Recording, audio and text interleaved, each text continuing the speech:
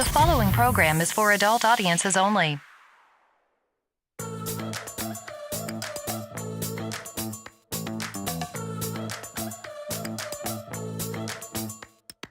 Anything and everything. I want it all. Give it to me. This, that, the in between. Don't hold back. Pretty, please. I want it and I want it right now. Give it to me, don't you hold out. Call me needy, call me greedy, I don't care. I like what I like and I don't like to share. I want it right now. I want it right now. I want it right now. I want it right now.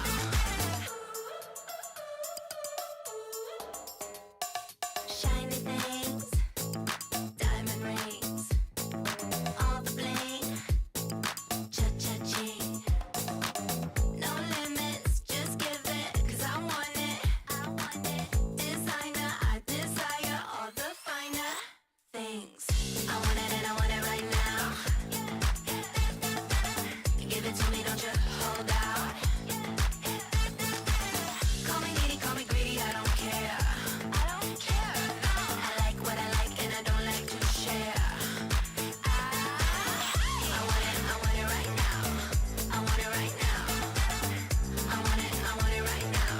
I want it right now.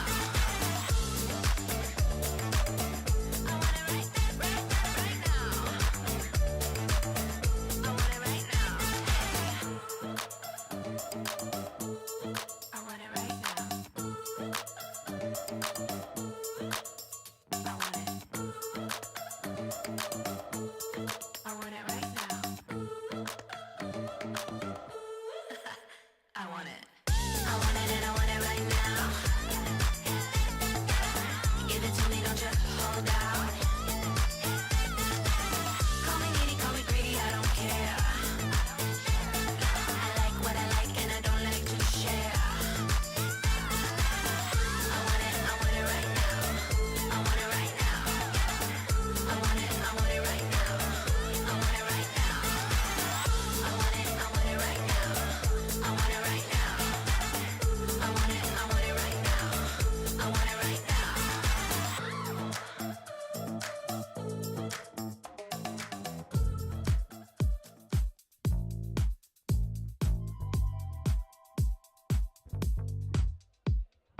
Check, 1, 2, hey, last call for drinks.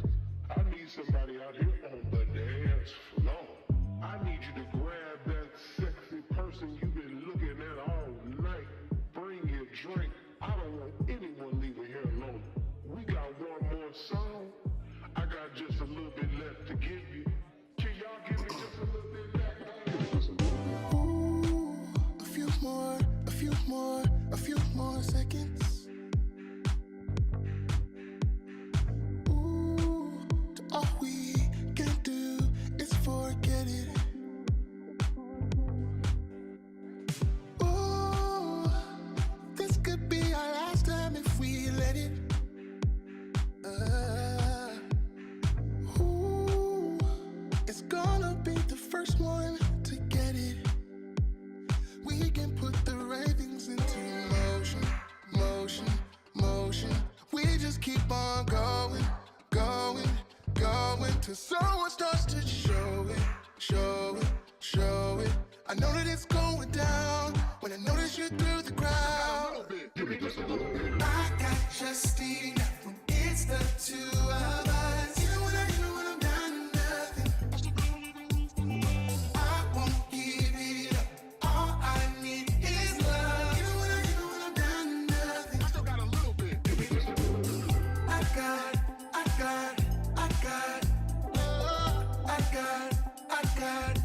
got a little bit. All I need is. All I still got a little bit. Hold on.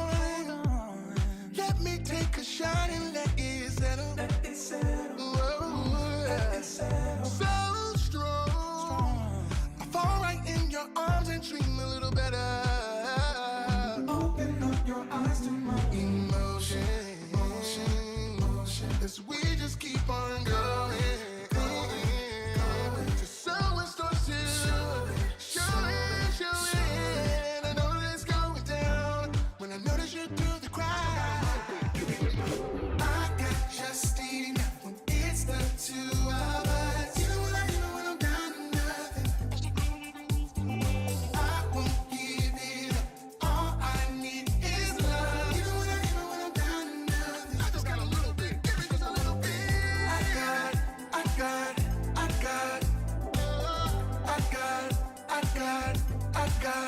a little bit. All I need is, I got just enough. It's the two of us, yeah. I won't give it up. All I need is love. I just got a little bit. Give me just a little bit. I got. Give me just a little bit. A little bit. It's time for the Mixin and Chillin blog. Even if they implemented some ridiculous laws, this is something that if somebody truly wants to do this, they can still do it. But it's going to take a lot of effort on the vapors' part to actually learn what it takes to make your own stuff. I wouldn't change anything. I don't know what the heck happened to the last hour of my life, but it certainly wasn't streamed on YouTube like I thought it was. Restrictive policies block progress towards smoke-free world. Many people incorrectly think that very little nicotine content cigarettes are less carcinogenic than current cigarettes. This risk misperception by people who smoke could reduce motivation to quit under a nicotine reduction policy. That's a bit of a problem. Someone who specialises in helping people kick the habit is Dr. Colin Mendelsohn. He joins me now. Look, vaping is a far less harmful alternative to smoking for adult smokers who just can't quit, and that's actually the majority of them. The road to quitting smoking is paved with candy. Double chocolate clear from TFA. Published in the Vaping Post, we have long-term study. Vaping increases odds of quitting heavy smoking.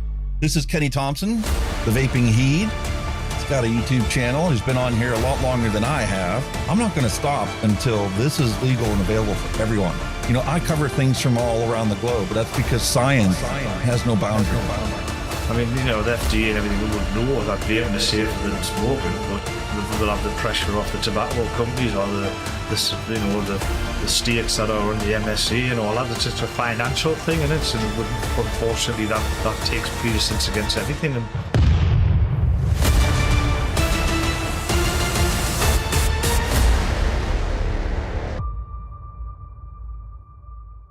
All of the things we went through. You just made my day. Just made my day. You made my day. You made my day. Grab your juice, grab your vape, it's time to get this party started. It's time for the Mixin and Chillin blog. Long-term study. vaping is safer than smoking. Smoke-free world. Hello and welcome, everyone. Time for another episode of Mixing and Chilling with Hunky Vape and Kenny, the Vaping Heed, who's stuck up in Scotland working his way back home. So we shall truck on as always. How you like the thumbnail today, folks? We have Robert F. Kennedy Jr., who's proven himself to be a hypocrite. I mean, how else are you supposed to, perceive what's actually happening here? If you take a look at it, we just got done listening to him last week talk about how nicotine pouches are the safest way to consume a tobacco product, and vapes are a close second. And then the following week, he and Pam Bondi and the FDA's malarkey in chief are out there cracking down on a distribution warehouse for the single best way to quit smoking, and crying the blues, lying to everybody in the world about how we need to protect the children, because protecting the children from something that's never going to kill them or give them cancer or heart disease or erectile dysfunction or any of the other stuff is more important than the number of bodies that would cover the FDA facility in Maryland if the president signed an executive order allowing everybody who smoked to have a free burial on the FDA's grounds. How is that protecting the people? And how is it protecting our military personnel, like my son, who's in the military right now? You know, that I had to send a care package to when he was in Afghanistan the last time Trump was president, because Tobacco 21 was the miracle solution to both keep vapes on the market and crack down on the illegal sales to children. Drives me up a wall. Hypocrisy. That's the worst. Here he was all this time touting about how the FDA and the CDC and the government regulators and our politicians themselves are captured by these mega corporations and essentially, just like Google, banning our content because we don't want the world to find out the facts and the truth. I read your book. I went out and bought your book, Robert. Every page of it, I read it. And there were so many of the sources that were cited that I actually looked up myself, because it was like, holy cow, this is truly unbelievable. But when you look up the cited source and you read the scientific studies, it becomes something you have no choice but to believe. If you're a logical thinking person, you look at the science, you follow the science. We talk about science every single week on this show. We talk about it to ad nauseum. Like, most people come here for the mixing and the chilling, and we're going to have a great time and all, but every week we have to cover the news because every week it's another tragedy.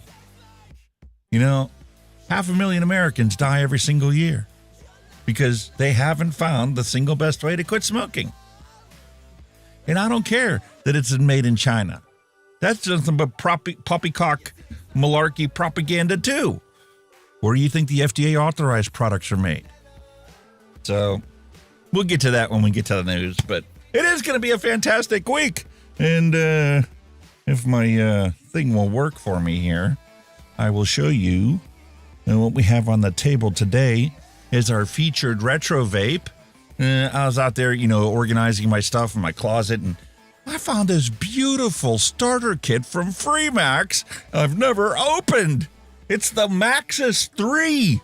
Holy cow, how did I not open this up? I bought this product back when I wanted to review it, and somehow it got misplaced. It got brought in. I'm like, oh, cool, this is going to be great. I set it behind me, and then I was just like doing my normal business of, getting this reviewed on, getting the show ready for the next week, and somehow it got thrown in a box with the rest of the retro vapes. Probably because like 2 months later, I came back and was cleaning up and running a sweeper in here, and I go, oh, well, there's no point in reviewing it now. Everybody and their brothers already put up a review for it. So, well, it'll be good for a retro vape one day. So I took it and put it in my boxes that I had in the other bedroom, and, well, that's what a retro vape's going to be. Never thought I'd see the day when a product like that is now going to be a retro vape. But, I mean, how long ago did that thing come out? I know I love my other Maxus Solo that we have here with our lovely pink lemonade and our Dead Rabbit 4, the single best dripper I have ever used. And right now I still have it in a single coil mode. I put dual coils in it, and it was good. There's nothing wrong with it. It's just, this is the perfect single coil dripper. And obviously, if it's a single coil, you don't need to drip as much. You use half as much liquid as you would if it was in dual coil mode. And for flavor testing, that thing is amazing. I got to get the review published. It'll be going up this week. Along with the one for the Blaze Solo 2 from Mike Vapes. Everything I truly loved in the Blaze Max is in the Blaze Solo 2.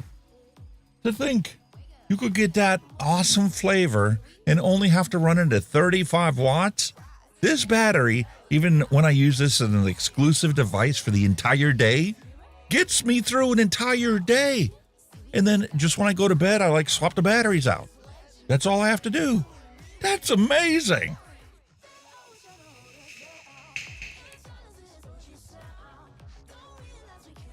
And I cannot get over the flavor that thing puts out there. That mango sunrise that I use in all my DIY testing lately has so many subtle nuances, and the orange plays off for the tangerine in there. It's just fantastic. So, well, I need to fix Stanton. Stanton Glench's little cutout. And apparently I added Kick to StreamerBot, and it's not happy because none of the pop-ups and overlays are working, and the welcome message didn't work either. We'll get it ironed out eventually. But we are streaming on 5 platforms today. It's amazing. I never thought I'd see that day, but we got to get the message out there. Somebody has to see this and learn from it so, they don't get stuck in a lifetime of smoking cigarettes unnecessarily. And this is the thing that I have a problem with Robert Kennedy. You gotta follow the science, right? Going back to the days when I was in high school, and when most of you guys that watch this show were back in high school, we had Just Say No 2.0, and they launched this big, massive DARE program where the cops came into schools and they taught everybody about all the drugs everybody's using. Yeah, that worked so well that most of the kids that didn't know anything about drugs before that, at some point in their time, they got their curiosity raised and go, well, if everybody's doing cocaine, maybe I should try it. They're out partying one night at a club on a Friday night or a Saturday night with their friends, and somebody's like, hey, man, here, why don't you do a bump? Like, what are you talking about? Right here. And they're like, well, I know other people have been doing it. You've obviously been doing it, and you're sitting here offering it to me. It didn't kill you. So what's one snort going to do? What's the harm in it? And then you find out your government's been lying to you your entire life. And the older you get, the more bitter you get about it. Because you had this idealistic impression of what the government is supposed to do for the American citizens in this country and what the UK government does for its citizens and the whole purpose of having a government in the first place. And then you come to realize they're all but a bunch of bought and paid for shills that do the bidding of these mega corporations, regardless of how many people get sick or die from it. But we're not supposed to be bitter. Anyway, we'll get to that when we get to the news. But here's our beautiful retro vape for today. It's an awesome day. We've got a bunch of stuff set up for you. We're going to continue the Flavorist diary right off the bat. So, for the people that see it and go, oh, it's a mixing show. I want to see some mixing. Well, we're going to. Something else that I talked about wanting to do a while ago that I didn't do was I ordered this orange flavor. It's from Expressive Flavors. Apparently, it's a flavoring company that, isn't around anymore. So, you got to order from places that ordered it a long time ago. It's been sitting on their shelves. And I wanted to find out what this orange was like. Because I'm still on the hunt for an orange that's identical to Flavored's orange. I've come close before. Vape Train Australia's Orange Tang is pretty close. Because it tastes just like the orange tang I had growing up as a kid. Plastered on the evening news. Mom would be sitting there watching the news. We had just done having dinner, and they're talking about, get this orange tang and feed it to your children so they can get their daily recommended allowance of vitamin C. Little did we know it was actually nothing more than glorified Kool-Aid. But, you got to give your child vitamin C. Look out for your children. Corporations been abusing the system for a long time, and it's no different today. Except for the fact that, these big evil Chinese disposable vapes actually have the potential to save 500,000 American lives every single year. But, we're not going to talk about that, are you?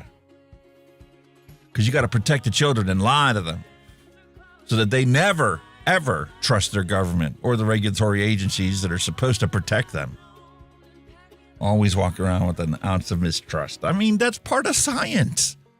You have an open mind and you're willing to look at anybody's perspective on a topic, but once you read it and you learn the science and you understand the science, and the more science you understand, the more you understand how everything's interconnected. And well, simple logic tells you that if a dentist is giving Capella strawberry flavor as part of the anesthesia for the children in Australia, you can't go around calling that same flavoring in a vape horribly wrong and is going to immediately kill these children. You can't reconcile those two ever. Lying to the public is not how you gain confidence and trust and go out on stage and say that you're a transparent agency and you want everybody to change their opinion of these government agencies that nobody believes anymore. Thanks for COVID. You converted a whole bunch of people into the lovely people that used to be called tinfoil hatters. Oh, there's no way the FDA can be a regulatory agency that's captured by corporations and big pharma interests. Yeah, well, welcome to the modern world. New definition of New World Order. Everybody understands what's going on. The problem is most people just don't care. They just want to be able to put food on their table and, have a weekend off once in a while instead of working, 6 jobs just to make a living and keep a roof over your head. But anyway, I don't want to get down in the dumps and get in the gutter because it's too easy to do in today's world. We got some wonderful stuff set up for you. Got some news and advocacy that we're going to talk about. We're going to do that single flavor testing. I was asked on the Discord server if I've ever mixed up this Hawaiian punch that Wayne mixed up. So that's going to be a random recipe for today. I'm going to take a look at that, and hopefully I have all the ingredients to mix up that Hawaiian punch. And then I can compare it to my own Hunky's Hawaiian punch because I made up a bottle of that in addition to the one that's going to be going over Neil's way. And we're going to compare the two and see what they're like. See what the flavor potential is of both of them. Is it a nice, wet, juicy mouthfeel, or is it something that the more you vape it, the more you reach for your bottle of water because it's just like drying everything out? Well, it's a horrible recipe in my book. I don't care how realistic the flavor profile is. If it dries your mouth out, you got to drink a gallon of water just to get through your day. That's not something I want to be my all-day vape. And there's so many different flavor opportunities available to us. I got another package in and added it to the collection. So maybe we'll do 2 random recipes. We'll do that Hunky's Hawaiian Punch and then another random one that's truly random. And we got this beautiful Freemax Maxus to take a look at today. So it's going to be an awesome day. And Kenny will get around to making his way back home. He did send us some beautiful pictures of the countryside where he's at. And I think we'll save those for later. So without further ado, since we're already 20 minutes in of me rambling on and on, I think Robert Kennedy really fired me up. And Grim Green is like disappointed and is like ready to throw the towel in. And he's like, everybody told me to trust him and trust he's going to follow the science. And there he is, not following the science when it comes to vaping. And I'm like, listen, I know how you feel, dude. I truly do, because I'm just as disappointed as you are. I don't have any products available for sale on the market, never have, and I never will unless this changes. Because I don't want to start a business that is, right off the bat, a criminal enterprise. It's a sad reality that, you can go out and sell people products that are proven to kill half of the customer base at some point in time. And those are automatically authorized by the FDA as a grandfathered product. But you want to come up with something that is far safer? Well, no, those are blanket denied. Anyway, let's get into some mixing. I always feel better when I do some mixing. So without further ado, I don't have a bumper for this one yet. Sorry, no Flavors Diary bumper yet. Let's switch overhead and mix up some of this orange flavor. Oh, there's my lovely coffee. Not the same kind of coffee I used to have years ago, man. Years ago, run on the ambulance, they had the beautiful bun, professional coffee maker. When they would get the big bags of coffee, it's like 2 ounces of coffee that was pre-measured, and you just make a pot of coffee after pot of coffee after pot of coffee. And those are nice, strong coffees. The coffee I have nowadays might as well be decaf because I brew a K-cup in the Keurig and brew that into my coffee mug, and then I run it through a second time. You know, it's mainly water, but I don't need excess caffeine intake. It's not like, you know, the days when I actually had to worry about trying to stay awake because this is my third shift in a row. 5 days that I didn't have kids because the custody arrangement was 5-5-2-2. I had them 5 days. She had them 5 days. I had them 2 days. She had them 2 days. That 5 day stretch that I used to work when I didn't have the kids, I'd put 110 hours in 5 days. But that's how I was able to not work when the kids were with me. And I could be a stay-at-home dad and a full-time employee. But those days are long gone. All my kids are grown now. I've got a grandchild. Maybe one of these days I'll get around to seeing her too. Seeing him, actually. He's a grandson. Seeing my daughter again. She moved to California. All right, so here we have a beautiful little scale. We got our little 15 ml bottle that we're going to be doing this in. And here's our lovely orange flavor from Expressive Flavors. And we're just going to do a simple 5% solution. Mix this up. Taste it. See if it's strong enough to be one shot. Which I miss the days of having one shots to mix up a different one every week. Flavors used to send over these packages. And then this is all this is. This is a pre-mixed flavor profile, just like the simple orange. And it's a single one ingredient DIY e-liquid. It doesn't get any simpler than that. Realistically, I'd say at least 80% of the flavorings that are sold on the market could be used as a one shot. I mean, you're going to need a lot of help with something like this Irish cream because the coffee notes are all but absent in there. So you're going to have to supplement the coffee to balance it out. And the dairy notes are kind of subtle in this too. So it's like not a perfect example of a one shot. But then you can get something like this Fuji apple from Capella. That is easy to be a single one shot flavor that you can mix up with. You could order this Fuji apple and make yourself a beautiful 60 ml bottle of just Fuji apple. If you like Fuji apple, you put this with a little bit of super sweet, your job done. And you've got a beautiful apple vape. It's that simple. People, like to complicate things and put all these different layers in your e-liquid recipe. And it's just like, how many of those actual recipes does everybody that vape it get to taste all those layers and the complexities of it? How many people vape it and go, man, that's all right, but it's more undefined in my book than it is a certain thing that you could call it? Why do you think there's so many e-liquids that are sold on the marketplace for vaping products that have these goofy ass names? Because it doesn't really taste like anything that they could relate to. It's not that they're trying to protect the children by masking what the flavor profile is of the name. It's that flavor profile doesn't represent anything you would have ever eaten or drank in your entire life. But it does taste wonderful. So here comes your, purple passion fruit dragon. What does it really taste like? Who knows? You get a soapy taste from that Fuji apple. According to Neil Pitts, that Fuji apple, I get a soap taste from it. Now back I've had to your several regularly recipes scheduled that I've content. mixed up that have That is given all. me that soap taste. But this wasn't one of them. I've vaped about half of this 15 ml bottle.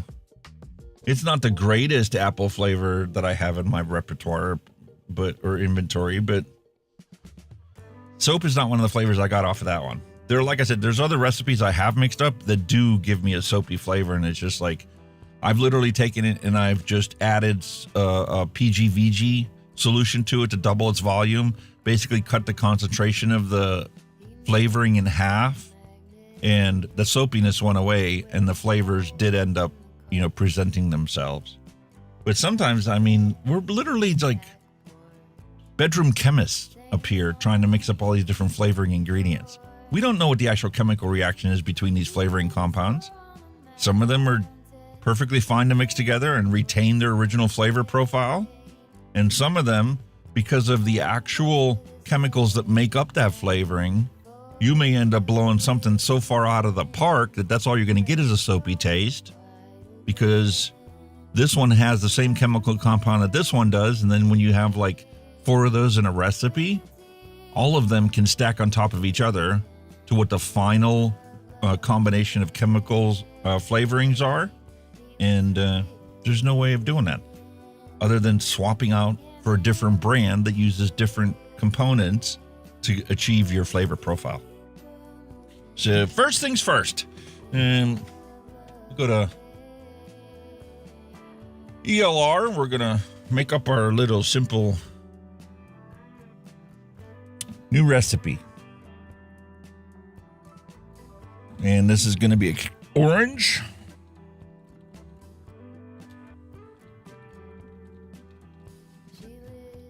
And we're going to call this a one shot because that's all essentially it's going to be. And a little 15 ml bottle, so I might as well make it all.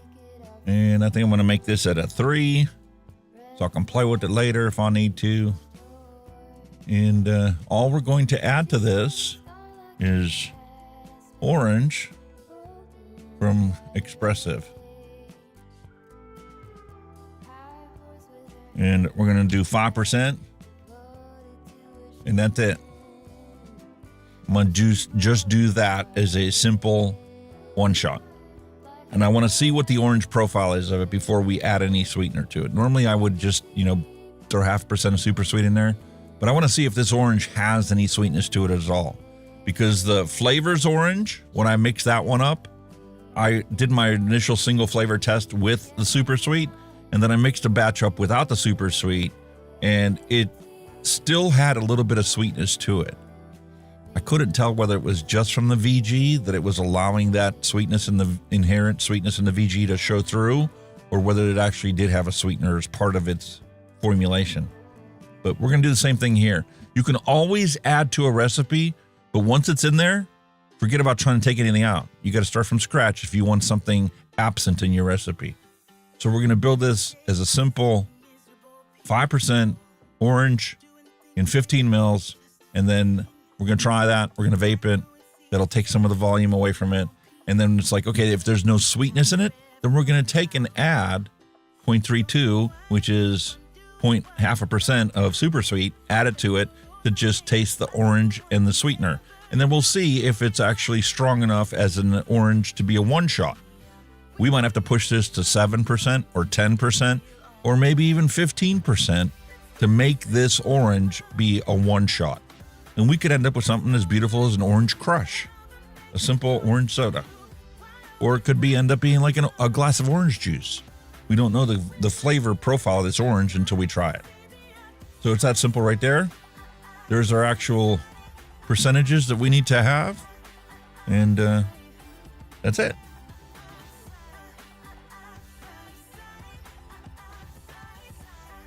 So we'll get our secret sauce.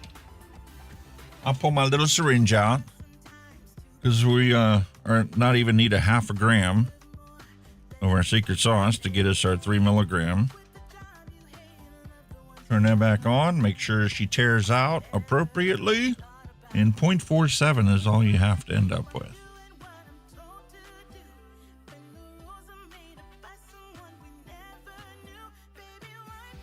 There you go. Perfect. Now, for the actual flavoring.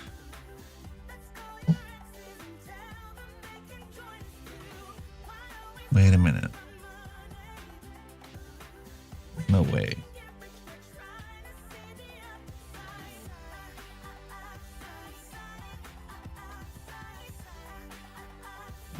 That's what I remember this smelling like.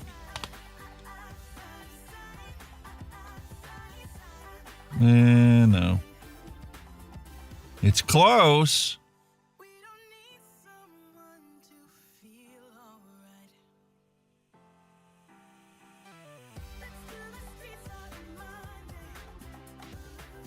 This actually Remember when I was when I was a kid and Mom used to buy the frozen Minute Maid orange concentrate? She would dump that into a pitcher, fill the pitcher up with water, and you'd have your orange juice for the week. That's what this smells like. And you open up that frozen orange, and that's what she smells like. So is this an orange juice instead of like an orange tang? We'll see. But it's not the same as this. This one does have a little chemically spell to it. All right. So all we need is 0.75 grams of this to achieve 5% solution.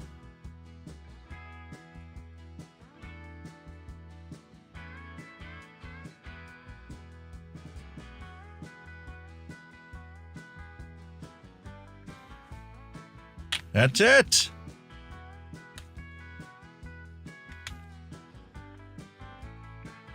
This cap doesn't want to go back on nice. It's like trying to cross thread. There. All right. And we're going to need to thin this down. So here's some PG.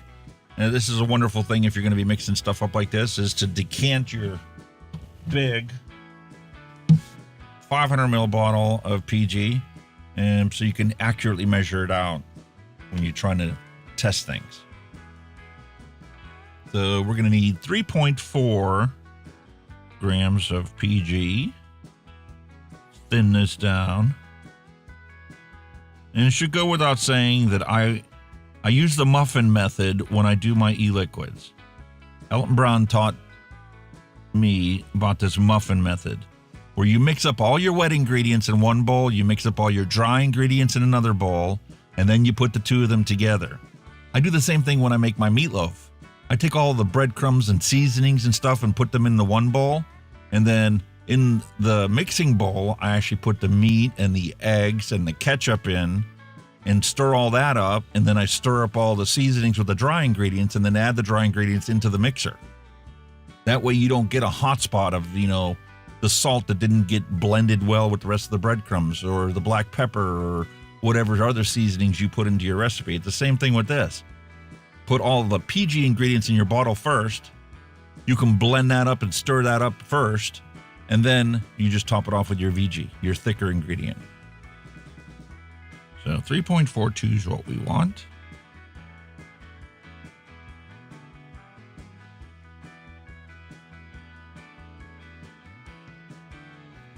Cool. Give this a good stir, and then we're going to smell it again, because now that flavoring compounds that are in that concentrated variety have thinned out considerably to what this smells like now.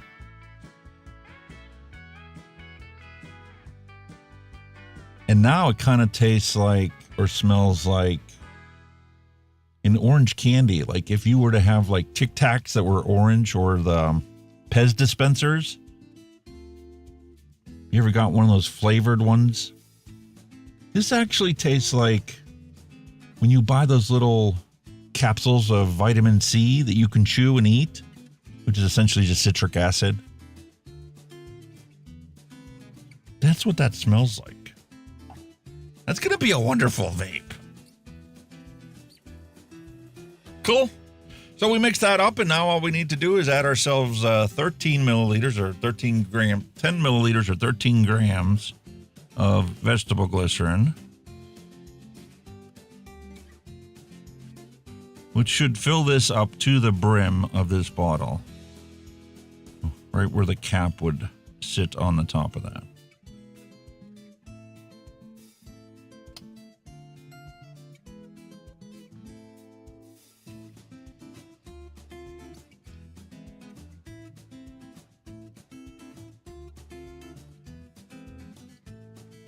Another drop.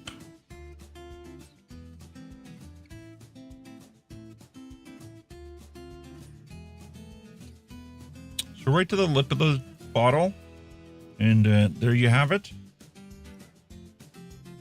Here's our beautiful one-shot orange from Expressive Flavors. And put the cap on.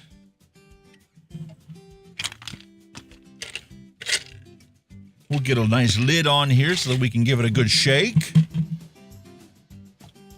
And it's that simple to make e-liquid.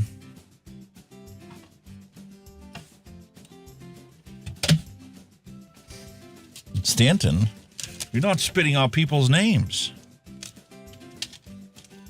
I'll have to print you out again and carve your face out.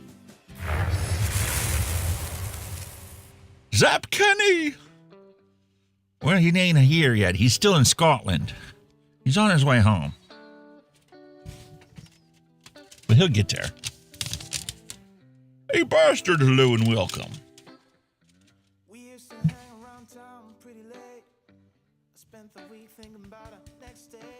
All right. We gave that thing a beautiful shake. There's our lovely orange from Expressive Flavors. Mixed up as a one shot. We're going to do a little knuckle test on this.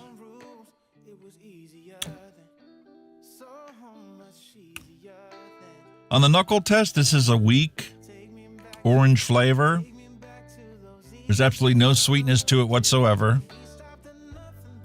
I don't even need to vape it to know that. We're going to have to put sweetener in this. And I also have a feeling that we're going to need to increase this. If we want this to be a one shot, 5% isn't going to be enough of a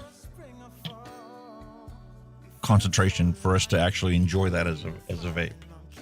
So we'll take, I'll use my gold drop solo and throw that on this mod. Need a little bit of cotton. I guess I've had some things to figure out, but now that I'm done, I'm full of doubt. Was it easy? Darren D, hello and welcome. Yeah, was it too easy for you? You used to say that you would always be mine, but you seem to be doing just fine. Now I think about you. I just can't seem to stop thinking about you. Just like that.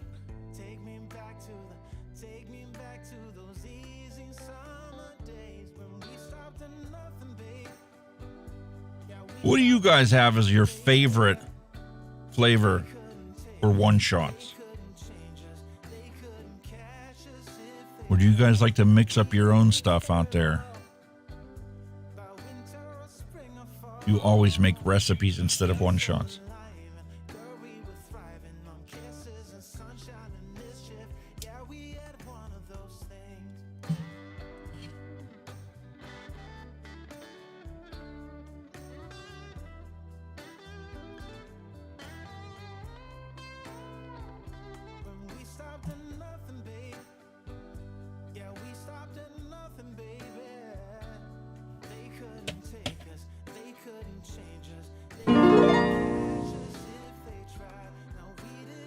Attention everyone. According to Neil Pitts, here Kenny, here Kenny. Now back to your regularly scheduled content. That is all.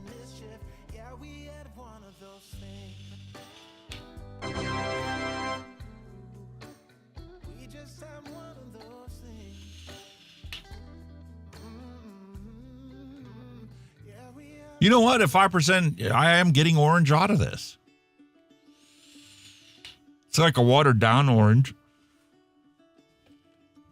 But it definitely needs some sweetness added to it. This isn't something that you could just vape as an unsweetened vape and enjoy it. Maybe somebody out there would. But not me. So we're going to throw 0.32 in here. There's literally like 8 or 10 drops.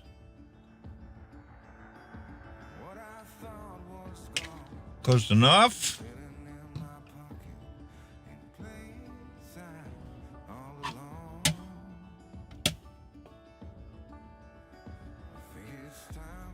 Give this thing a good shake and see how that tastes.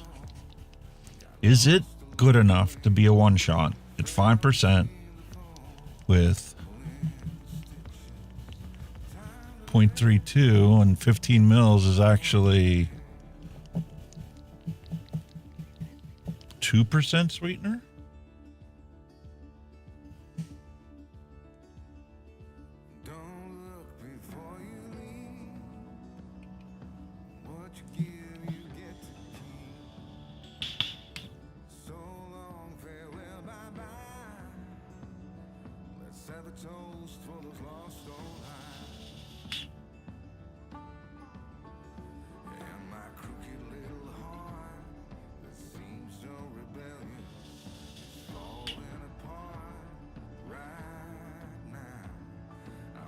It's definitely a beautiful orange, but I'm not getting it in the orange like a juice or a soda. It's just an aromatic orange.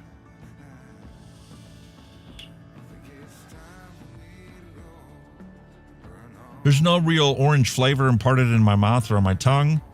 It's just mainly the orange scent. Kind of like equivalent to what it would be like if you were to peel an orange.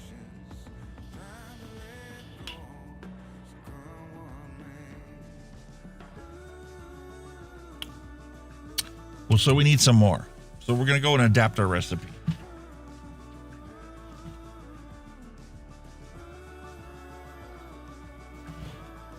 All right, so there's where we sit right now.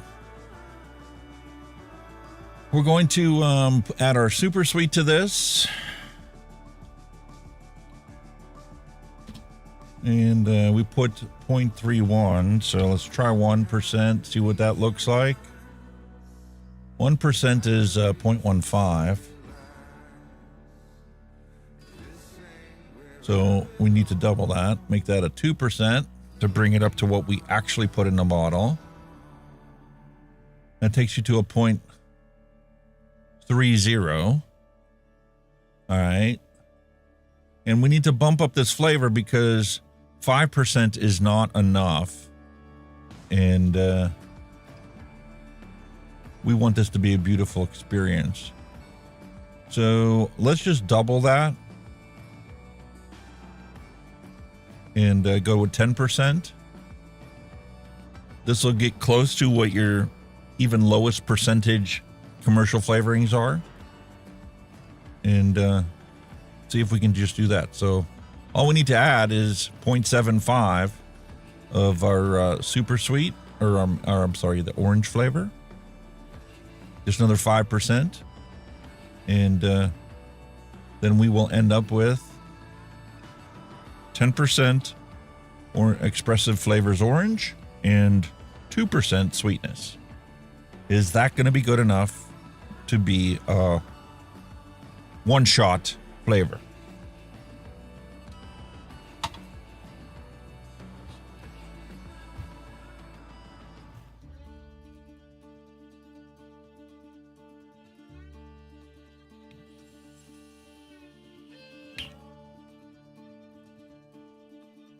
Definitely getting the orange notes and characteristics of it, but I really want some orange mouthfeel.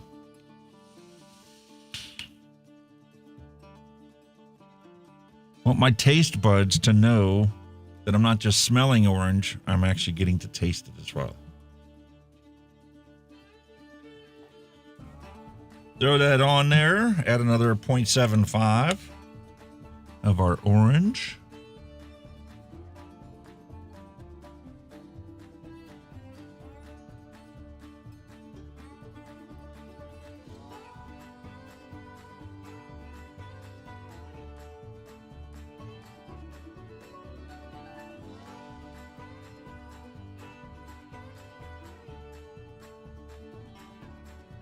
There you go. That should now take us to 10% expressive orange, 2% super sweet. Is this now a shake and vape?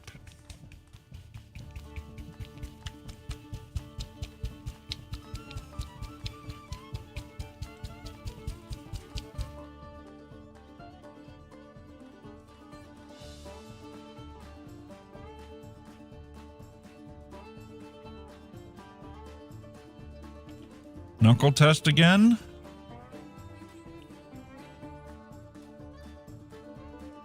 On the knuckle test, I get the sweetness. I get kind of a lackluster orange.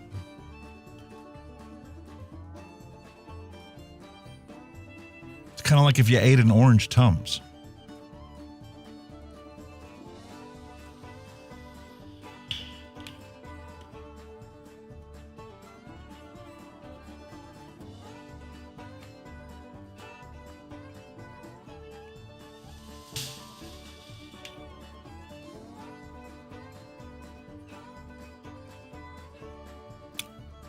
I am starting to get that flavor characteristic, not just in the scent, but also in the taste on my tongue.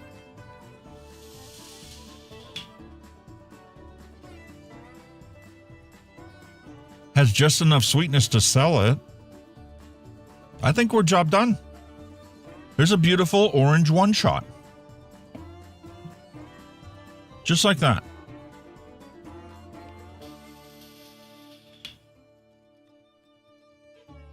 Capella has a tang flavor as well. I didn't know that. I thought Vape Train Australia was the only one with an orange tang.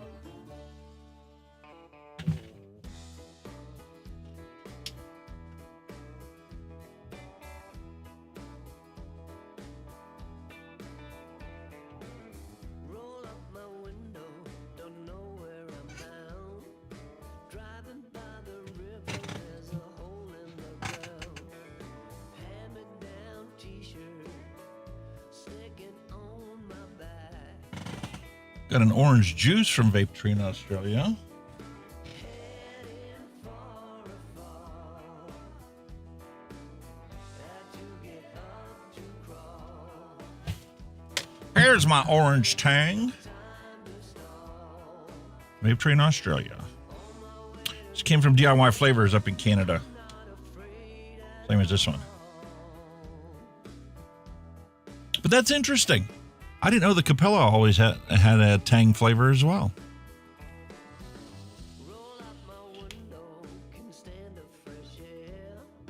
I'll tell you what, I really like this expressive flavor as a one-shot.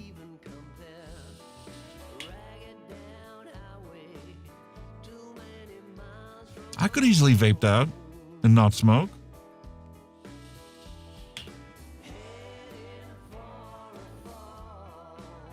I do think that it would be better if you added some other characteristics to it to broaden that flavor profile.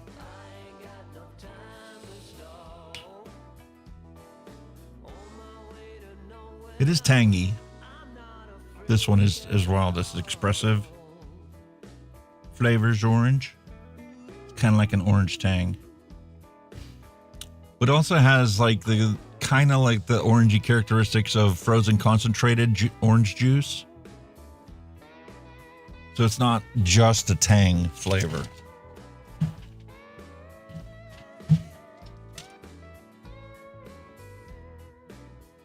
So my question is this something that somebody could have, even if there was just a little corner shop, little vape shop, could somebody have bought just that one flavor and the super sweet and the VG and the PG to mix it up and sold that to their customers as an orange vape? Yes. It may not have been the most popular because the flavor profile is very singular. There is that curiosity note because it isn't an orange juice. It isn't an orange soda. It isn't just like an orange candy or piece of orange fruit. It's not drying my mouth out. It's making my mouth salivate.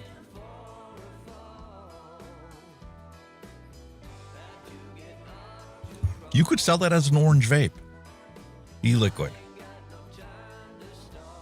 It's really that simple. Sometimes you don't want a complicated recipe with 15 different ingredients. Sometimes just a simple, singular flavor like that.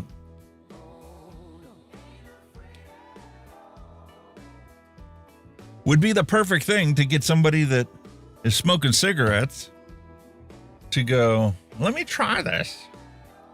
Here's the pod mod system. Let me mix this up for a pod mod system. I'll double that flavor, or at least go to 15% for a pod mod system.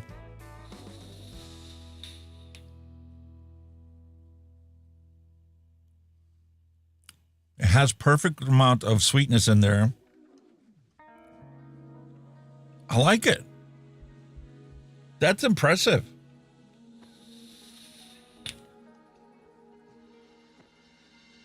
That's what I'm going to vape the rest of the show. Just that. 15 mils, e-liquid. Job done. Perfect. Oh, I love this. So I love Mixin. Got 800 some flavors now. We need to spend more time with it to actually learn each individual flavor profile. Of all the oranges I've tried, though, this is probably the best as a shake and vape.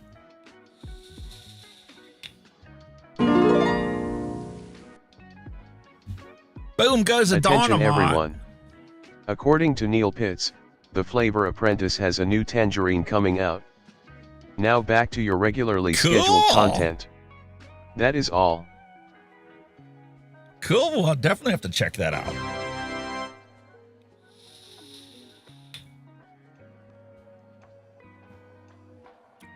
Now the question is, do I like that one better than the orange tank from Vape Train Australia?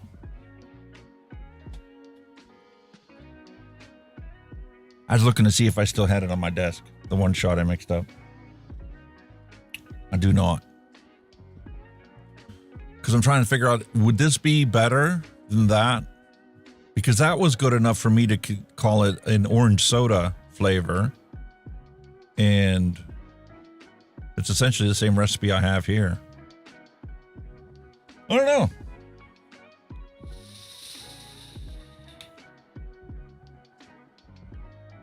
If somebody can successfully quit smoking with vaping, and the government truly cracks down on all of it because they don't want to listen to our common sense and our logic and our reasoning or the science behind it, you'd never have to go back to smoking cigarettes. Just get yourself a beautiful flavor you love, add some sweetness to it, VGPG, your secret sauce, job done. You don't ever have to go to another vape shop again. Not that there's going to be any really around if they keep cracking down on it.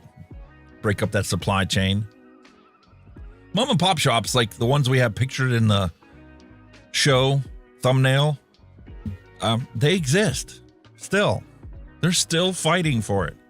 When we used to go camping up north, up in Clarion, between Clarion and Brookville, there was a vape shop we used to stop at.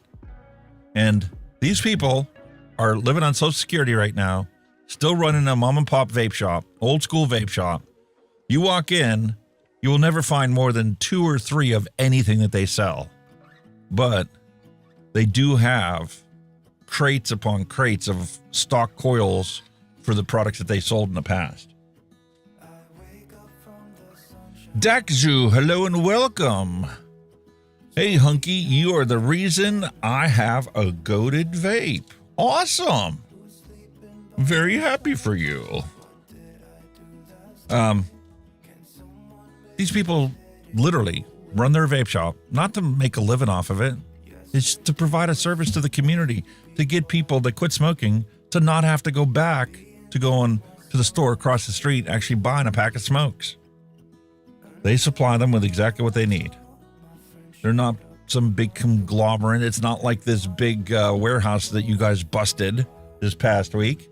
They are truly a mom and pop vape shop, trying to show others the way like they found themselves when they quit smoking 1 or 2 decades ago, because that's how long they've been there. I have to go back and pull up some of that footage because I had interviewed them and talked to them and did some stuff. And I talked about it back when I think I only had like the 200 sub thank you vlog or some 300 sub thank you vlog. I don't even remember.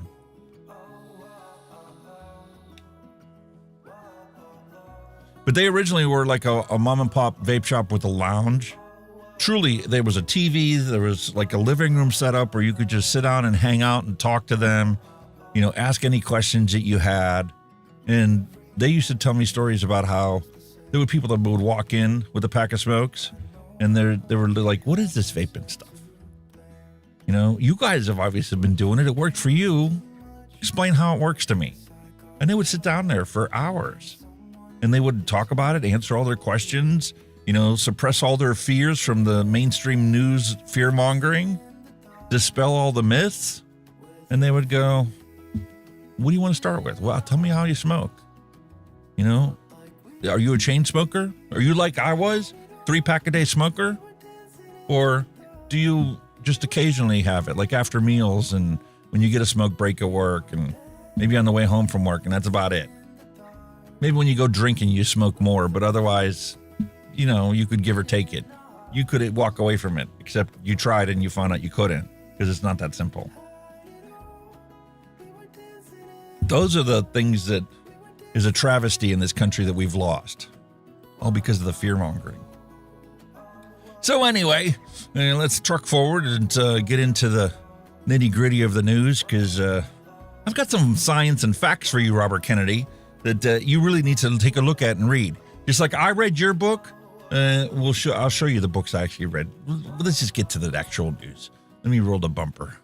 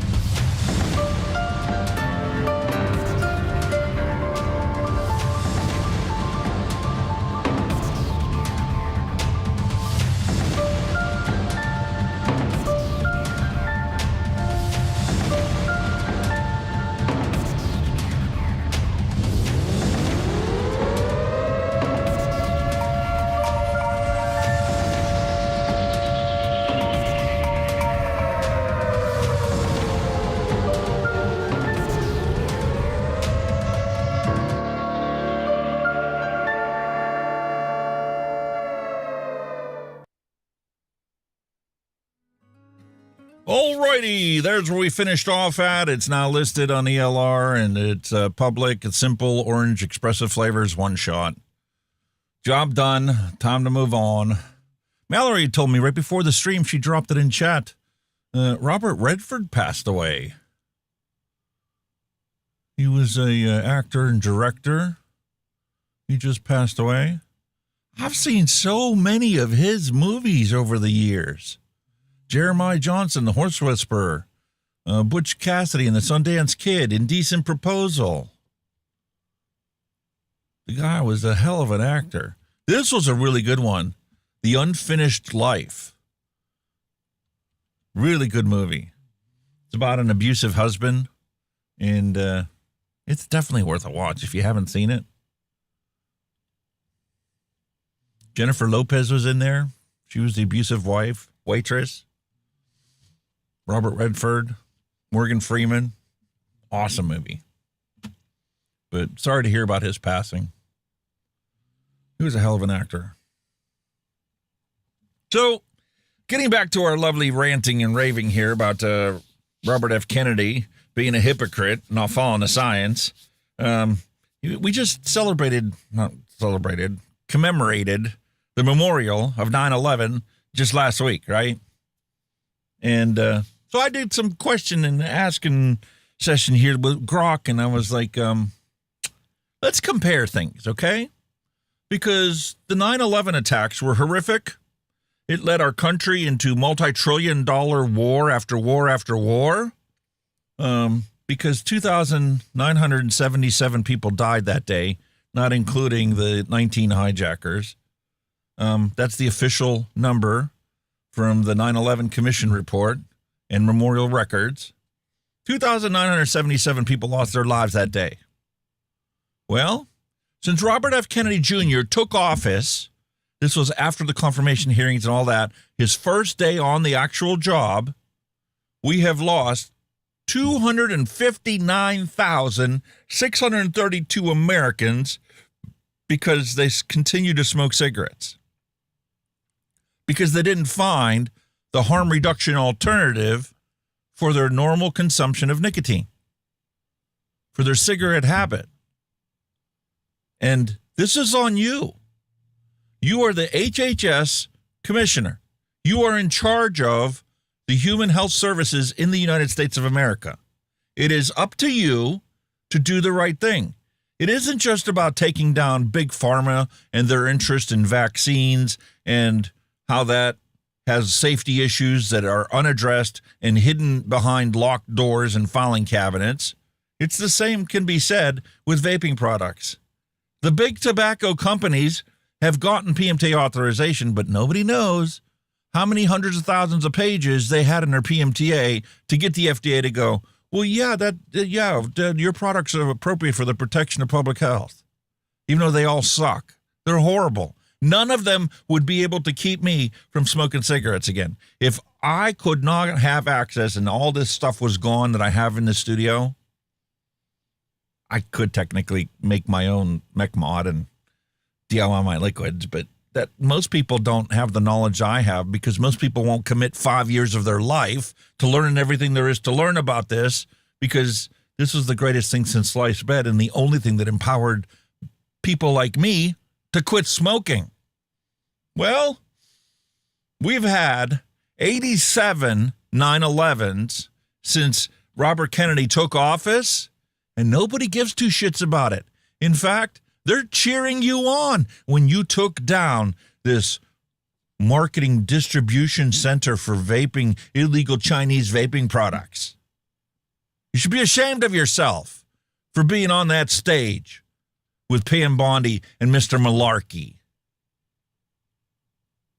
You have become a hypocrite for standing up there and lying to the American public. Nobody would have died from any of the products you confiscated that day. But there are plenty of people who smoke cigarettes that saw your report and will never touch a vape because of it. What you're doing is wrong. You are a hypocrite. Pick up that badge, bring it to the table, and let's have a conversation about how we change this country's path forward so that we can save people's lives. You want to make America healthy again? Why don't you start with all the people that are smoking cigarettes and are going to die an early death? Buta Squad, hello and welcome. I did this conversation with GROK a long time ago, and I've probably talked about it ad nauseum now. But if President Trump signed an executive order just today and made it a brand new policy that anybody who dies because they were a cigarette smoker, they get lung cancer, heart disease, stroke, emphysema, any of the conditions that is caused by the 7,000 toxic compounds found in every single puff of a cigarette, if they were allowed to be buried on the Silver Springs campus of the FDA, every single year, all 130 acres of that property would be covered by dead smokers. Every single year, 130 acres of dead people. That's the executive policy that we need to change. And since I know that that is like gruesome and unrealistic, how about we take steps to actually talk about the harm risk potential of these products versus the deadly ones that you won't do anything about because it's illegal for the federal government to block tobacco companies from selling cigarettes.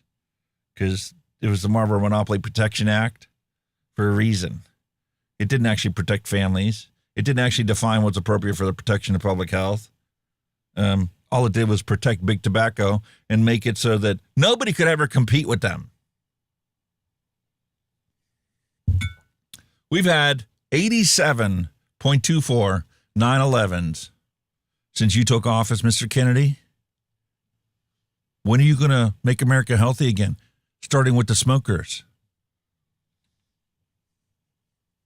I read your book, A Letter to Liberals. Gave it to my mother to read. I read your book, The Real Anthony Fauci, Bill Gates, Big Pharma, and the Global War on Democracy and Public Health. I read your book, every single page of it.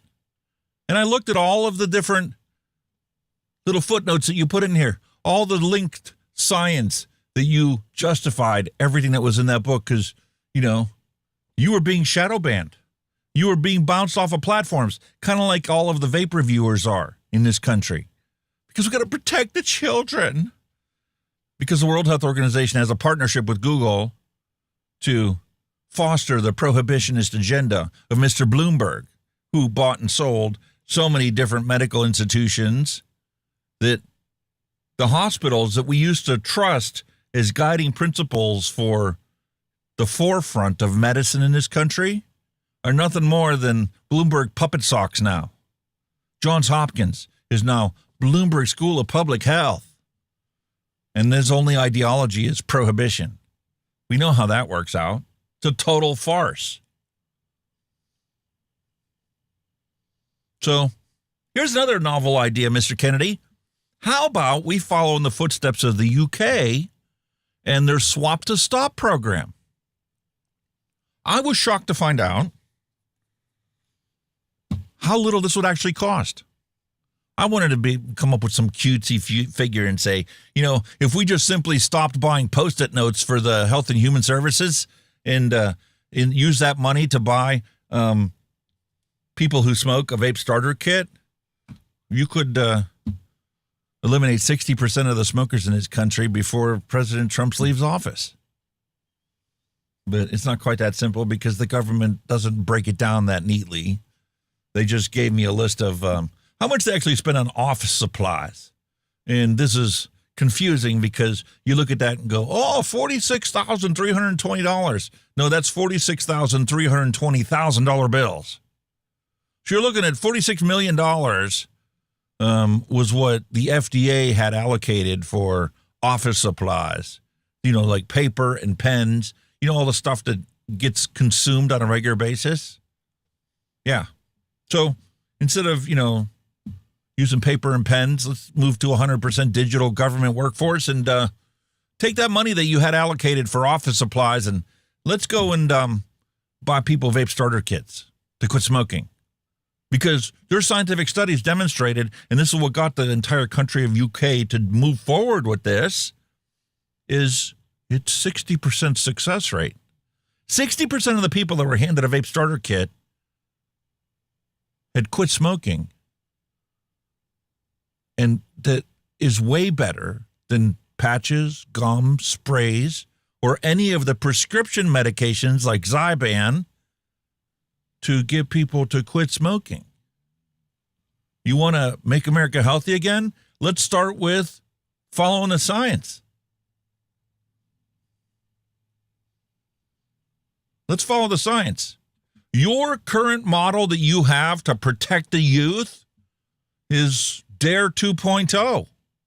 It's nothing different about DARE 2.0, your current method of protecting the children from vapes, than what we experienced when we were going to school about drug awareness and resistance education. It's a total failure.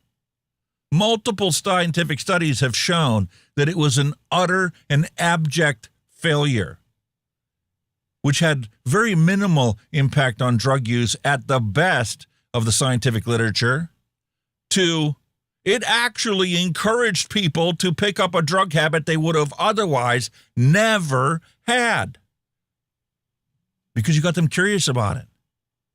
Teenagers are always going to be curious. They're always going to try to do something. And when you tell them that it's bad and it's wrong, well, that's just another reason for them to give it a try.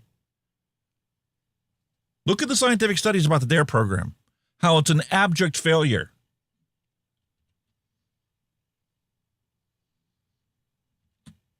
Let's revisit these. Read these scientific studies before you decide to stand in front of a podium again and badmouth the single best way to quit smoking, which is also backed up by a scientific study. I could easily give you the studies that I read that prove that as well. This is a fact. This is repeatable science. I'm sorry that the previous administrations of HHS only studied to find the harmful effects of vaping. We talked about that last week, about how the scientists decided to study cinnamon-aldehyde flavoring and put it on her zebrafish so that she could say that, well, vaping cinnamon was bad. Even though Pam Bondi said in her press statement that, well, that's an FDA-authorized flavoring, because she doesn't realize that you can't breathe in cinnamon-aldehyde. You can have a beautiful cinnamon zine in your gob, in your mouth, and that's not going to harm you and hurt you. But you can't put that into a vape. Drives me up a wall. The science is out there. Let's look at the cancer risk, shall we? Let's look at the cancer risk of vaping, right? And compare that to cigarette smoking. We have multiple studies that put it anywhere from 0.23% of smoking, 0.4% of smoking, or as high as 1% of smoking. The science is out there. Read the science. Follow the science. You want to make America healthy again? Look at the science. 0.23% the risk of smoking. What happened to Biden's cancer moonshot? Thrown in the trash dumpster. Why don't you follow the science? Let's get all the smokers in this country to pick up a vape. I don't care if it's a disposable vape. I don't care if it's a rebuildable tank. I don't care if it's a stock coil tank. I don't care if it's a 10-year-old technology device. These things work if they're combined with the right flavor and the right nicotine concentration for the smokers. And that's the thing that you need to understand. You can't just make a simple statement that nicotine pouches are the only acceptable product that the FDA is going to authorize. It wouldn't work for me.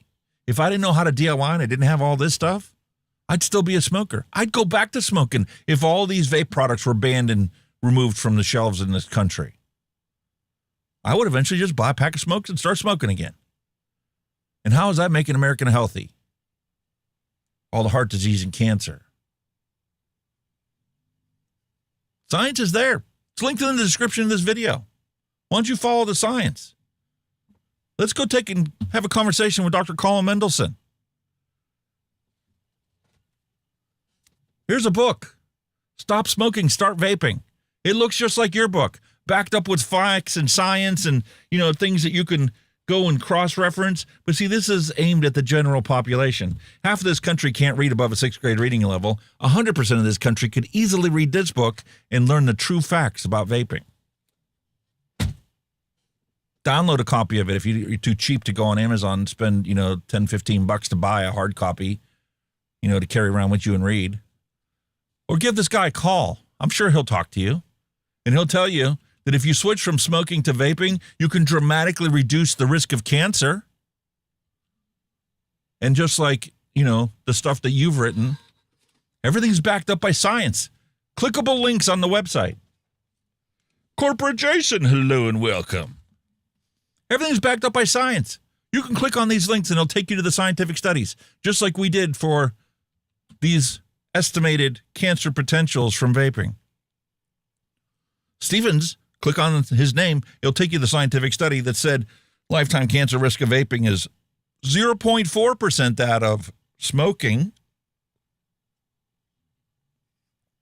Merck's study determined that was 0.23% the risk of smoking. Rodrigo estimated that lifetime cancer risk of vaping, a closed vape system, is 0.9 to 1.4% that of smoking. Those are the FDA authorized products, not the cheap Chinese disposables, because nobody's done scientific studies on them, except for the ones that, found lead. Out of the thousands and thousands of disposable vape products out there, they just happened to buy the one that actually tested positive for containing lead because the company was too cheap to use lead-free solder to attach the wires to the base of the coil. Why is it that I have to do the scientific studies in my studio on a weekly show to determine which scientific study is true or are they full of shit? Why is it that I have to determine that the vape that's been sitting on my desk for the last 3 years actually contained lead and was harmful to use? Good thing it was a strawberry milk tobacco that I hated. Else I probably would have vaped the whole way through that and consumed lead into my lungs. Let's follow the science. Let's take a look at the science and what does it say? It says that the estimated lifetime cancer risk from secondhand vapor, which doesn't actually exist, but some scientists, it says it does, says that it's the same as the people that breathe it in, 50,000 times less than secondhand smoke. Oh, so they're not comparing it to actually breathing the smoke in intentionally from a smoker. They're comparing it to what exists for secondhand smoke. Still 50,000 times less. But here you are, breaking down and shutting down these distribution centers for the single best way to quit smoking. Right. Like, that makes a lot of sense. But you have no problem with going into any gas station, convenience store, grocery store, restaurants, bars, and them smelling the products that actually kill people. You have no problem with that. Maybe you do have a problem with it, but you can't do anything about it because Congress has already implemented the laws that prevent you from eliminating the nicotine in all of those and prevent you from, well, banning the product that actually kills people. Let's take a look at it. Let's take a look at a single picture of all the ingredients that are in every frickin' cigarette. Shall we? There you go. There's a beautiful image of all the ingredients contained inside of every single puff taken from a cigarette, because all these ingredients go into that cigarette smoke and people breathe that in. And that's bad. But you have your hands tied and can't actually ban the products that kill people. Kills 480,000 Americans every single year. Still not banned. But we got to ban the vaping because, it's attractive to children who have to break the law to get access to them. And you're not going to punish them for breaking the law, are you? You're going to take adults' rights access away from the products that got them to quit smoking because, Viali, we have lung injuries from Viali. Yeah? I'm sorry, I don't call it Viali because Viali is wrong. As time goes on, our scientific knowledge progresses and, well, the FDA was able to track it down to the fact that it was vitamin E acetate in black market tainted THC carts that caused all those lung injuries. Doesn't take a rocket scientist to call something by what it actually is. So why don't you take your little pen and write a mandate that from now on it's going to be called Viali, unless you happen to find somebody that didn't get lung injury from vitamin E acetate. Then you can continue calling it Evali. No, you're not going to do that. You'd rather bash the single best way to quit smoking. Let's look at actual deaths. Compare them side by side. Where does vaping fall on the scale? Well, it's safer than peanuts. You're not going to ban peanuts, are you? 100 people a year die from peanuts.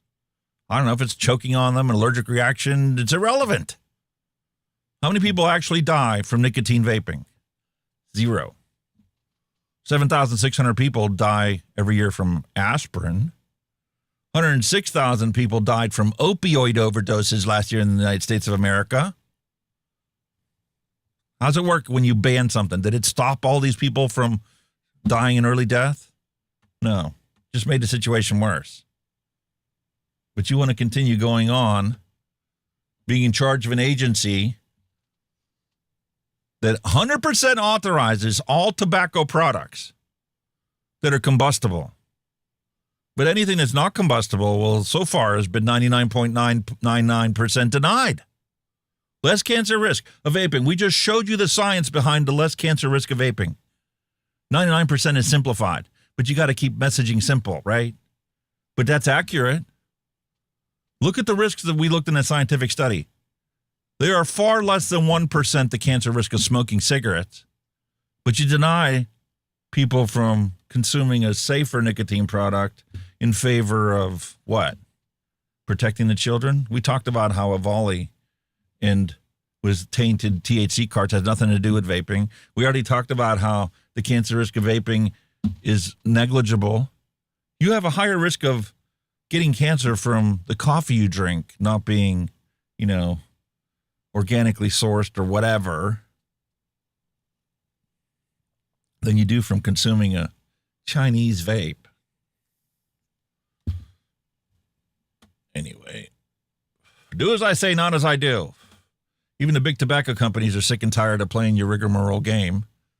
They are in the process right now of selling these disposable vapes. Is this the reason why you cracked down on those warehouses?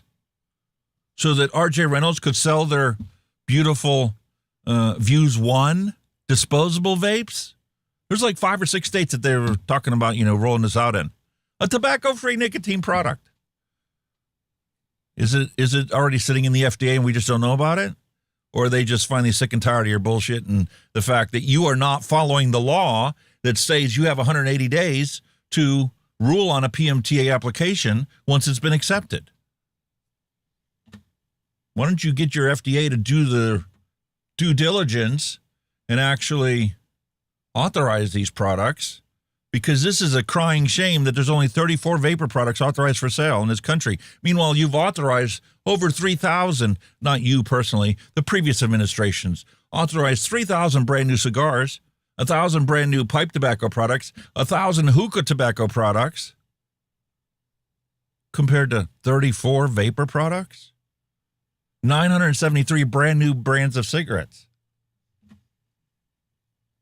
Here's the real label that you need to have the FDA mandate for vaping products. Okay? Here's the real label. Because that's what we need to do. We need to switch from this lovely program that you had that didn't work to the real program. That's what they did with drug messaging in this country. Keeping it real is the new program, right? It's not DARE anymore because they realized DARE sucks. It was stupid. You taught all the kids about all the drugs that everybody was doing, and well, most of them were like, well, I ain't doing it. I should go and try it so I could be part of everyone. Here's the real label. This product contains nicotine. Nicotine is about as harmful as caffeine. Caffeine, we drink and accept, and children go to Starbucks all the time. You have no problem with it, right? Well, you probably do because you know the actual health effects of consuming that much amount of sugar in the adolescent years of your life and how that's actually much worse from you than the nicotine that you would consume from a safer nicotine product. Nicotine shows promising results in treating memory decline in Alzheimer's patients. Nicotine does not cause cancer, even though 80% of the doctors in this country get that wrong. There's science out there to prove that too. Nicotine may create a dependence, which is not an addiction, because without harm, it's not an addiction, it's just a dependence, like people have with their coffee and their caffeine intake. Let's keep it real. Can we do that? Is that asking too much of you? Is that asking too much of you to actually tell the American public the fucking truth? Can we tell people the truth? E-cigarettes increase the chances of successfully quitting smoking by at least 77%. Is it asking too much to tell people the fucking truth? Or would you rather be a hypocrite and lie to the public to protect the kids? Because there's science out there that shows that we investigated ourselves and we did a fantastic job. This prohibition really works. Bullshit. Tell people the truth. 95% less harmful is a very, very conservative estimate for vaping and its potential harm. If you got science that's different than this, show me. Send it to me. DJAlex@hunkyvape.com. I would be happy to read it. And I'll change my position. I'll take this channel and blanket. I'll get rid of it. You can show me there's actual harm here. I will quit today.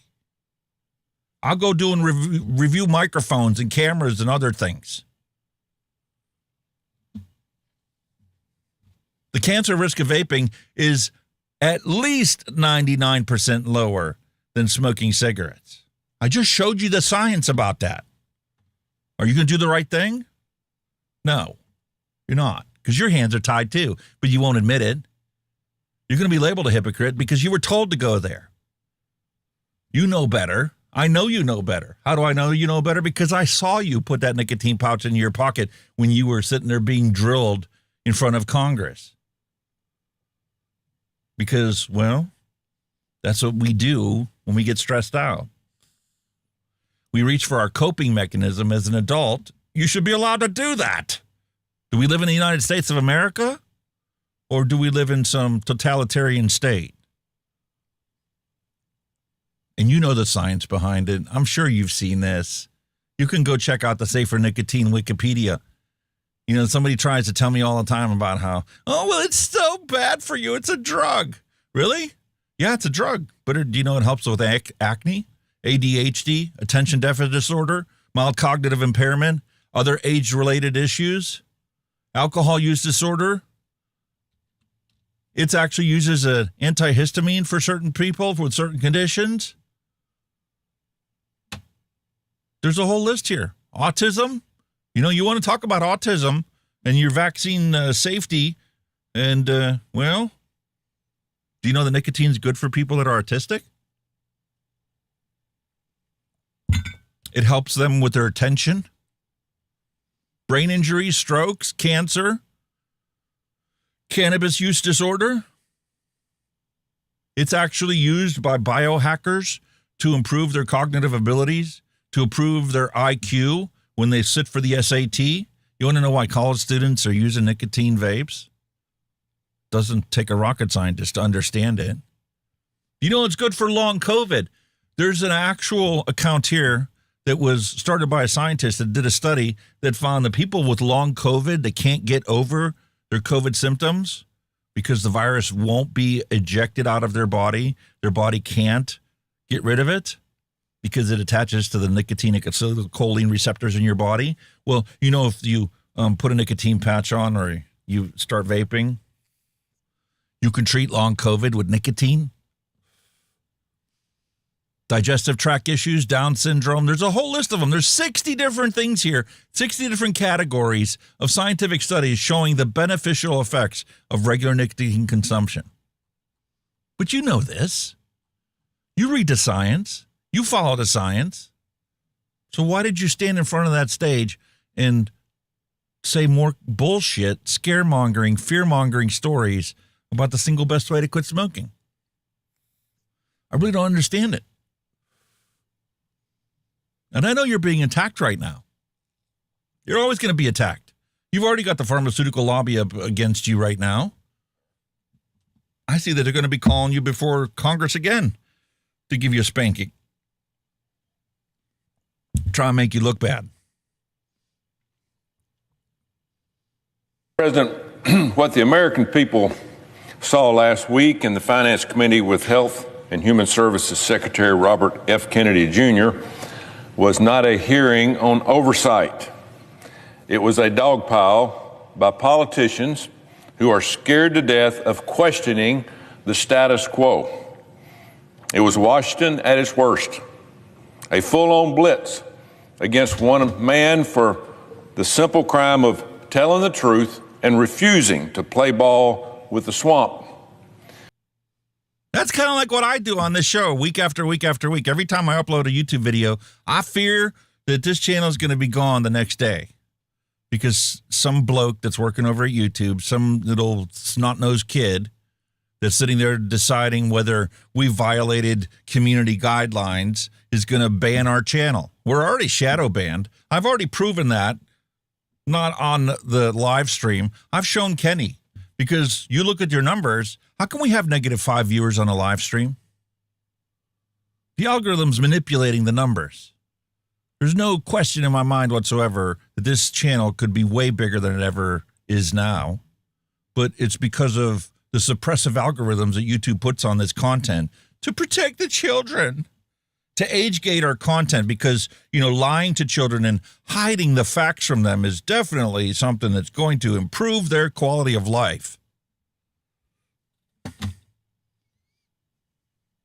not going to watch this whole thing. 13 minutes of him tooting your horn. This is what people think of your FDA chief, Mr. Malarkey. We have to keep vaping information a top secret. Lock it behind closed doors. Shadow ban it. Like you were when you started talking about COVID and vaccines and how bad America's health is. Nobody in their right mind would dare breathe the statistic that 75% of this country is fat, obese, or morbidly obese. You did.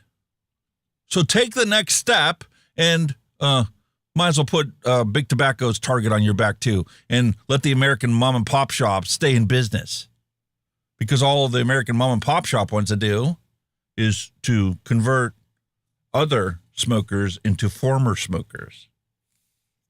Go talk to any one of them. Go talk to Skip Murray.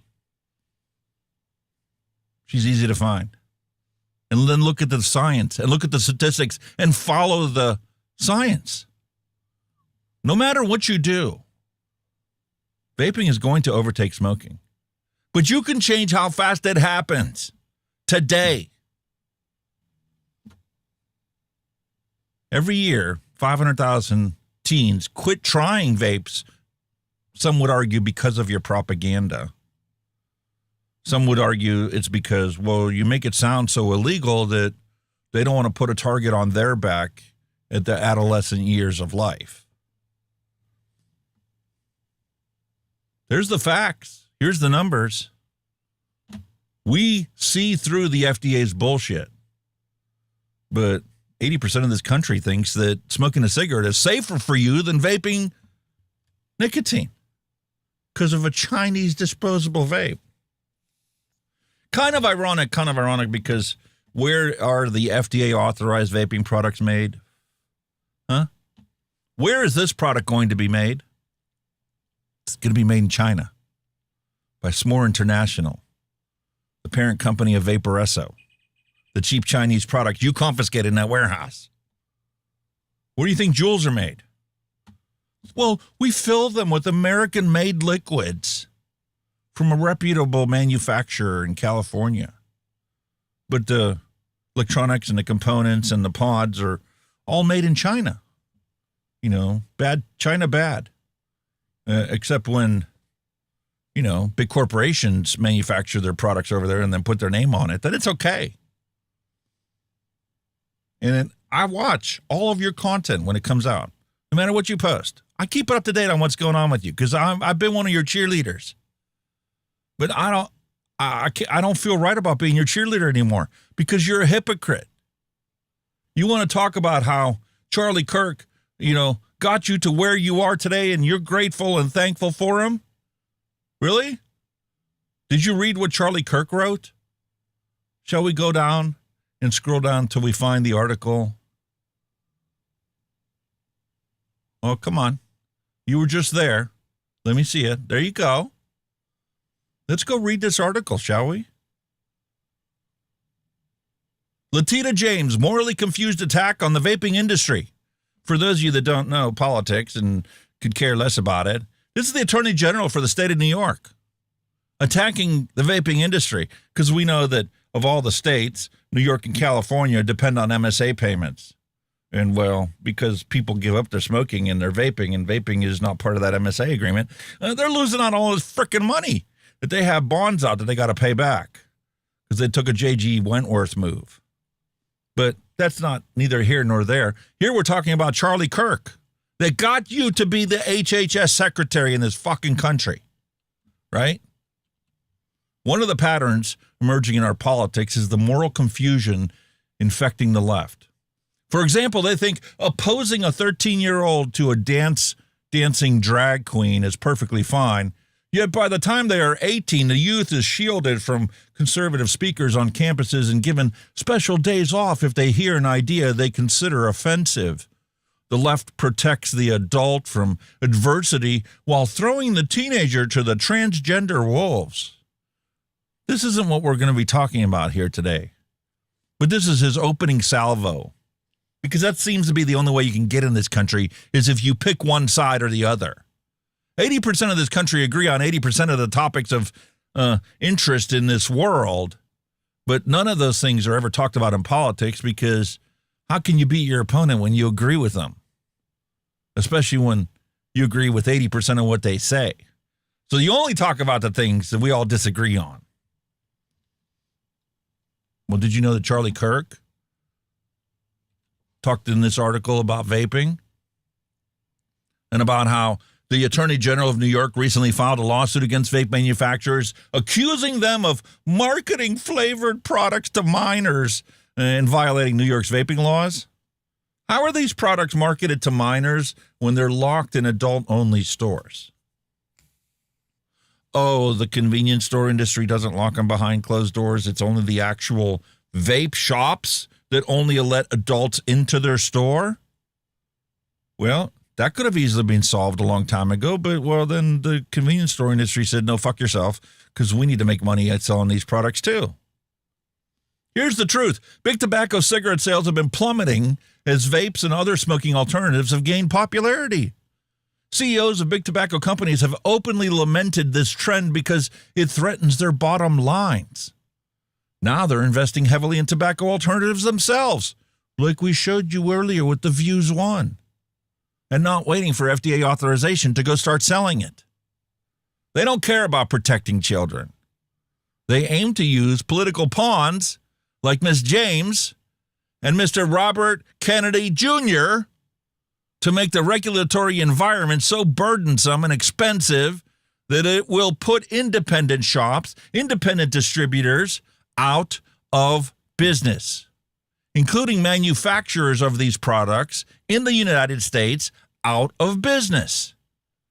There's the current pawn shuffle right now. There's at least 9 businesses that I've heard of in the United States that are now trying to replicate what is going on with Juul and all these other ones. They are basically going to be manufacturing these products in the United States the same way big tobacco manufactures stuff. The actual vapes and the pods and all that stuff is still going to be made in China, but it's going to be filled in the United States and sold as a American-made product. But are you going to go after them too? Once they've spent all this money to actually make the products and sell them as made in USA, are you going to go after them too? You're going to be even bigger hypocrite? Or you can do the right thing and fast track them and change the regulatory environment at the FDA so that you can actually follow the law that says you have 180 days once a PMTA is submitted for you to say yay or nay. How many of these manufacturers waited 6-10 years to get their products authorized, and some of them still don't have a yay or nay? They're still sitting in regulatory limbo. It isn't just the nicotine pouches that need to be speed ramped through the FDA. If you want to compete with the thousands upon thousands of brands of cigarettes out there, you need to have thousands upon thousands of vaping products available out there and pouches out there so that the smoker in this country that isn't going to believe that it's actually safer for them might try it because it tastes better. If they think that it's just as harmful, maybe they'll pick it simply because it tastes better. And if you have these crying mums and dads out there crying the blues about how you're not protecting their children, tell them to be a parent and actually parent their children. Don't take adults' rights away from them in order for you to protect the children. That's the biggest hypocrisy of all in this world today. They aim to use political pawns like Miss James and Mr. Robert Kennedy himself to make the regulatory environment so burdensome and expensive that it will put independent shops and manufacturers out of business. They believe that they can monopolize the market on tobacco alternatives. Once the regulatory environment becomes too expensive and burdensome for independent manufacturers to survive. That's exactly what you've tried to do, or your predecessors have done. That's exactly what the Marlboro Monopoly Protection Act, the Family Smoking Prevention blah, blah, blah, law has done. And it was by intention. But did you know that Charlie Cook wrote, by cracking down on flavored vapes, Miss James and Mr. Robert Kennedy Jr. himself is helping big tobacco eliminate its competition while claiming to protect health and enforce laws. Really? You want to know why I called you a hypocrite? This isn't just an attack on an industry. It's an attack on everyday Americans. The vaping industry comprises small business owners who run small retail shops in your local community, not multinational corporations with billion-dollar lobbying budgets and multi-million-dollar attorneys. These are small businesses who employ thousands of workers across the country to get Americans to quit smoking. Let's not forget about people like me who don't have any manufacturing facilities, don't have any hopes of ever releasing our own products. We are simply consumers. There's 20 million adults that use nicotine vaping products as a safer alternative to smoking in this country. And some would argue that the sales figures are much less than that.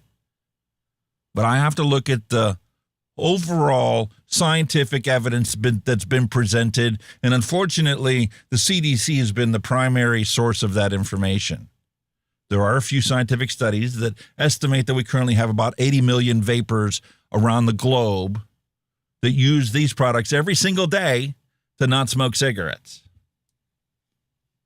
If it's causing everybody to get sick, where's the fucking sick people? 80 million people every single day breathe this into their lungs. And all of them report that their health is the same or improved since they quit smoking.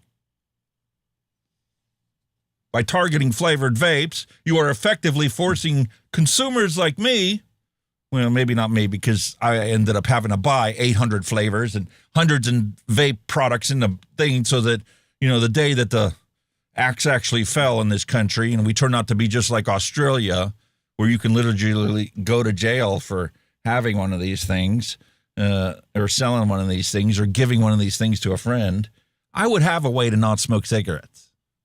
But the average American out there doesn't. The average consumer of these vaping products don't have a clue about how they actually work, let alone making their own e-liquids. They would never fathom to think it's only 4 basic ingredients. You have your vegetable glycerin, your propylene glycol, your nicotine solution that's in propylene glycol, and propylene glycol-based flavorings, which, as I mentioned earlier, dentists use to give children anesthesia. Yes, they nebulize it instead of vaporize it, but it's the same flavoring compound being breathed into a lung. Couldn't have been that bad if the dentist is willing to administer to a child.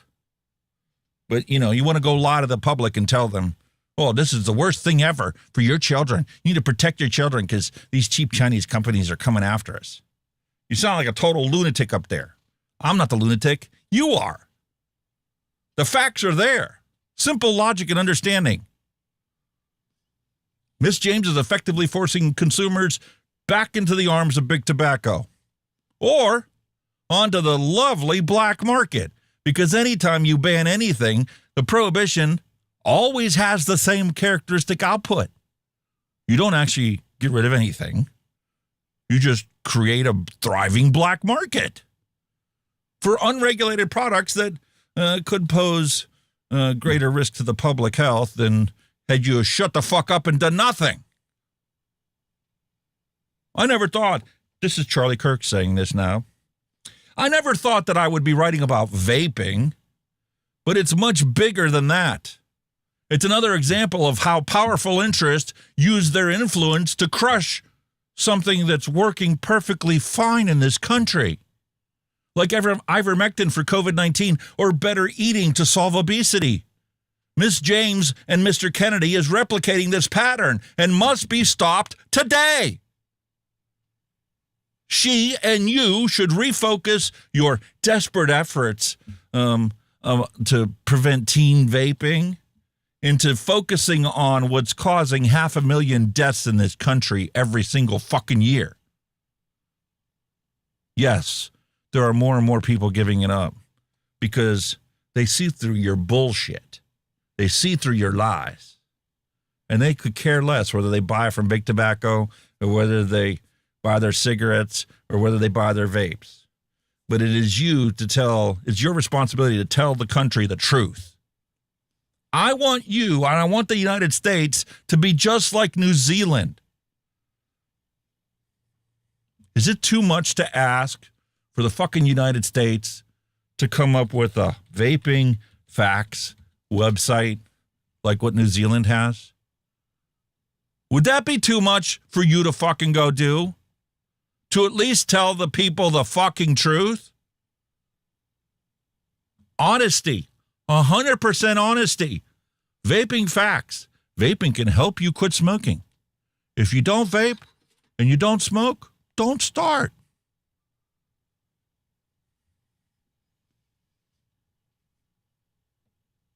Have you seen this website?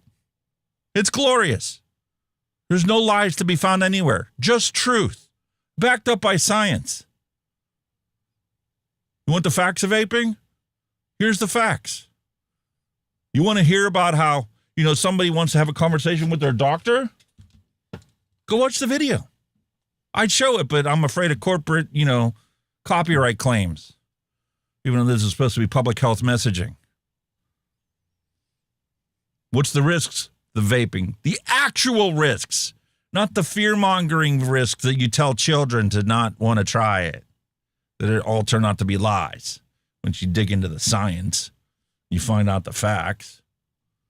Is it too much to ask the HHS to have a United States website that looks like this, that tells people 100% truth, and quit lying to the public?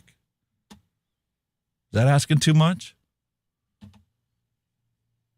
Is it asking too much for you to do what Charlie asked you to do? Do you not see the similarity between you and the Attorney General of New York in what your actions have been?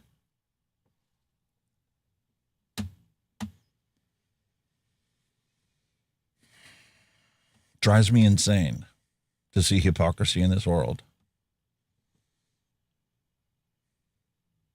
But this is what happened this past week that got me on another rant, standing here on the frickin' soapbox, talking about somebody that I honestly didn't know prior to him passing away.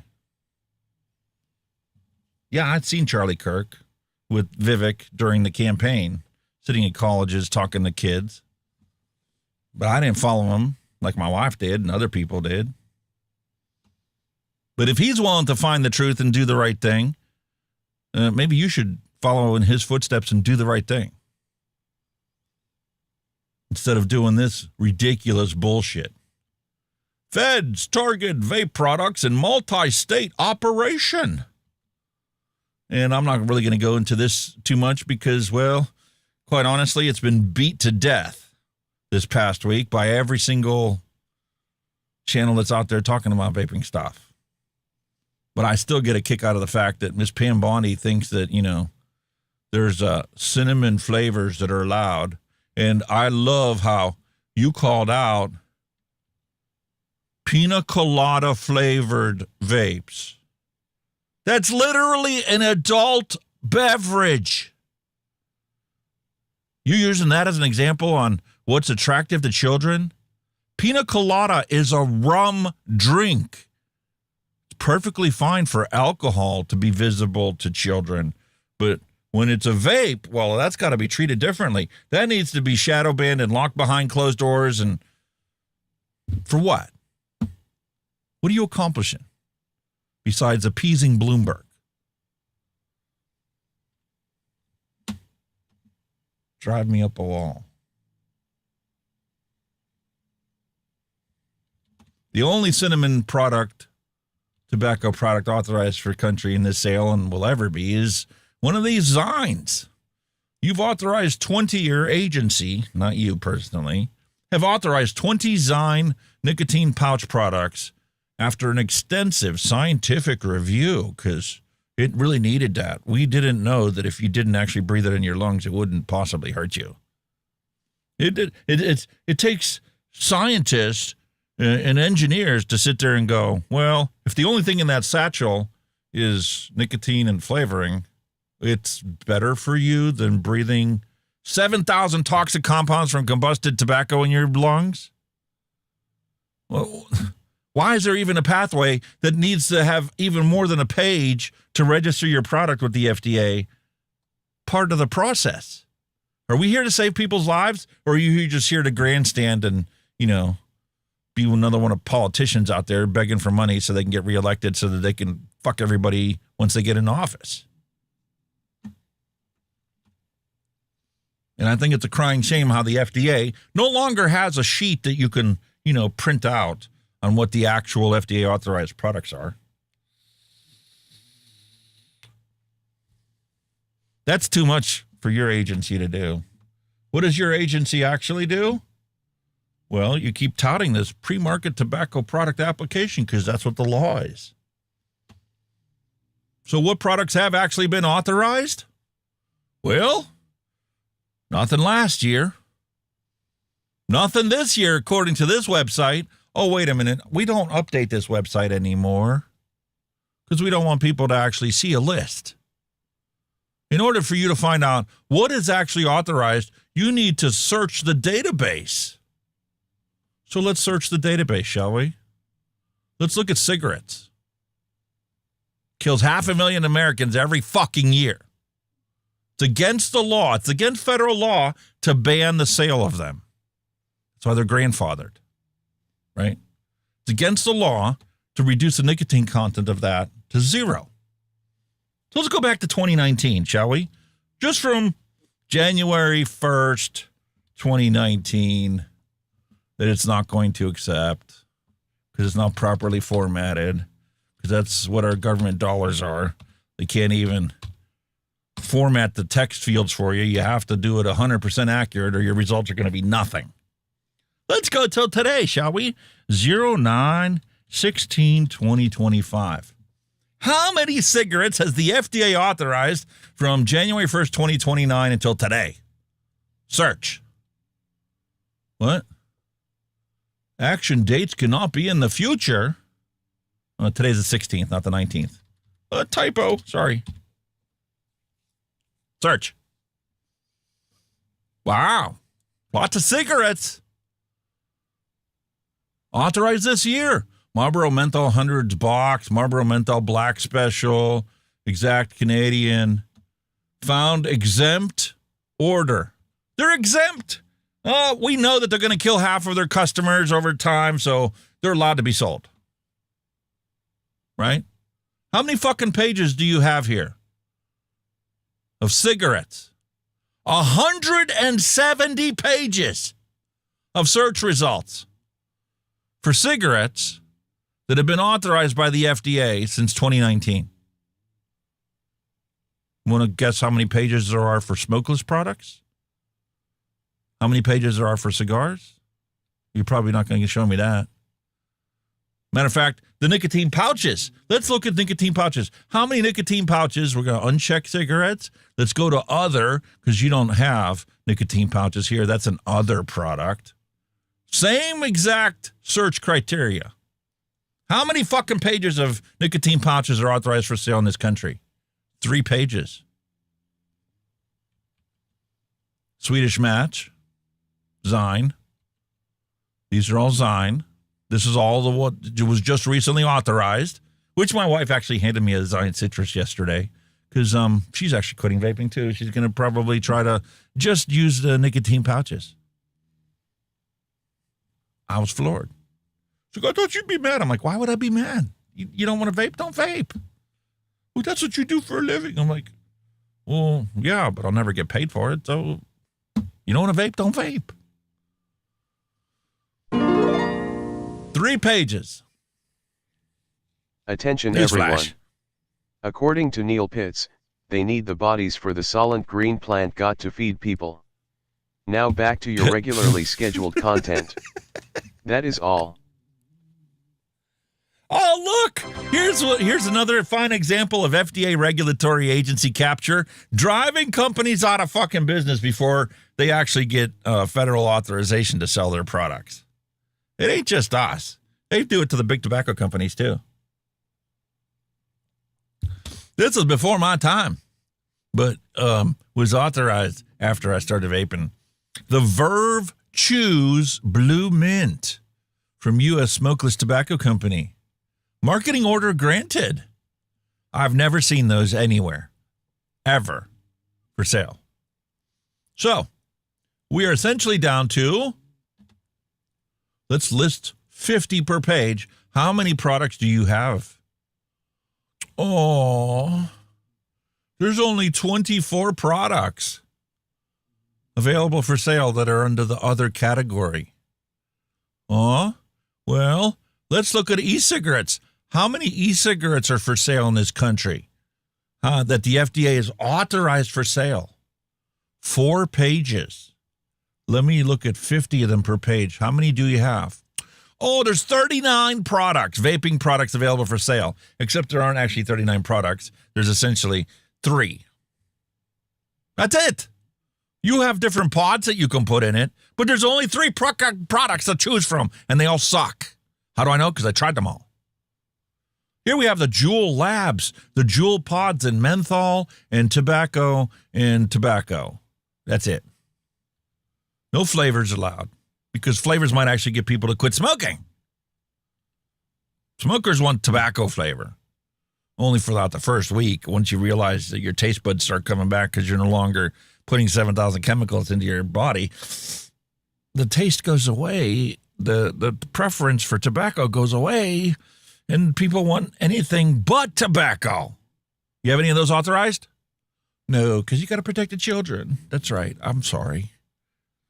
It's a lie. It's a lie. Protecting the children. You have Views, Alto. You've got Enjoy Daily, which is no longer technically allowed for sale in this country because of a patent war. They got authorized, but they don't give a fuck about actually helping the public. Big Tobacco only cares about profits. And right now, there's a patent war about who makes the coils and the patent on that coil.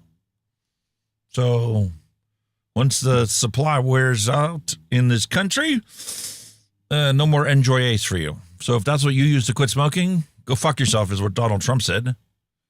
Because he didn't tell the companies to keep fucking selling it. You can pay your back wages for whoever wins the patent war later. We don't worry about that. We're only worried about profit. RJ Reynolds, Enjoy Ace, Logic Technology. That's the best big back machine I ever had in my entire life. Nothing like 50 milligram fluid right in your mouth, right in your gob. Oh, yeah, that's definitely going to keep you from smoking cigarettes. No longer for sale anywhere that I know of because they suck. There you go. 39 electronic cigarette products to compete with how many actual tobacco products that kill people? Cigarettes, roll your own, smokeless, cigars, pipe, hookahs, and we didn't even cover the heated tobacco products because, those are also tied up in patent wars and are supposed to be released, going to be in a trial market. There's no rush because, Big Tobacco is profiting from the delay of this. 12,197 products have been authorized for sale, and you want 39 vaping products and 20-some nicotine pouches to compete against them to make America healthy again? Can you stop being a hypocrite and change this today? Every day you do not fucking change this, another 1,200 people die. Every 3 days is another 9/11. If you give a shit about making America healthy again, this is what you need to fucking do. Stop being a hypocrite. You have the power to change it. Do it now. I don't want to hear any excuses. I'm tired of seeing people that I grew up with and I served with and I worked with and volunteered with die an early death because I can't convince them this is better for them than lighting tobacco on fire. And that's your fault. Moving on to some actual news, because I think I'm done on my soapbox. I doubt Robert Kennedy's going to watch this, let alone actually, do anything different. He's like the rest of the puppets out there. Just going along for the ride, because you don't always have a say in what you got to go do.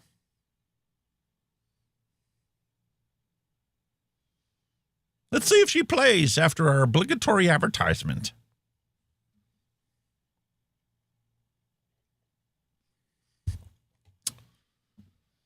By lawyers.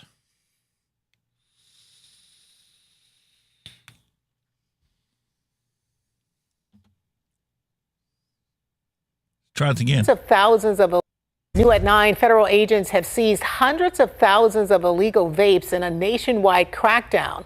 Officials say the products are often smuggled into the country from China and marketed directly to kids. Fox 2's Taylor Harris. Lies! If it's an adult-only product, how are they fucking marketed to children? Where's the posters? Where's the billboards? Where's the ads? How are they marketed to children? Are there posters in the schools where they go to that say, come to this vape shop down the block and buy a vape? This propaganda needs to end now. We have millions of people who smoke in this country that listen to this crap every fucking day. And even if you changed and it did an about face today, most of them won't fucking believe you. Answer the question, why? Why won't they believe you? You want to make the situation better and tell people the truth? You want to change people's perception of the FDA and the CDC and the HHS? You have to do it by telling the fucking truth and being consistent about it. Not telling one audience one fucking message one week that we listened to on the show last week and the different message between shows. Shows us how this national story hits home. That is right. More than 600,000 illegal vapes, both nicotine and THC, were seized from a warehouse near Chicago this week. Federal officials say it's part of a much larger effort to get unauthorized vaping products off shelves nationwide. Here in St. Louis and St. Louis County, retailers must check IDs, hold licenses, and sell only FDA-authorized products. Abe Givens, who runs Viola STL dispensary downtown, says he's seen the impact of these illegal products firsthand. Most of the products that come through Viola dispensary, they come from manufacturers in the state of Missouri who... Could you also get around to doing that to legalize cannabis? Because we know prohibition's an utter and abject failure. So you might as well change the classification on a federal level. So at least in the states where it has been legalized on a state level, people don't violate federal pokey time for violating federal laws, even though their state says it's okay. Or Health and Senior Services Department, they all go through a testing facility. Givens shared who he thinks could soon be on the federal radar. I feel like, Missouri will probably be next. I feel like they'll, we got a number of smoke shops that have been shut down in the city of St. Louis and the surrounding areas. So I'm pretty sure they'll come at least to kind of, to check to see what's going on. Citizens we spoke to say they welcome a potential crackdown. So I think that just getting vapes off the streets, especially if they're 80% of this country thinks that smoking cigarettes have the same health risk as nicotine vaping. How is that making America healthy again when they all believe a lie? illegal for an underage population, and that's a really good thing. But not everyone agrees. The Vapor Technology Association blasted the FDA, saying in a statement that the seizures are an assault on American workers, small businesses, and the tax base. They argue the crackdown could bankrupt thousands of shops and wipe out billions in tax revenue. So far, federal officials have not announced any large-scale raids in Missouri, but there was a case over the summer when a local unlicensed shop was shut down for selling illegal products, including vapes. Reporting in studio, I'm Taylor Harris, Fox 2 News. This is John Bomarito. Your search for our crying shame. And you took part in it. Unbelievable. And because the misinformation is so rampant, certain states in this country have already clamped down on it and said that only the FDA authorized products are allowed for sale. Propaganda machine's been working for decades in this country. That's why so many people don't get it right. Wisconsin vape shops face foreclosure and closures due to their new lovely laws.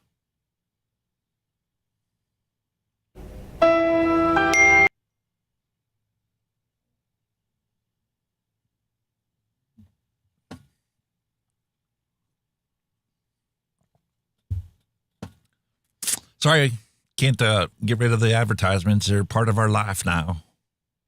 Don't have a choice. Let's try again. New tonight, Wisconsin vape shops are now facing the potential of closing down. Starting this month, state law bans all vape stores in the state from selling any vape products not already pre-approved by the FDA. As 12 News' TJ Dysart reports, store owners are feeling the impact. These last few days have been kind of tough. At Sense Gifts Smoke Shop off of Center Street in Milwaukee, Thought we were in favor of small business. the realities of a new state law that went into effect September 1st are now setting in for General Manager Brett Kuber. And this gaping hole in our inventory is where the vapes used to be. The law, passed in 2023, bans all vape shops in Wisconsin from selling any products not already. All your FDA authorized products suck. They're horrible. They only address a minuscule percentage of the people that quit smoking. And they will only work for a minuscule percentage of the people that are currently smoking. You need to authorize thousands and thousands of products to compete with the already established list of combustible tobacco that's perfectly fine for sale in this country and won't be prohibited.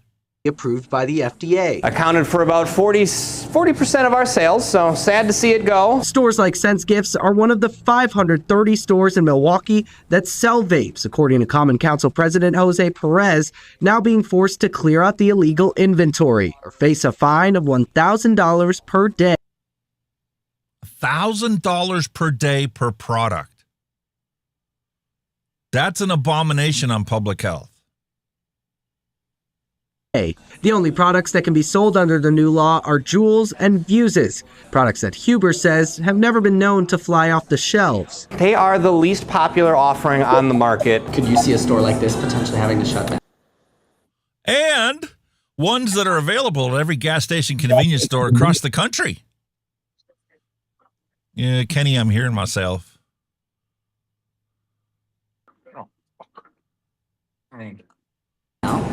Yes. My business alone has lost 81% of sales this week. Tyler Hall, president of Wisconsinites for Alternatives to Smoking and Tobacco, was behind a lawsuit filed in federal court back in June, aiming to have a judge block the law. The judge upheld the law on September 5th, which Hall says now could contribute to thousands of shops in the state closing. It's a very grim future for vape shop owners in Wisconsin. In Milwaukee, TJ Dysart, WISN 12 News. You got voice meter back on your computer. Yeah. We had everything working last week. Now I'm hearing myself again. There's a sec. Just lot of.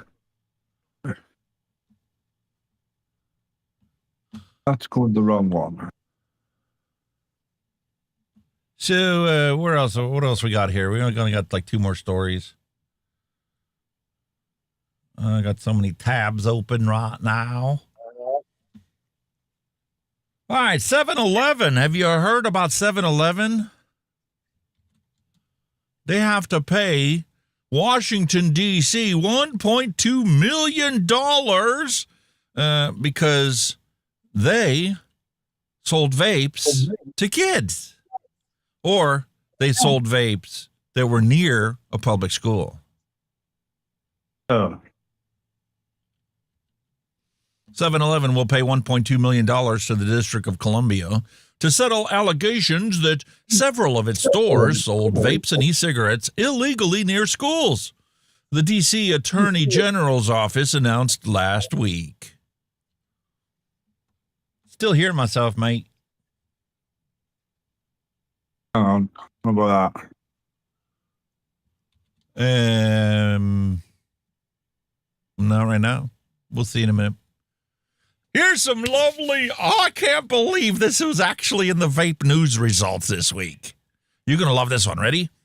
Engineer turned a vape into a web server. Eh?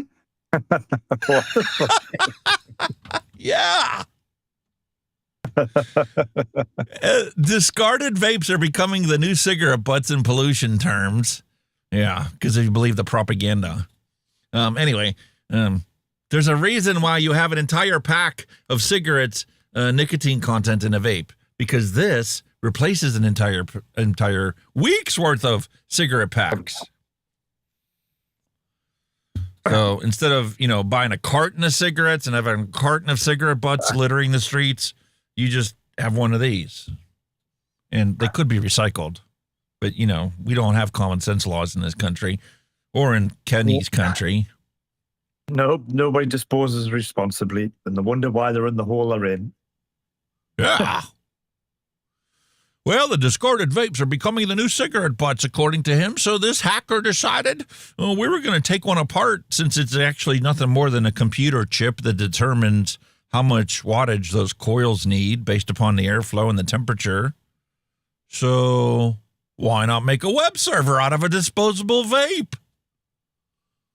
So he took a look at it and he broke down this disposable vape, and it turned out that there's a 24 megahertz Cortex M0 Plus chip in it with 24 kilobytes of flash storage and just 3 kilobytes of static RAM. But it's still workable. You might look at those specs and think, well, that's not much to work with. I don't blame you. A 10-year-old phone can barely load Google nowadays. And this is about 100 times slower than a 10-year-old cell phone. On the other hand, it could be a blazingly fast web server to just simply regurgitate a web page. So that's cool. We'll start with the main chip and configure it and figure it out and go, well, we can use a serial line internet protocol to interface with that. And that's basically the equivalent of a 56K modem. Wow. Good old 56K modem. That's fucking so clever, though, isn't it? Yeah, so he took it and he got it working, and then he tested it and he pinged it so you can see how fast of a response it is. And it only takes 1.5 seconds with a 50% packet loss to get a reply from this disposable vape web server. That's class, though. However, it's good. You've got to take your hat off to him, like. So he did a little work on it and adjusted the buffer size, and now pings take 20 milliseconds with no packet loss, and a full page loads in about 160 milliseconds from a disposable vape. That's absolutely brilliant. Look at that, man. That's class. That is absolutely brilliant. I love that, man. I'm like, I got to end the news on something that's interesting or cheerful in some way. That is awesome. Drive you up a wall.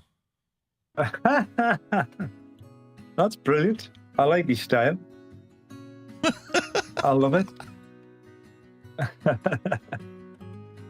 Yeah, so let's take a look and see what's been going on. Kenny was running late today, and the mate sent us some pictures. Yes, my office today. This is Kenny's office today. Middle of nowhere. Oh. Look at that. Gorgeous. That's in Scotland? Yep, Selkirk. Hey, just outside Selkirk. Reminds me of the back old country roads when we were up in Punxsutawney camping. Just big fucking hills. Darren D's like, nice office, dude. It's nice until it starts raining. There's the sheep. That's just to put into perspective meat. That's what I'm saying. Just to put into perspective how big the hills are. Like I had to have something in, so there you are. There's a sheep. So all the sheep are just dots. Very nice. They're looking good. They're starting to get a bit autumnal now, like, so all them leaves will be gone shortly. Yeah. Sunny Scotland. That's the gorgeous, road. Dude. How narrow the fucking road is. How narrow that road is. Single track. It was ridiculous. Very narrow roads. Yeah. Totally out in the sticks. All right, so we got our music playing again. Let me adjust that back up to normal for Kenny and I. So let's get caught up. Let's talk about your past week. I skipped that part of it. I went on the soapbox. Holy cow, 2 hours and 20 minutes. I've been ranting at Robert Kennedy for 2 hours and 20 minutes. Wow.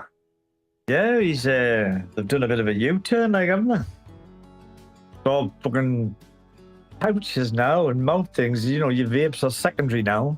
And yeah, that was the man who was supposed to save vaping. Wow.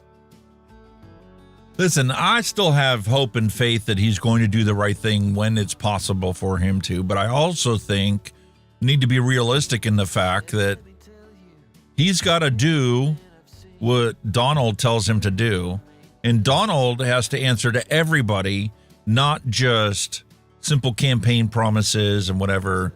He's got people that he needs to get reelected at the midterms, and if you piss too many of them off, well, there goes any chance of you accomplishing anything else the second half of your term. This is it, like, you've still got to keep the pundits happy, I suppose, at the end of the day. They've already got big pharma lobbyists spending millions upon millions of dollars to take Robert and put him out on the carpet and call him out for, Attention, being everyone. a liar, even when he has facts to According back to him Mallory up. Gates, for Kenny, if you hear the bagpipes like banjo music in the deep woods in the south, turn around and go the other way.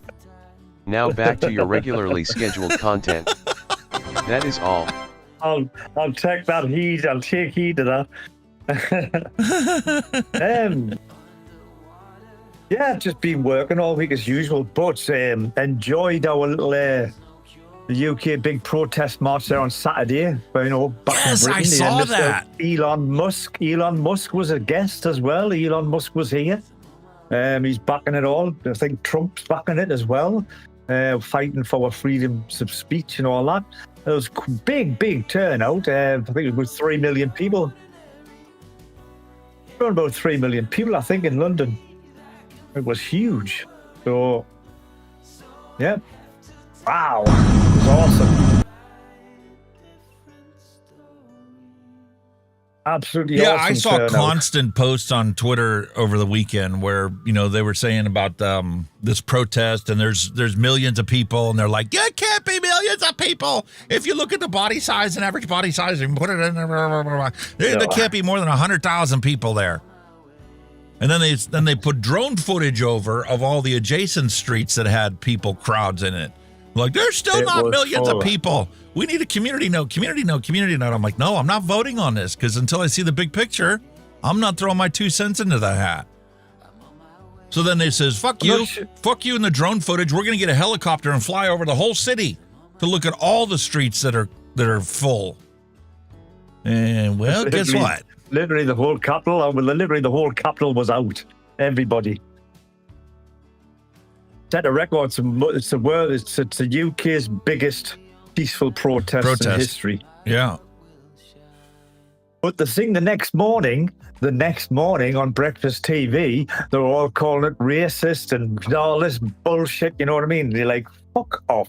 You just stick your agenda and keep your mouth Well, that's like shut. whenever I hear people in Australia or New Zealand commenting on Charlie Kirk, they're calling him all kinds of fascists and all kinds of things, and it's like, he wasn't. Do you guys honestly believe that? I Wasn't he watched a fucking him, politician? on numerous times during the campaign trail, especially when he got together with Vivek, just talking to college students one-on-one, face-to-face. And he's like, listen, whatever you think, I want you to come here and talk to us about it. And we will talk it out.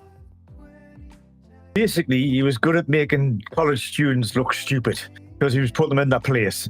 Because they were trying to get up on the mic and think they were all hoity-toity clever and they didn't have a clue what they were fucking talking about. But his goal wasn't to make them feel stupid. It was to give them a voice in the process. Educate them. Yes. To educate them. them that they have been spoon-fed propaganda their entire lives, and they need to step back and do their own research. When somebody says that the moon is black, go outside and look at the moon. Open up some books and read about the moon. Don't just believe that the moon is black because that's what they put on TV and told you to believe. Exactly. Do your own research. He wasn't really a politician. He was a good vlogger. I mean, he was a good, successful vlogger, YouTuber, whatever. You know, I think that's how he made his money. Because one student turned around and says, you got kicked out of college and that. And he says, well, no. You know, you dropped out of college. He says, no, because says, what I was doing at your age is I was an entrepreneur. He says, I had this business, that business. I was doing this, I was that. I had this money, I had that money. He was busy making a living while they were still at college. You know what I mean? Unbelievable, man. Yeah, that's what they reckon they're going to do a part 2 as well. Go in Hyde Park, London. That's what they want to do next. He wants to do another one. Oh, we already covered this one. Weaponized ignorance. The pilot that got called out for having a nicotine pouch. Oh, yeah. We talked about that one. Bullshit, have you man. seen this one? This is like jumping deep into the weeds of science. That's graphene there. Scientists in India have discovered that graphene broke the fundamental law of physics. It's called the Weidmann-Franz law, and it's a rule in physics where the electrical conductivity and thermal conductivity always rise and fall together. It's kind of like Boyle's law with heat, temperature, and pressure. Yeah. This one just looks at electrical conductivity and it looks at thermal conductivity, and like copper is your perfect example. When you look at copper and how fast it can conduct electricity, it can conduct heat at a certain rate too. And when you increase the temperature of copper and get it to the point where it doesn't conduct electricity as efficiently anymore, well, it doesn't conduct heat as efficiently anymore either, because it's already at a hot state and it can't absorb any more heat. So therefore, it's a proportional relationship. Well, here they did a scientific study, and there's a tipping point where graphene is neither a metal nor an insulator. And the reason why I'm so excited about stuff like this is because one of the fundamental things that we need to get a full scientific understanding of is plasma, so that we can actually create nuclear reactors that don't break down nuclear material, but actually combine nuclear material and release energy. We need to go to fusion reactors instead of fission reaction.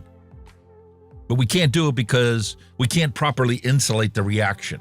The heat that comes out of it is just too great. Melts whatever, thing you put it in. So discovering this about graphene now opens up the possibility of using graphene as an insulating material. So it conducts electricity, but when you get it to a certain temperature in a certain state, it can now become that insulating material you need to have a controlled reaction. Most people are like this way above their heads. It's clever, clever stuff, like, isn't it? Clever stuff, like. Absolutely amazing stuff. Like, wow. That's amazing. It's science, mate. If science fascinates you, that's right up your alley, you know what I mean? It's always been an exciting thing for me. Yeah. Unlike Australia, more tobacco shop fire bombings. Good old Australia, eh? Wrong way. A legal vape shop that was forced to close down last year was replaced by a black market tobacco and vape shop. No shit. Well, needless to say, it's no longer there because the cartel blew it up. As you do. Boom. Bye-bye. That's number 254 fire bombings in Australia. Wow. Griff Jenkins joins us now with more. Hey, Griff. Hey, Ainsley, good morning. Well, you may have seen these little tins popping up everywhere. Inside are small white tobacco-free nicotine pouches you place between your gum and Can you hear that? Yeah, but it's a bit quiet. Well, let me turn it up so everybody can hear it. Just remind me to turn it back off, turn it down. I'll tell you a story later about why that's important. HHS Secretary RFK Jr. says the pouches are the safest way to consume nicotine. Griff Jenkins joins us now with more. Hey, Griff. Hey, Ainsley, good morning. Well, you may have seen these little tins popping up everywhere. Inside are small white tobacco-free nicotine pouches you place between your gum and lip as a smoke-free, spit-free alternative to tobacco. And HHS Secretary Kennedy says they may be the best alternative to cigarettes. Watch. Nicotine itself does not cause cancer. There's no evidence that it's carcinogenic. Nicotine pouches are probably the safest way to consume nicotine. Vapes are second, but the thing that we really want to get away from is cigarettes. And Kennedy sees a need to save Americans from the more than $600 billion in cigarette smoke-related health costs, ultimately saving lives. Kennedy sparked speculation of being a supporter of Zyn back in January when he appeared to pop one in his mouth during his confirmation hearing. But the FDA is not on board. Go on there, they have lad. not approved nicotine pouches as a smoking alternative, while the CDC has a warning. What did they just say there? What did they just say? That this is FDA not not approved. authorized product? We just looked at the FDA database. They did authorize all those Zyns as safe and appropriate for the protection of public health as an alternative to smoking tobacco. Exactly. January when he appeared to pop one in his mouth during his confirmation hearing. But the FDA is not on board. They have not approved nicotine pouches as a smoking alternative. That's a lie. Fox News, you Big just lie. lied to the public. Why? Again. Why? Again. Yes, there's no tobacco in it, Robert, but it's still considered a tobacco product. Kind of ironic, isn't it?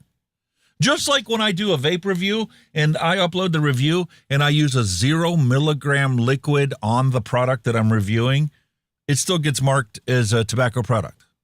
There's no tobacco in it. There's no nicotine in it. There's no derivative of tobacco anywhere in sight. But it still gets age-gated as a tobacco product. It's under the big umbrella, isn't it? It's a tobacco product. Under It's the big bullshit. umbrella It's a of tobacco. fucking lie. It tastes like. While the CDC I has know. a warning on their website saying this: there are no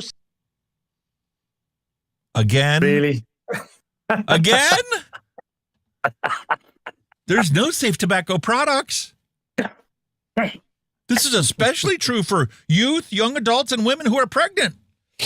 Meanwhile, in the UK, they paid pregnant women £400 and handed them a vape starter kit and said, if you quit smoking cigarettes and use the vape, we'll give you £400 a week while you're pregnant to not smoke cigarettes. And hey, presto. All children This born is the with bullshit Hunky. that has to fucking end now. Attention everyone. According to Neil Pitts, Kenny's not lost anymore. Now back to your regularly scheduled content. That is all. I made it. I did make it eventually. So let's take a look at this one. This is a kind of another interesting thing and another tangent of ours. They want to demonize Kratom because, they were cracking down on Kratom. Mr. Malarkey over at the FDA sat down and did a little podcasty kind of little speech talking about how they're cracking down on all the vape shops selling Kratom. Right? So they want to demonize Kratom, but Kratom doesn't have the toxicity of acetaminophen, a.k.a. Tylenol. You know the Tylenol, a.k.a. acetaminophen, is responsible for 56,000 emergency department visits, 2,600 hospitalizations, and 500 deaths every single year in the United States. Wow. Jesus. They want to say that there's no safe tobacco product. There's no safe drug, period.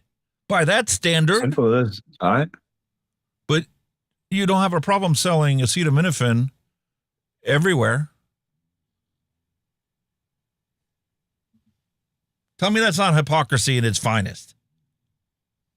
Oh, it's definitely that with a capital A. You know what I mean? Did you know that acetaminophen poisoning is the leading cause of acute liver failure in the United States and accounts for about 40% of all overdoses? Wow. But there's no safe tobacco product. That's all we got to talk about. No safe tobacco product. No, that's not. New lawsuit from Altria, the owner of Enjoy Ace, alleges that the FDA unreasonably denied and unlawfully withheld agency action on its request for a supervisory appeal of PMTA denials.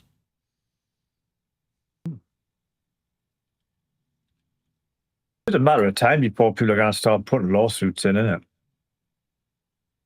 Yeah, well, when you're a big enough corporation, you can afford the lawyers to actually follow up on that. Unfortunately, most of the vaping companies that were established in this country and got denied by the FDA says, well, we got denied. What are we supposed to do? Exactly. You already bankrupt us for the most part, trying to come up with the science to appease the FDA's regulatory hurdles. Drove them out of business. Meanwhile, Altria is going to be releasing Helix. It's excited to announce the launch on its Plus nicotine pouches, available this fall in North Carolina, Texas, and Florida. This is a spit-free oral tobacco-derived nicotine pouch designed for adult consumers who seek smoke-free options. Do you have PMTA authorization to do that? Do you know something we don't know? Yeah. Or are you saying, fuck the FDA? We're not waiting for them. I think Time it's come to to that support point now. RFK like never before. No, not unless he tells the consistent truth about nicotine. I've heard it out of his own fucking mouth. And then he stood with Pan Bondi and all them at this lovely confiscated Chinese illegal vape warehouse. Pissed me right the fuck off. Aye, how the worms turn, eh? So I called him a hypocrite this week. He's in our thumbnail for this week. And where is it? See, he's a beautiful thumbnail right there. Because according to them, Grandma and Grandpa vapors are now black market sellers. So that mom and pop vape shop up in Brookville, that's exactly what they look like. Pretty much. That's about right depiction of their age. And, there's Robert Kennedy standing behind him, calling him a hypocrite. Meanwhile, he's the hypocrite. Exactly. Because they're selling illegal products.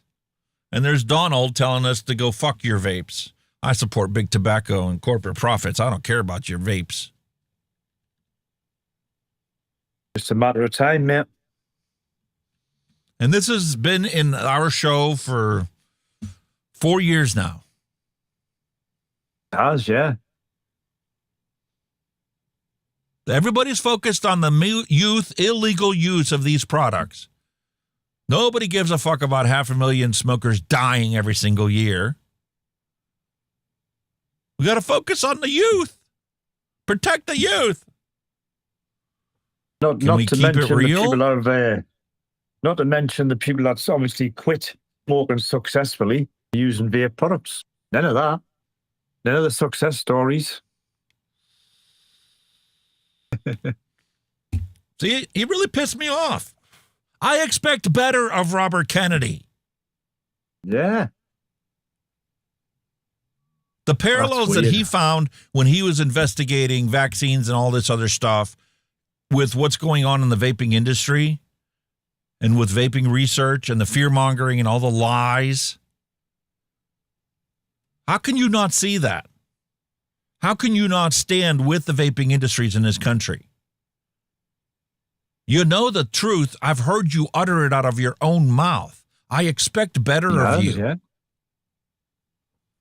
You cannot make America healthy again if you get rid of the single best way to quit smoking. So I called them out. It's as simple as that. There you go. You like this one. Rambo on a dollar.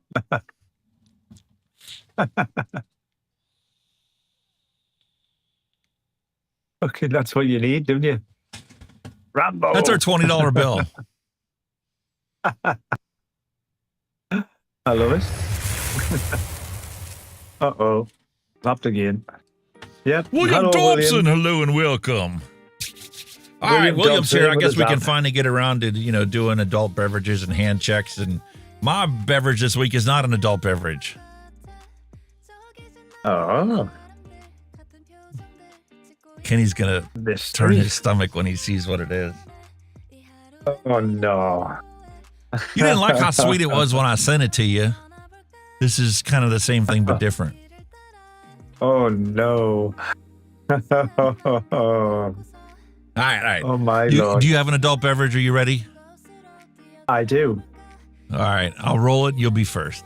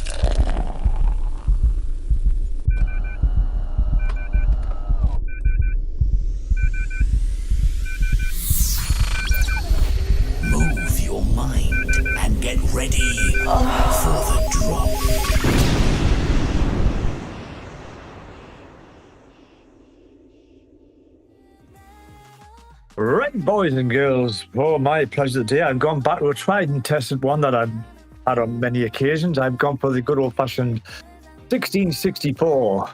It is Le Premier Bière Française. It's a French lager. It is a 1 pint can, and it is 4.6% alcohol volume. And love it. Love this stuff. So, yeah, that's what I'm back on this week, boys and girls. The good old 1664. Very nice. What you got? What you got? I have Fanta Chucky's Punch.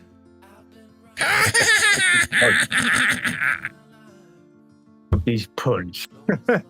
Chucky's Punch has 260 calories per serving. We have 0 total fat, 85 milligrams of sodium, 70 grams of sugar, and 140% of your daily value of sugar intake in one serving of this Coca-Cola product. Whoa. 260 calories per bottle.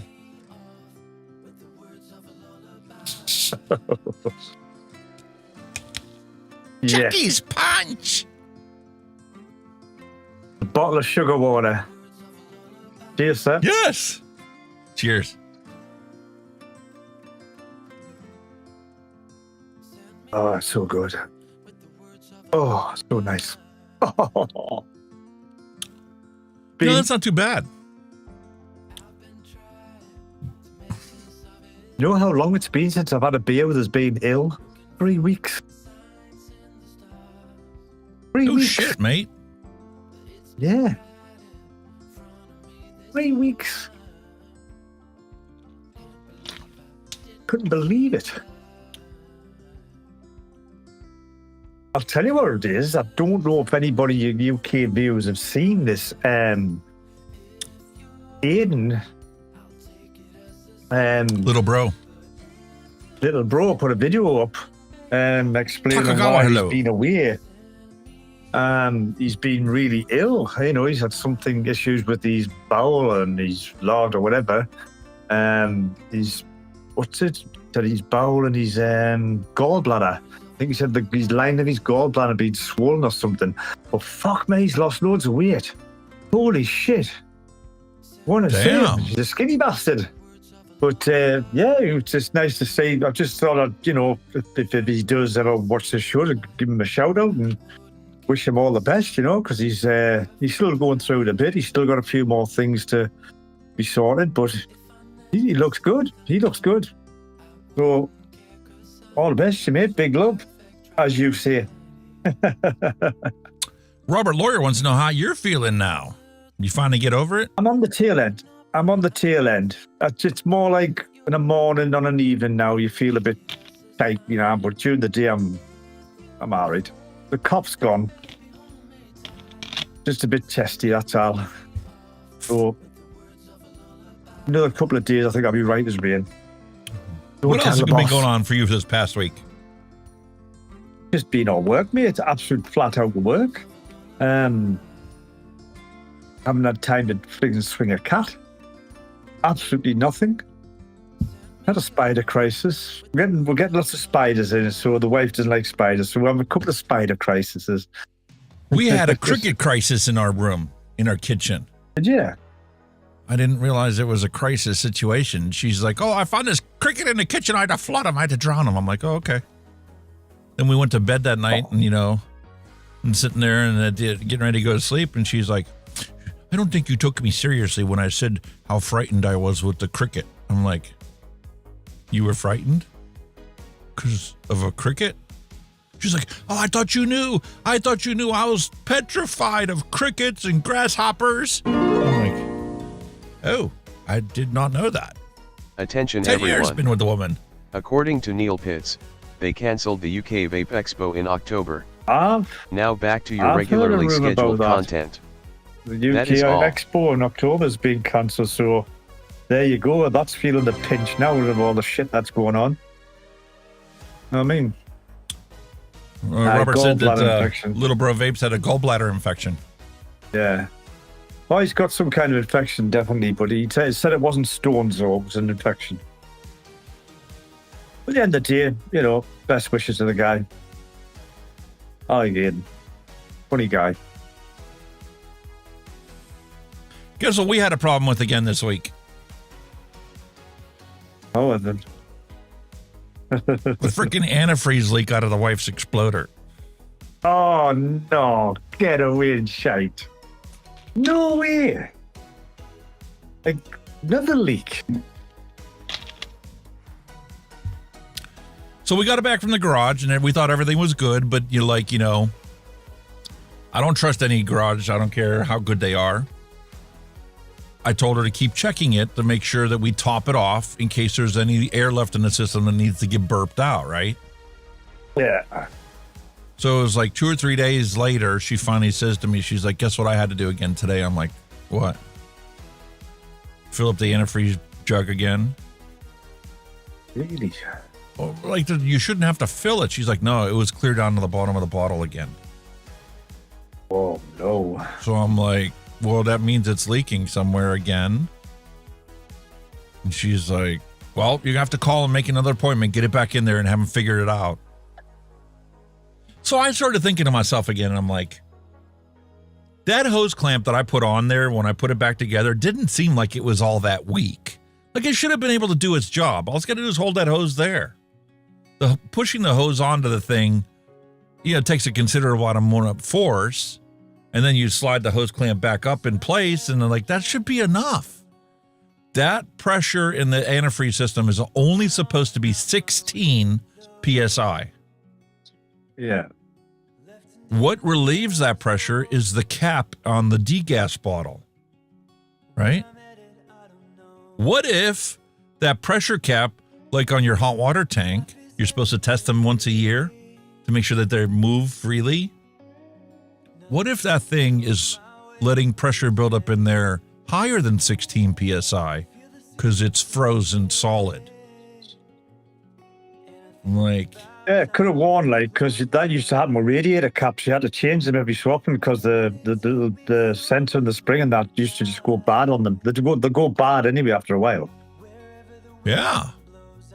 So I started thinking to myself, well, let me just order this cap, So I ordered the cap, and it was going to take like 3 or 4 days to get here. And I'm like, okay, whatever. I'm like, I want to get the wife back on the road without having her worry about this. Let me test this. So I looked it up. It takes the same cap on my truck, my 25-year-old truck, has the same degas bottle cap as her truck does. They only have one cap that works on all the Fords, except for like your 7.3 liter diesels. They have a different thing because they work at a different pressure. But the rest of the cars are all 16 PSI caps. So I took the cap off of my truck and threw it on her truck and put hers on mine, since I wasn't going anywhere anyway. Until hers gets here. It's supposed to be here today sometime. She drove home yesterday. She's like, guess what I didn't have to do before I left work? I said, fill up your antifreeze bottle. She's like, yeah, no leak.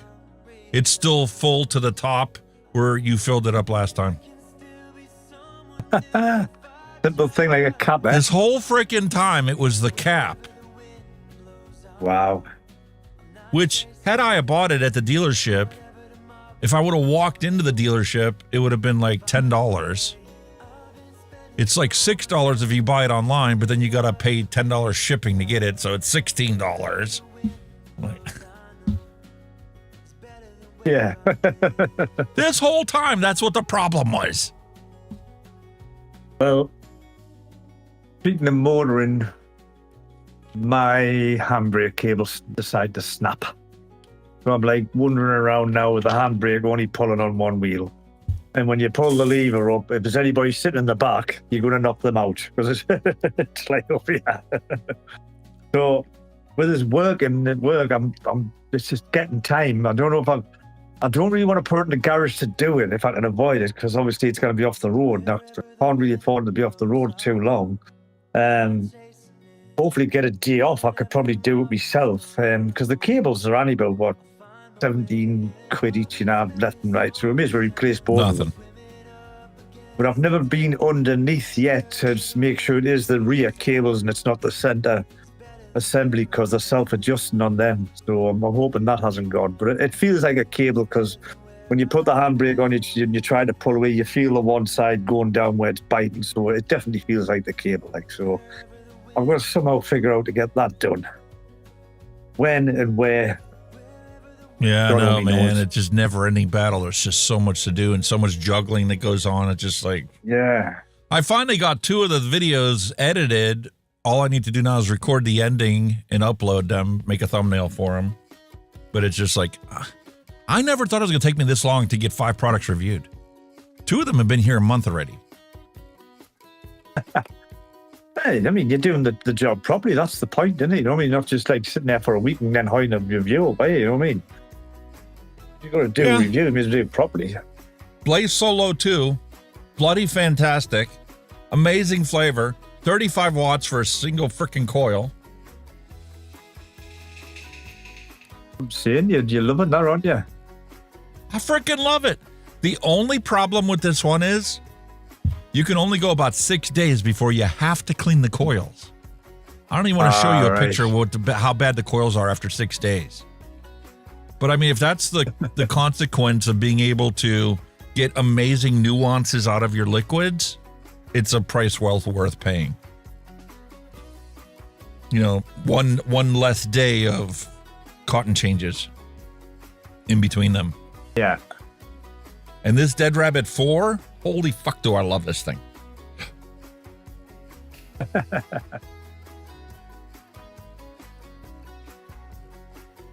65 watts on a single coil for this Vapetageous Pink Lemonade.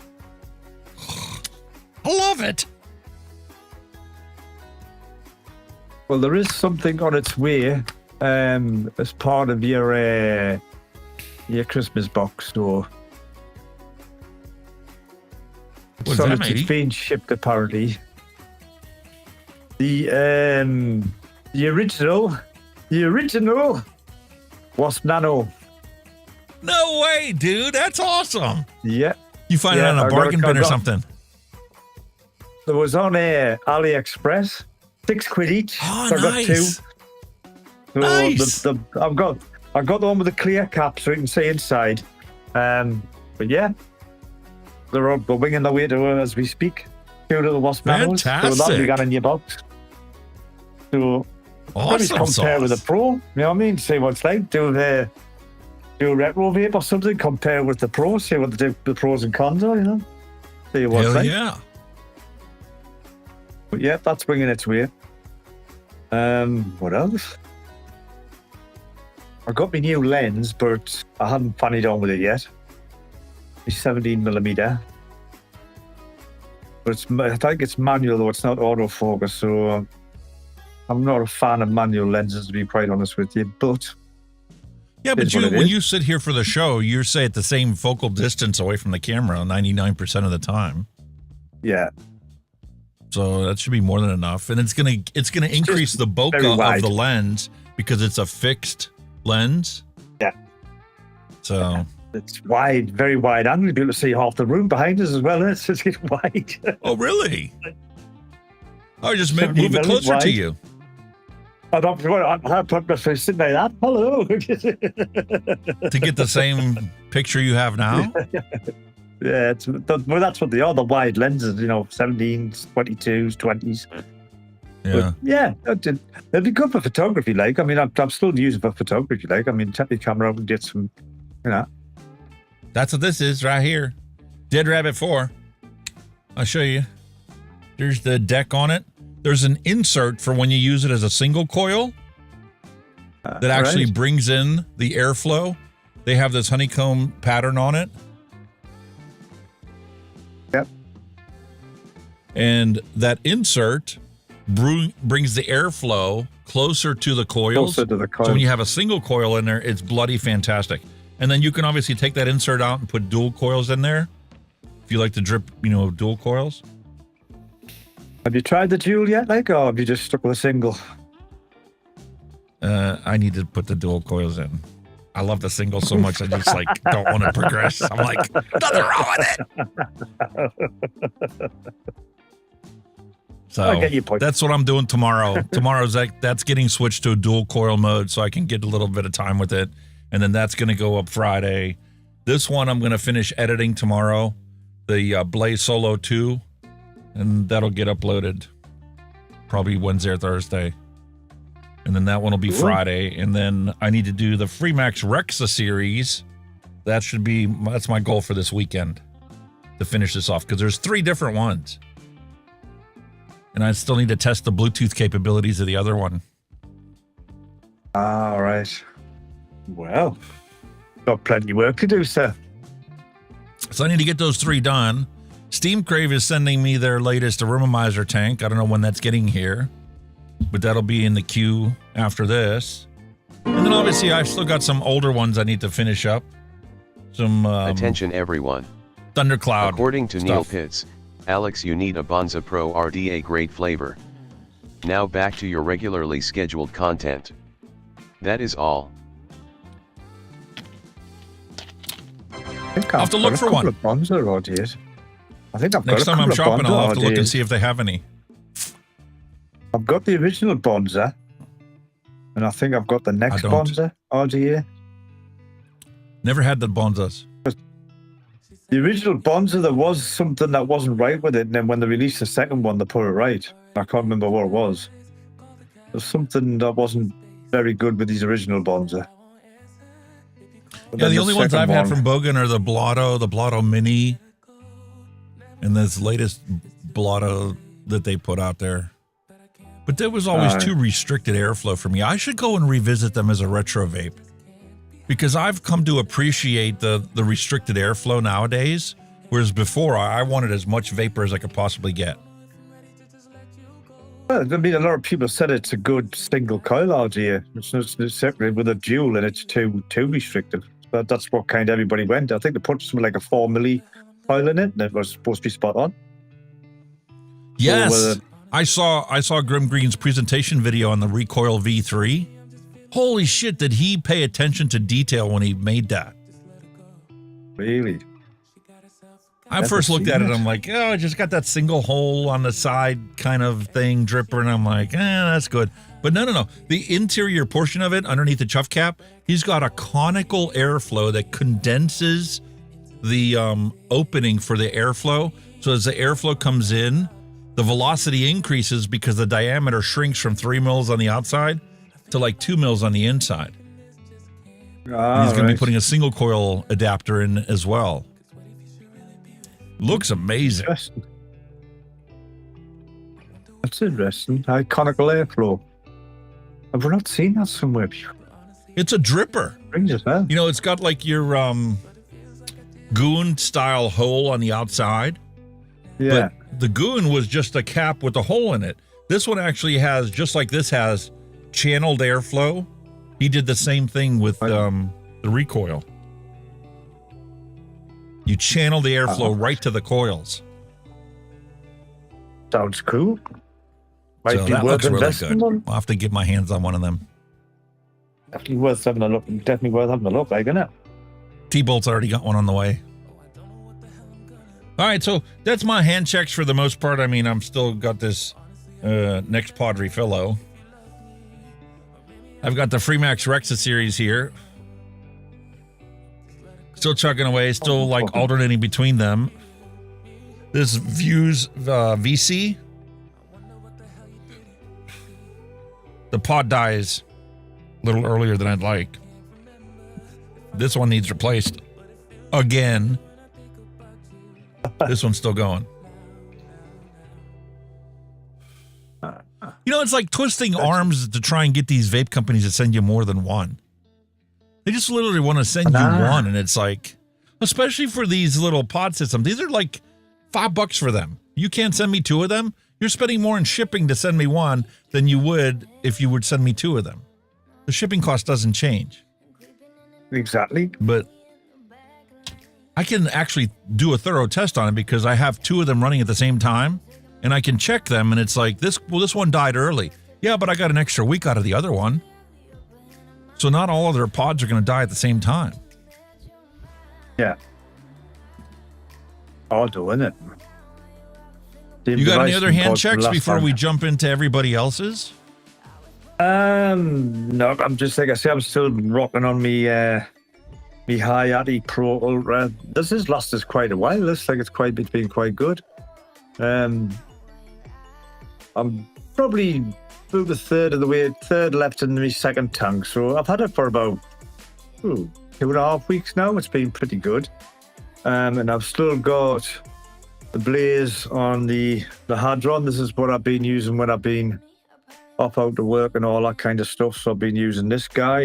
And that's pretty much me at the moment. You know, with us being at work, I'm mainly using that bloody disposable thing. Well, I say disposable, but not disposables anymore, but you know what I mean. That's basically what I've been using constantly. As much as I would love to take the other devices, but you know, they're too cloudy and stuff when you're driving, so it'd be frowned on if anybody's seen it. But yeah, that's pretty much me.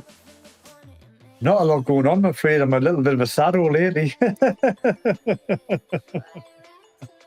What can I say? That's all right. I found one more hand check from Buta Squad I have to download and add to the list. Last minute stuff.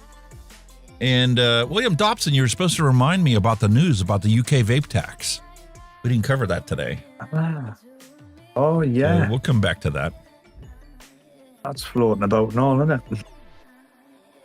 Yeah, unfortunately. If they can't ban it outright, they're going to fucking tax it. But I think a lot of us kind of knew that was going to happen anyway, you know, because with the revenue they're going to lose off cigarettes, they've got to get it from somewhere else, haven't they? So vape's the next fucking best thing. Unless they legalize cannabis, then they'll have twice as much revenue as they did from tobacco. I can't see that happening in the near future. Yeah, like they've been calling for that for years to legalize it. It's just, I'm not budging on it. They ain't budging on that at all. The lawyers are making a killing. Mm-hmm. If they legalize it, half their clientele just disappeared. Poof, gone. Anyway, Lots of let's roll the pros and bumper. cons for Let's see what leaving it. everybody else is. Ooh, yes.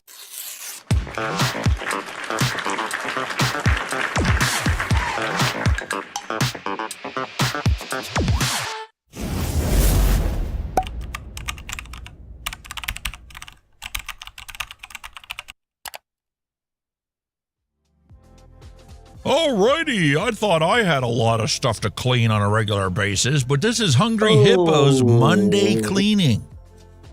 Oh.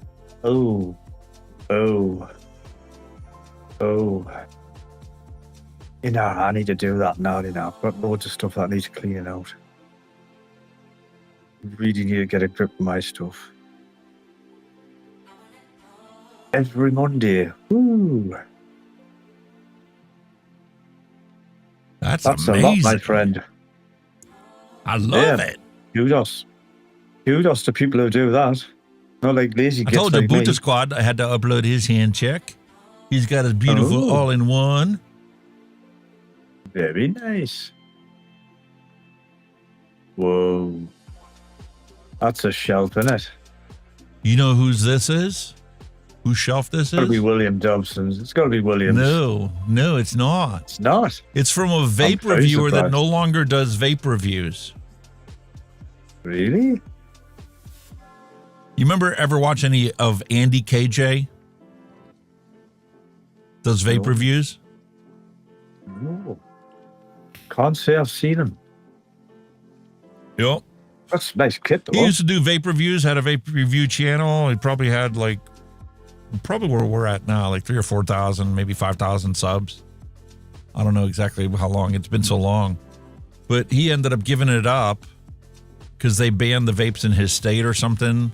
I don't know exactly the reasoning Right. behind it, but whatever. He got to the point where he just wasn't going to do vape content anymore. And then he started doing social media postings for foods. So now he's like reviewing flat top griddles and barbecues and all kinds of different stuff people are sending him. He's doing that kind of stuff nowadays. Transitioned into doing that.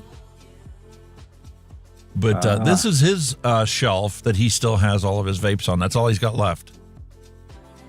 Wow. He had a room set up like mine back when he was reviewing vapes.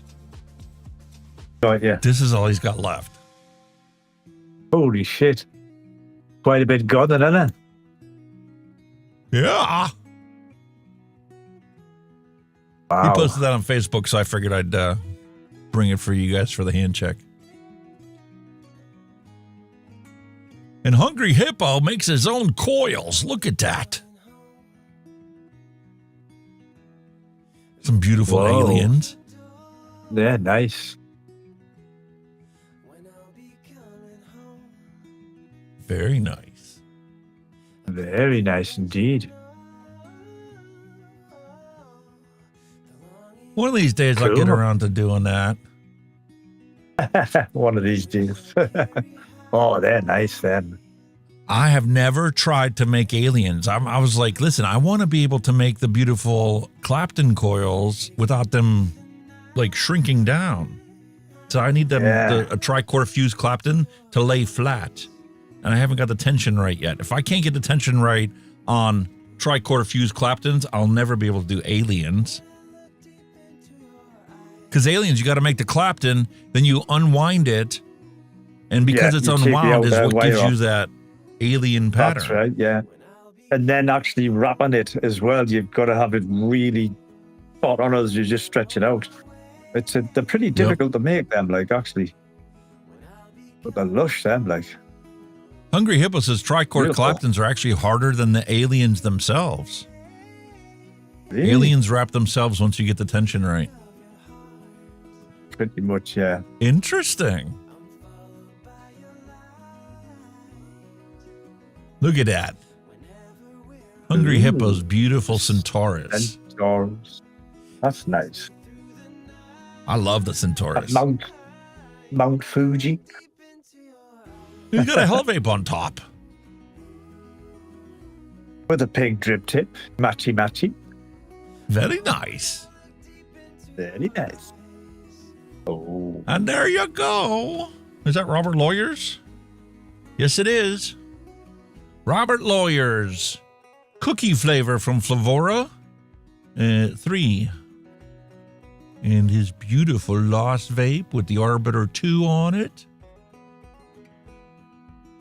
And the Geek Vape. What's the top one? Try that out, G. It's the Quite nice, huh? Baron RDA by Geek Vape on the Geek Vape 100 mod. Yeah, wrong color though. That's his flavor tester. Wrong color. Nothing wrong with it. Bloody rainbow. Wrong color. There you go. Whoa. They might There's the have a next nice time with some one. flavors. Let me scroll through and find out whose that is. I didn't put names on people's stuff this week. This is Darren D's setup. Golden Graham, Morning Joe, Twinkie, Sugar Cookie Dough, Cranberry Sprite, PSK Loaded, Swedish Chef, Swedish Fish. Nice setup. Cool. I like it. That's very nice. Takagawa's like, I ordered me a Centaurus. Should be very happy with it. I didn't think I've got one of them.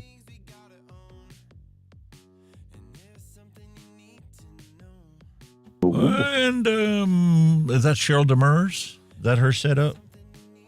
I believe.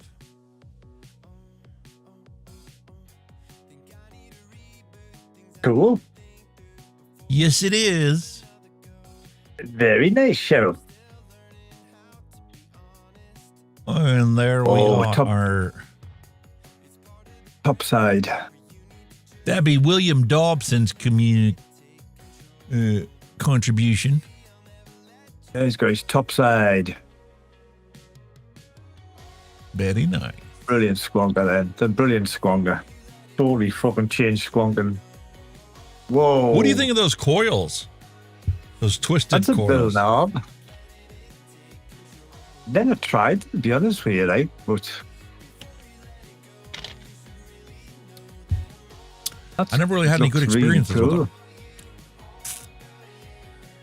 My Coil Master box came with a bunch of those. Aye, that's right. I think I've tried them in the Coil Masters and I couldn't get it with them. They were awful, I think. I thought they were really awful. But then again, Yeah, they were just Canthol too, so it was like, first off, you got to deal with the Canthol flavor. Yeah, they were a bit cheapy chatty and a bit caca-poo-poo. But look at that setup. Nice, that. That is really nice. VLS RDA. VLS RDA. Very nice. The top side. Whoa, that's cool. That's a nice little simple setup, isn't it? That's now awesome. who's got a Maggie Squonk? Yeah, that's mint. That's cool. Simple. Geriatrics uploaded that one. It's simple though now, just simple but effective. Very nice. Very nice. And that Very, right very there nice. wraps up our hand checks for the week. Right, Feel free to some good upload ones yours there to the this week. Discord server. There's a link in the description below, or you can type !Discord to get the link on screen. Some really good ones there this week. Very good. One Chicky Poos. Loved it, man. Love it, love it, love it. So now it's time for us to get our dad jokes loaded up. You bugger off. Dog. We should only want to get out. Dog's going outside again? I mean, that's like my routine chore, 30 times a day at least. Let the dog in, let the dog out, let the dog in, let the dog out. Now he comes in, lies down, but as soon as the door shuts and he hears somebody outside, he wants to get out again. So you're like, no. In a wazoo.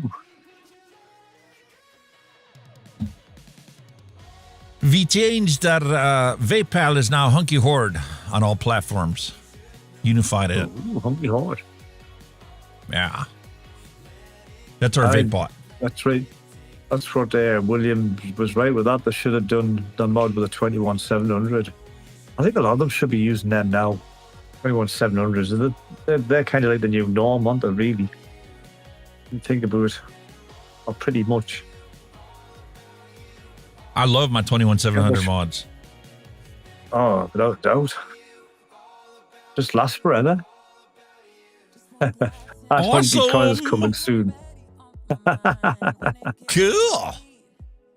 All right, so let's get ourselves our dad jokes bumper, and we can move on to little humor for this week. Yeah, man.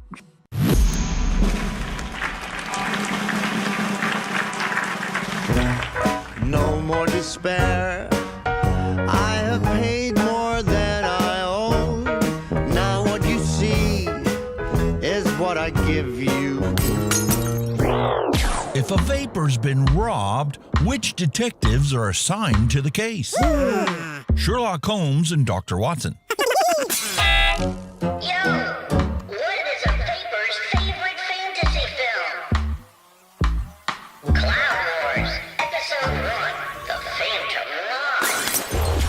Hey man, what do you call advice from a vapor? Drip tips. Hey, is that a mechanical mod in your pocket? Or are you just happy to see me? Hey, don't throw your mod at people, or else it's battery.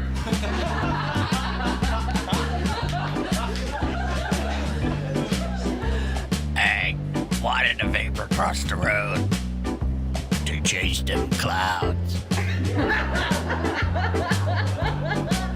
And they told me vaping was cheaper than smoking. Nope, I don't care. What are you talking about? Did you hear about the guy who doesn't pay more than 1 cent per mil for juice? Shut that baby up! Yeah, we get it. You DIY or die. Gotcha. What are you waiting for? Let's do this. It's go time! Ah! People that read books and do research will always sound crazy to those who don't. Fair enough. Robert Kennedy, I'm still talking about you. And me. Yeah. I read your book. And anybody I talked to about it thought I was a lunatic until I showed them, look at the book. I don't believe the book. Look at the citations. Here's the scientific papers. I'm like, oh, you aren't a lunatic, are you? We still hate you. You know too much. Yeah. Okay. Something more for the common person out there. You can only pick one. Which one are you keeping? For me, KFC. Same here. Burger King's a close second. Yeah. Definitely KFC. I love my fried chicken. The problem with Burger King is their fries always were like the most potato-y fries ever. Least crispy. Arby's at least has curly fries to differentiate them. And they make some really good sandwiches. Like they have this turkey bacon club sandwich that they sell now. That's really good. Mallory's like, BK, then KFC. She's got the opposite. Well, Burger King. William Dobson's like, I'll take Wendy's. Wendy's has been like a roller coaster ride. Back in the old day when Dave's running Wendy's, the original Wendy's, it was always consistent no matter where you went. It was perfect. They had some really good changes and some really crap changes at Wendy's. They went to the home fries. Then they went back to the regular fries. Then they I don't know. It's just fucked everything up. Yeah. What? Oh, well. Tradition versus controversy. Tradition is burning dried leaves and inhaling tar, carbon monoxide, and over 7,000 chemical compounds. Versus our modern heated liquid with fewer toxins because there's only 4 ingredients and there's no combustion. Huh? Funny how logic works backwards when it comes to harm reduction. Less so compounds to hurt you, safer, banned. Exactly. Dried leaves and pieces and stems and factory floor sweepings of tobacco reconstituted product. 100% authorized. We changed the ink in our package. Oh, you're still authorized. We're still killing half of the people that use our products. Oh, that's okay. You're allowed to keep selling it. Our products aren't going to kill anyone when used as directed. Banned. Fuck off. What? Meanwhile, the cheap Chinese vapes are bad, except when they're made by Juul. Then it's okay. Hello? Thought he was in Eastern China. Hello. China vape's bad, except when it's made by a PMTA authorized company. Then it's good. What? Makes sense, doesn't it? Here's the reality for you. Public health. Tobacco tax money, motherfucker. We don't have room for public health. Exactly. What? Kiss that one goodbye. So many people have inspired me to be absolutely nothing like them. That's so true, yeah. Hypocrite. Afraid of dying alone? Be like Kenny. Become a bus driver. Yay! Job done. I think if you died, they wouldn't give a shit. They'd say, is there another driver? Something about this looks cool and weird at the same time. It's like that villain out of, what do you call it? What do they call him again? Yeah. Oh. And if you've seen What's it Picard, called again? there's no anything like that anywhere in the series. Nah. One of a kind, isn't he? This is the cost of living in 1970, the year before I was born. A new house cost an average of $23,450. Your average income was $9,400. A new car, $3,400. Minimum wage, $2.10 an hour. Movie tickets, $1.55. Gasoline, 30 cents a gallon. Postage stamp, 6 cents. Sugar, 39 cents for a 5-pound bag. Hey, come on, go lie down. Milk was 62 cents a gallon. Lie down. Coffee, $1.90 a pound. That was a luxury item. Eggs, 59 cents a dozen. And bread was a quarter. Fucking hell. Wow. Them were the days. Them were the days, buddy. What we used to spend on our weekly grocery shopping, my wife spends every fucking day of the week now. Exactly. Fucking hell, man. How times have changed, eh? Kids exploring ancient ruins. Yeah, what's that? It's a telephone. Is it? What the fuck? No, I got a really? phone You right actually here. use it? What is that? It's a telephone. That's not like this. That's No. what a telephone is. Is it touchscreen? Nope. Where's Google? What? How do you find Google's phone number? There was no Google. God damn it. You had phone a friend. That's it. That's it. Wow. In my opinion, those who want to raise the retirement age to 70, which has already been raised there, you just don't know it yet. Shh. Yeah. Shh. They already changed it. You just haven't found out yet. Yeah. They've never had to work a real day of labor in their lives, ever. I'm saying all pen pushers. I mean, oh, I'm a cramp my wrist. Yeah, right. This is an abomination. You should be able to retire at 62 with 100% of your pension. Hey, because the whittled it away, so your investment is worth fuck all. That's a problem. They can't afford for you to retire. They can't afford to pay you a pension because they've whittled it away. Cheryl's right. Cheryl's right. 411 for information if you were too lazy to look up the number from a phone book.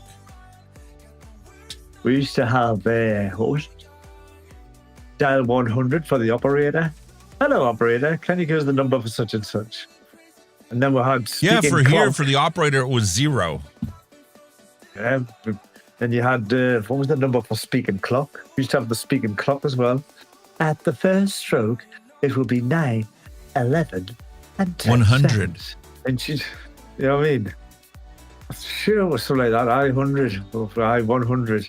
At the first stroke, it would be there. And she used to say it every second. You're like, for fuck's sake, what a job. 1, 2, 3. 1, 2, 3, aye. That was it. Laugh all you want, but the information on those floppies can't be hacked from around the world. Wow. True and all, isn't it? I always wondered that, man. Why is there a padlock on the floppy disks? Like, you could pick that thing up and hoy it away. Hoy it out the window. Those discs were indestructible. Hit it with a hammer, you're in. Yeah, just hit it with a hammer, you're in. See, this just goes to prove locks only keep the honest people out. Yeah. Those were the days. Floppy drives, Jesus. You know, I don't see the mainstream media anymore. I see just a bunch of actors, liars, manipulators, thieves, tricksters, and brainwashers. You know, to keep the population dumb and compliant. Yeah. So true. When the job description looked really great, but the reality hits of how much your new job actually sucks. Yeah. Been there, done that. That's a pretty accurate description right there.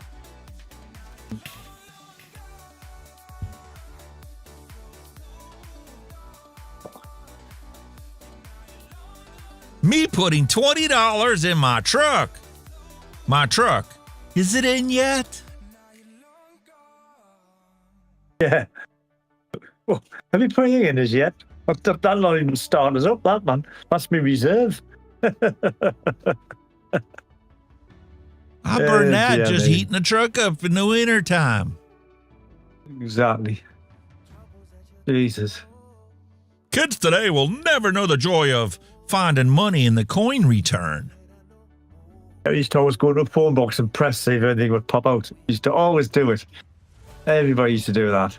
Everybody used to do it. Whoa! And unlike the arcade games, these levers and this coin return never broke. Unlike, the coin return in the arcade machines, they are always broke. Everybody was bashing them with Especially them. on Give me money the back. machines that were stuck.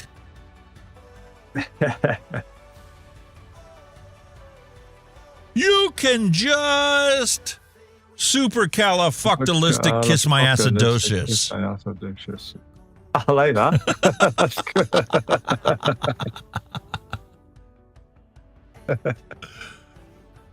Dad, I got suspended from school. What? Why? Oh, the teacher pointed a ruler at me and said there's an idiot on the end of this ruler. So I asked which one. Oh, man, you totally are my son, aren't you? Which end? That's pure logic. This is me playing my instrument, and this is me playing the exact same instrument after I hit record. Yeah, you just play like a twat, don't you? Like, what the fuck? In memory of 9/11, we will never forget. Nor will we forget, or I will forget, that we've had 87 of them since Robert Kennedy took office as HHS secretary.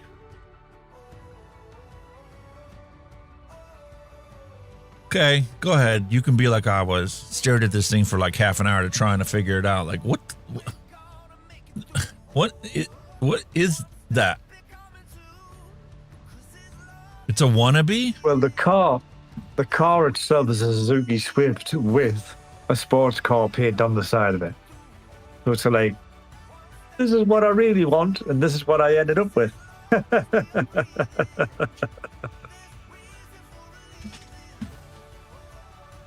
Yes, Buta Squad, this really is a vape show. I spent the first 2 hours on the soapbox trying to get Robert Kennedy to do the right thing. This is one of the biggest lies of the 90s and the 2000s. Anti-skip technology. Nah, never happened. Never worked. That only worked if you left it sit on a table, unmolested. Attention everyone. According to Neil Pitts, shut your mouth Dylan. Now back to your regularly scheduled content. That is all. MP3 player, That is all. Oh my god. Remember the days. Don't make war, spin vinyl. Oh yeah. How many of y'all remember the pleasure of the needle, putting the needle on the record? Yeah. Still got a lot of vinyl up in the loft. That's a pretty cool angle, though. I've never thought about, taking a picture of a record player like that. Those look kind of like a bazooka. Took it off. Took the needle off, haven't it? And just looked. Yeah. Doing the connection. Looks like a tag, doesn't it? Diddy. Oop. Whatever happens next, people, do not comply. Thank you, Kenny. From one of my favorites. I am so glad I got to watch that movie. That is one of my favorite films. It's brilliant, isn't it? I get it. Absolutely brilliant. I want that burger right there. That's what we gave you. No, this is a piece of shit. I want that thing.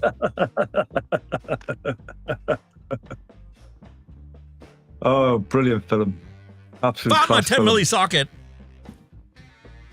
Oh, dear. In your tire. Unfortunately, the wife needed new tires. But then again, looking at the tread, she needed them anyway. But I found my 10 milli socket. Yep. Not a good place to find a 10 milli socket, like.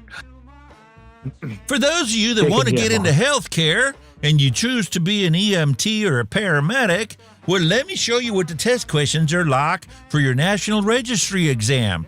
Are you ready? What color is saline? A, clear.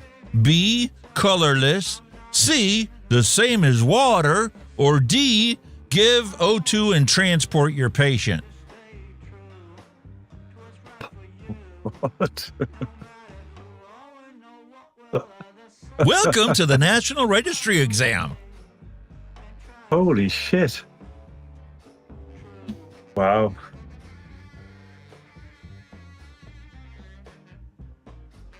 One more night. Give me just one more night. Give me just one more night with you. Yep, I know that one. Bill and Ted. Be Bill excellent. and Ted said it best. Yeah. Be excellent to each other, excellent. people. Yeah. Look at Keanu Reeves there, man. He's just a boy, isn't he? Yeah. My wife's favorite song from the 80s. Oh, I'm struggling with that one. I wear my sunglasses at night so I can. Oh, yes, I think that rings a bell. Yep. I think that rings a bell. That's going to have to get added to the Hunky playlist. Uh-oh. Notepad. Corey Hart. Sunglasses at night. At night. Cool. Very good. Cool. Blast from the past. Speaking of my old lady. Hairdresser's life. Marlboros. Pack of Marlboros in there. Tut, tut, tut. A pack of Marlboros next to your tip money and your shears and your little case for all your little clipper attachments. Yeah, man. Wow. We didn't have vapes back in our day. We had Mr. Sketch, scented watercolor markers. Each color had a different scent. Total recipe for disaster, that wasn't it? What's that smell like? That's appropriate for the protection of the public health. Yeah. You, sir, need fucking help. Definitely. That's a very good statement. This has been removed from my advocacy folder so as to prevent me from using it excessively on Twitter. Oh. That's no good. You know, I'm trying to give up sexual innuendos, but it's hard. Attention so everyone. Hard. According to Neil Pitts, Kenny wears his bifocals so he can see the road. Now back to your regularly scheduled content. That is all. Pretty much, mate. Welcome to the new midlife crisis. We'll be knackered if that was Meanwhile, the case. here in the lovely state of Pennsylvania, you go to the dollar store, that's about what you're going to see. What the fuck? Well, you know, you didn't have enough money to pay your car insurance, so you still got to go to the store. There's no insurance requirements for you to drive a tractor to the store or a riding lawnmower. It took me a while. I hope you didn't have to travel too far. And you can do the city a public service by mowing the curb of the road. As you go back, yeah. Took me 5 minutes to write that text, and all you could possibly text back was K. How many of you children do that to you? Yeah. All the little shortcut things, you're like, what does that mean? You know, LMO and all this, but like, what? I've just wrote a paragraph. How many of you have had it happen so many times you catch yourself doing the same thing to your wife until you realize she's going to cut your head off the next time she sees you if you do it? Yeah. Yes, darling. Never K. Break me and you get 1 year of bad luck. That's nothing. You break me, you get 7 years bad luck. Amateurs. I'll change your life forever if I break. Attention everyone. According to Neil Pitts, K. Now back to your regularly scheduled content. That is all. I knew he was going to do something like that. Kids being disciplined in 2025. Yeah, Mom, whatever. Me in 1985 when I rolled my eyes at my mom because I didn't care for what she had for dinner. Yeah, it was so true. What did you say? Oh, yeah. This is why we need to ban vaping to protect the children. Right. Please excuse the mess at my house if you come over. Our standards have lowered with each child that we've raised. That's true. Damn, boy, I didn't know you were raising an orphanage. Well, actually, I have. I've been divorced 3 times. All 3 of them had children. what happened there. I've raised half a dozen children myself.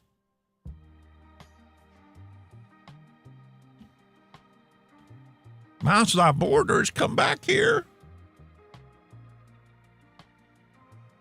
You know, you cook a husband a meal, and they'll eat for the night. Teach a husband to cook, and you'll be cleaning the kitchen for at least a week every time he cooks. Yeah, I beg to differ. I kind of clean up after us. Oh, I do, but not as much as I should. Teenagers, are you tired of being harassed by your stupid parents? Act now. Move out, get a job, pay your own bills while you still know everything. That's so true and all, eh? Lordy do, eh? They know it all.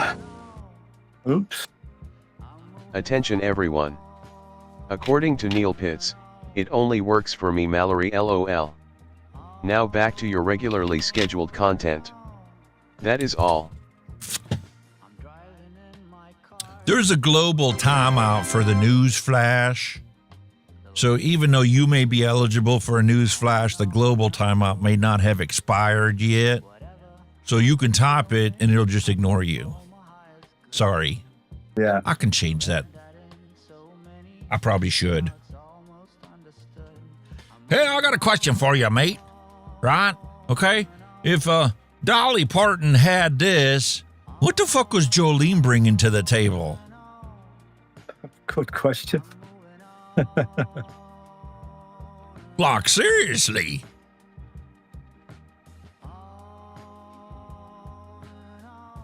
Not knowing the truth makes you ignorant. Not wanting to know the truth makes you stupid. Are you stupid or something? Yeah. This is your warning. The Mariah Carey defrosting process has begun. Yeah, the word Christmas song every fucking year.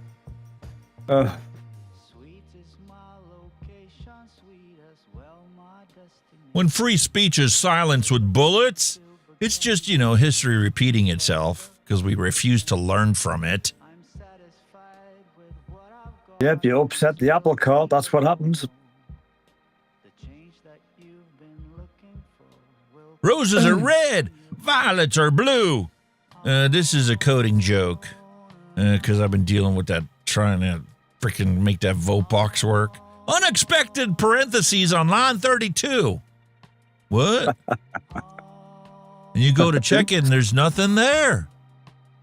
That's because there should be something there. There should be a comma there. The unexpected parentheses is at the end of your code.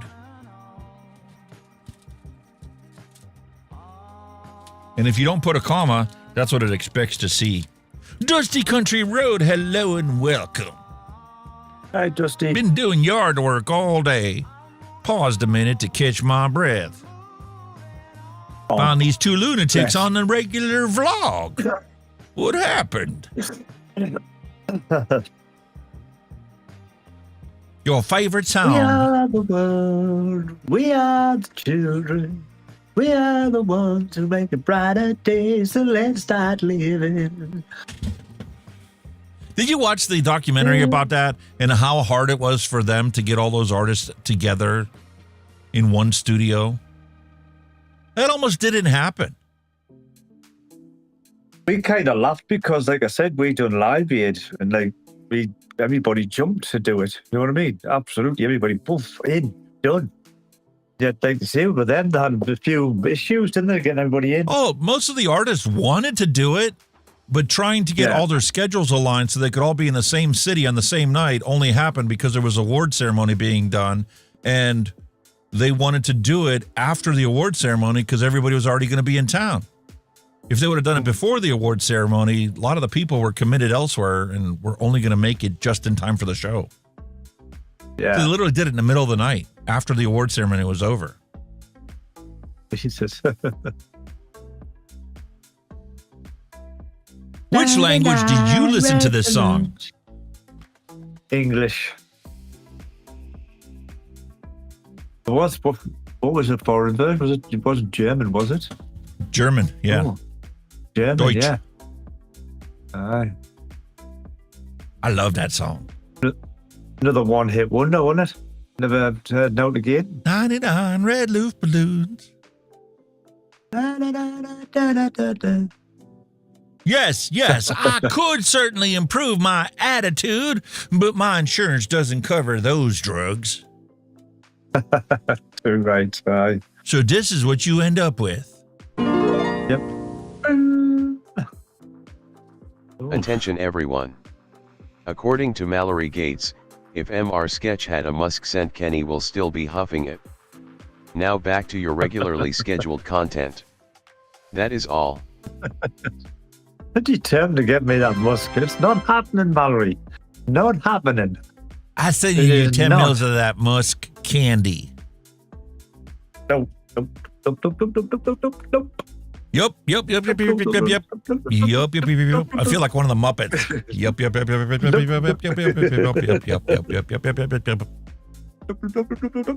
Hell no. And then what you do is the next time your child misbehaves, you pull out that bottle and you squirt it on them. That's an idea. I'll use it as a weapon. Granny's Some granny atomizer. shit. Yeah. Oh, touch me. You want to sing it or do it? It's on the tip of my tongue as well. I can't remember how it goes. I want your body. Yeah, Touch me now. That's right. All right, we'll add her to the list too. I mean, really, she was a page 3 model turned singer who couldn't sing. She was awful. I mean, I'm nothing, sorry, but she was awful. Yeah, Couldn't but it sing. reignited her poster sales. Oh, yeah. Mr. E.T., the joy of AI. Yay or nay? Holy fuck. That's creepy, actually. That's very creepy. Holy moly. Hell yeah. I'll take me some. Is that before you had 10 rounds of Rocky or after? That's B.A. Baracus after he had a B.A. puff of a Baracus. nicotine vape. Whoa. I ain't get no plain fool. Oh, Surely you know this one. Right. The locomotion. Come to the locomotion. When I was a kid, you could go into a corner shop with a pound and come out with 2 Cokes, 2 Freddos, and a magazine. Nowadays, CCTV everywhere. Shoplifter. And that's from the lovely land down under, if you hadn't figured out yet. The Evening Gazette. Lorena Bobbitt moved to Russia, now known as Ivana Kochakokov.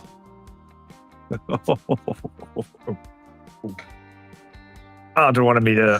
Sorry. I want to cut your cut off? Nope. Hey, here's a beautiful marketing opportunity for you. They should make Flintstone-shaped Flintstones. Tums for all of us that took them as children and now need them as an antacid. Flintstone Tums, God, I don't think we had them over here. I remember seeing them.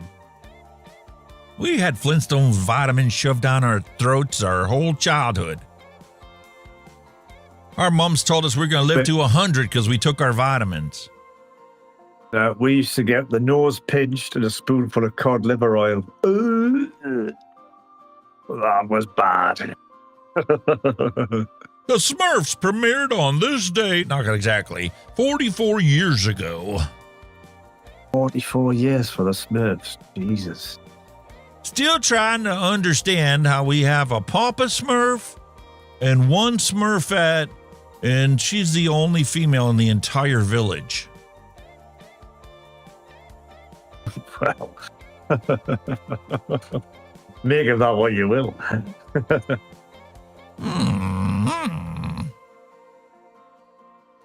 You know, education should focus on teaching students how to think, not what to think. What to think. Yeah. Charlie Kirk, rest in peace. Daily Daffy. Debbie Harry seen in the supermarket trying to reach for soap powder, but was unsuccessful. She complained. The tide is high, but I'm moving on. I'm gonna be your number one. Love it. Love it, love it, love it. Oh, yeah, we already covered that one. Once you see it, you can't unsee it. You wish all the bills had that picture on it. It's weird, isn't it? Uncanny. It works, though. Yeah. Another of my favorite songs. Red wine.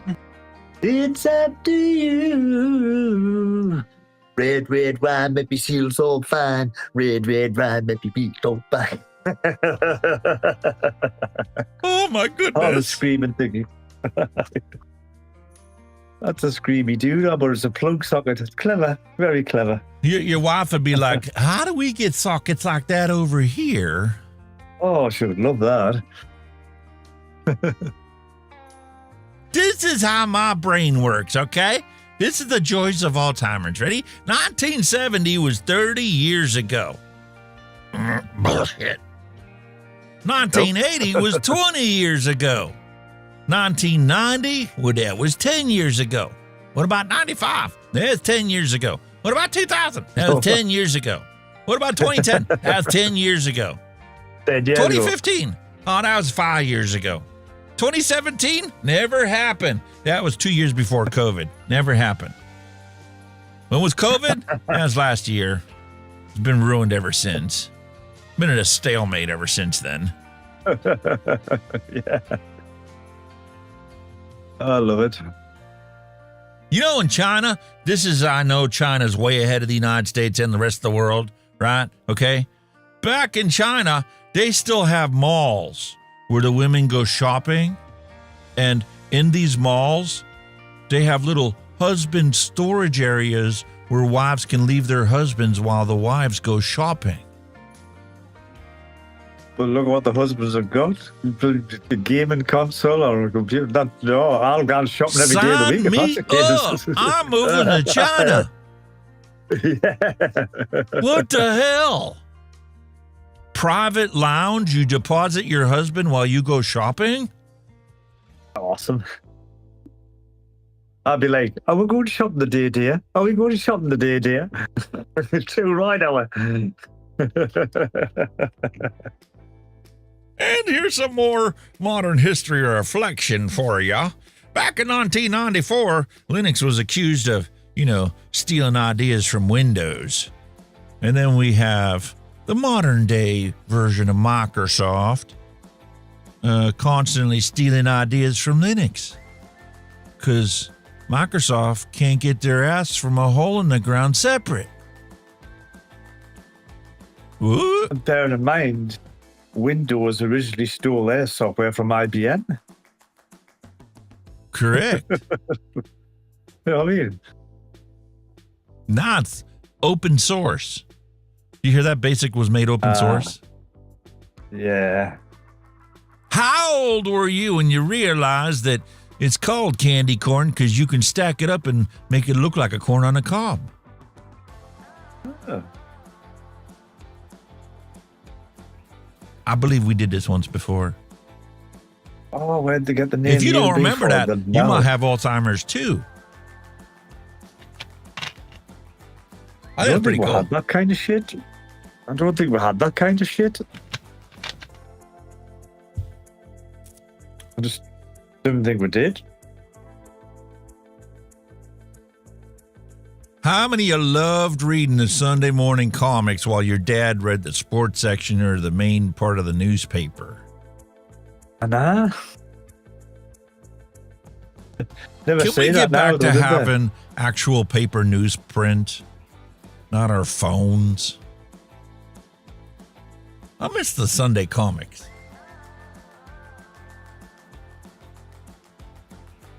Meanwhile, let's make America healthy again.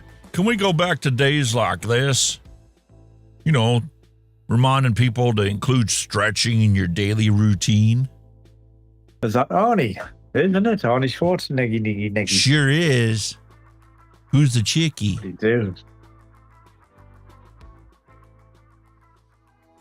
I believe that's Heather Thomas. That's right, William. It was off the dual card UB40. Your old dual card. Can we please stop being so busy as a Republican or as a Democrat that you forgot to be a decent fucking human being? Yep. I think this was what Patrick was trying to get across on the show Friday night. He was like, red pill or blue pill? Do you get what it means? And then he switched to stick figure people. And Jason was like, yeah, it looks like the red guy cut the arm off of the blue guy. Patrick was like, oh, that's not what I wanted people to understand. This is what he wanted the message to be.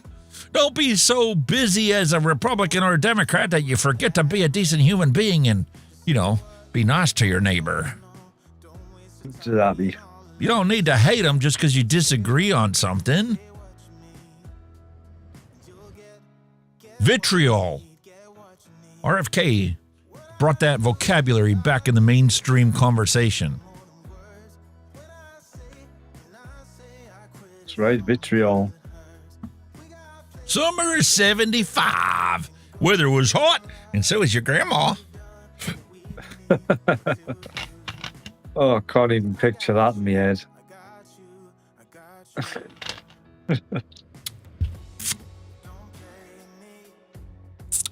True. First episode of Chips aired 48 years ago. Oh, September 15th, 1977. Jesus. Fucking hell, 44 years ago. Jesus. Oh. Old. Very old. You know your true colors. That's why I love you. So don't be afraid. Show I'm surprised you can get that high. Oh, God. Dog would have to bite my nuts and I still wouldn't be able to get that high.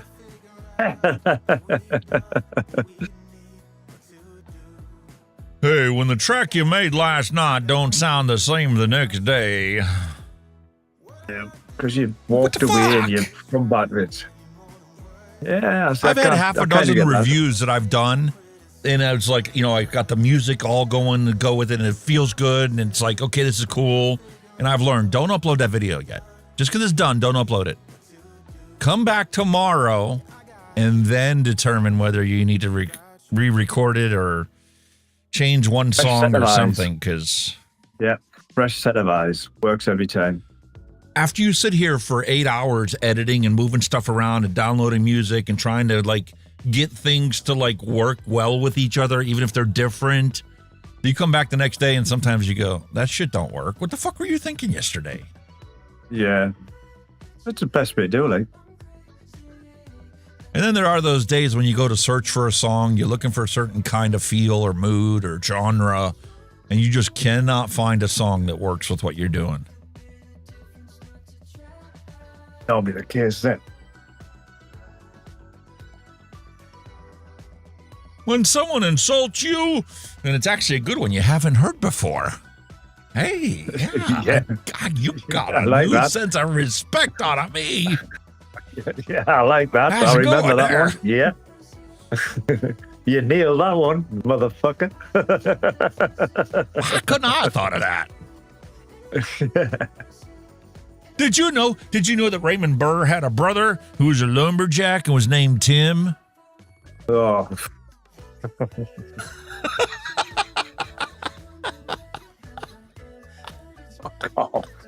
That's a jazz, you know. How many Proper all jazz. had Oh. a collection of VHS tapes back in the day that came out with a beautiful artwork if you got the whole set? I was never really a collector, to be honest with you.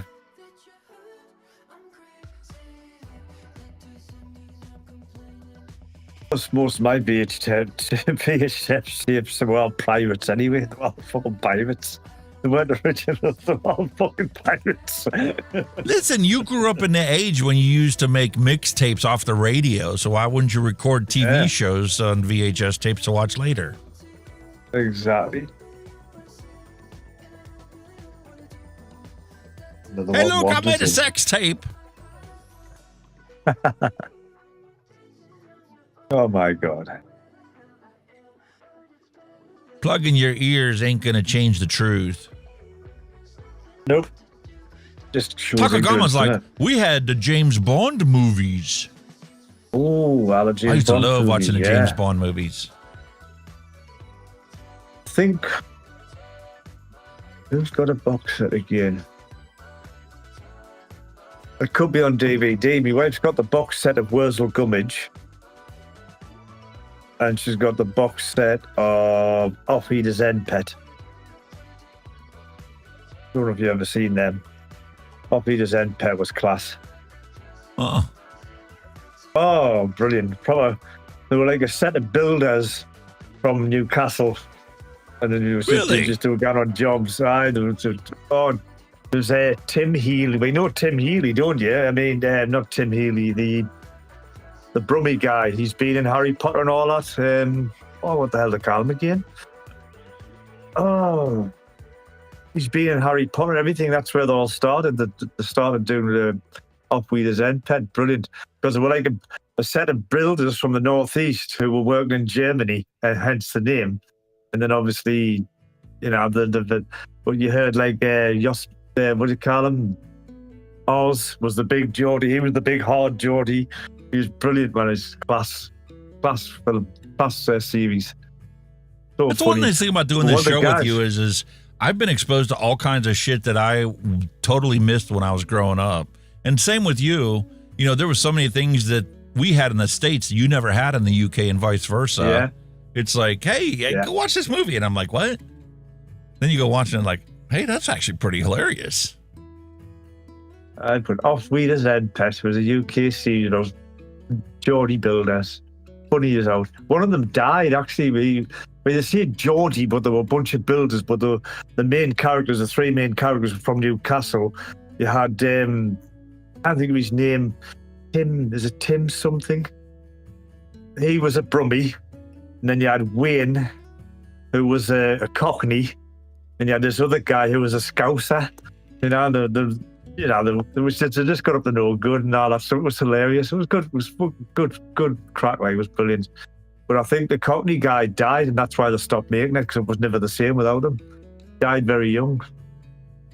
But there was lots of series that were like that over the years that, you know, everything worked great, and then it was just like one character couldn't do it anymore or whatever, and they swapped them out, and it's just like the whole series tanked because of it. It didn't work anymore. The hell they call him again? That's bugging me now. I know who it is. Here's another one of my pictures I had to pull out of my advocacy folder because I don't think I'm going to accomplish much worthwhile if I use this as a reply. Oh, sure. You're smart. Sesame Street smart. Oh, man, who the fuck was he calling? And don't forget, folks, Halloween's right around the corner. Make sure you plan your costume appropriately.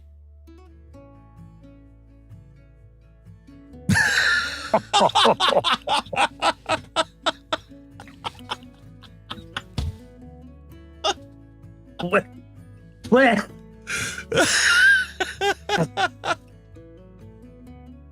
Where on earth did you find that? Jesus Christ. Well, that costume won the Best Costume Award. I bet it did. Okay, hell. Jesus Christ, that's a bit Very harsh. nice. Oh, shit. I Not love it. you again. I have yet to find a Nice place to doormat. order this doormat. Oh, God almighty, man. Come on now. That's the last of the dad jokes. Some bitch, we done. Timothy Spall. That was him. He's been in Harry Potter. He was the little horrible Weasley. That's where he started off. He's his end pen. Timothy Spall. Really? Brilliant. Right. Tim Healy, Jimmy Neal, Pat Roach, who was a wrestler. He's dead. Kevin Wheatley, who was obviously with Inspector Morse. Gary Holton was the guy who died. Christopher Fairbank. Bill Nighy was it. Bill Nighy was the boss. He was the gaffer. But yeah, they were all in it, man. They were brilliant. It was a brilliant series, man. Clive Russell was in it. Quite a few famous people in it. We know how they started out and all that shit. It was brilliant. Have you heard Robert Redford died? Did he? Oh my God. Yeah. 89. We've just had a boxer die, Ricky Hatton. He was only 40 something. He was 49 or something. He was a professional boxer. He won a few titles and stuff like, but he died. 49. Robert Redford, man, Jesus Christ. Done some I'm trying to think movies, what the hasn't he? first movie was that I saw him in. I don't think it was The Great Gatsby. Ooh. I can't think. Jeremiah Johnson. I saw The Candidate. A Bridge Too Far. Remember that one? That was it, guy. Bridge Too Far, Robert Redford. Probably the first one I've seen, I just watched that last What was week. that other? What was that other one he's in, man? When he offered this bloke $1 million to spend one night with his wife, man. What was that film? Up Close and Personal. Was that it? Was it? Yeah. Horse Whisperer was really good. The Unfinished Life is a fantastic movie. If you ain't never seen that one. I've never really seen a lot of his films. Yeah, I mean, Pete's Dragon, obviously, was seen that with the kids. I mean, but Robert Redford, man. Jennifer Lopez was in this movie. He did it with Morgan Freeman. Morgan Freeman, classic. Like 4 people in the whole movie, plus the local sheriff. It was really good. Wow. Robert Redford, man. Gee, me.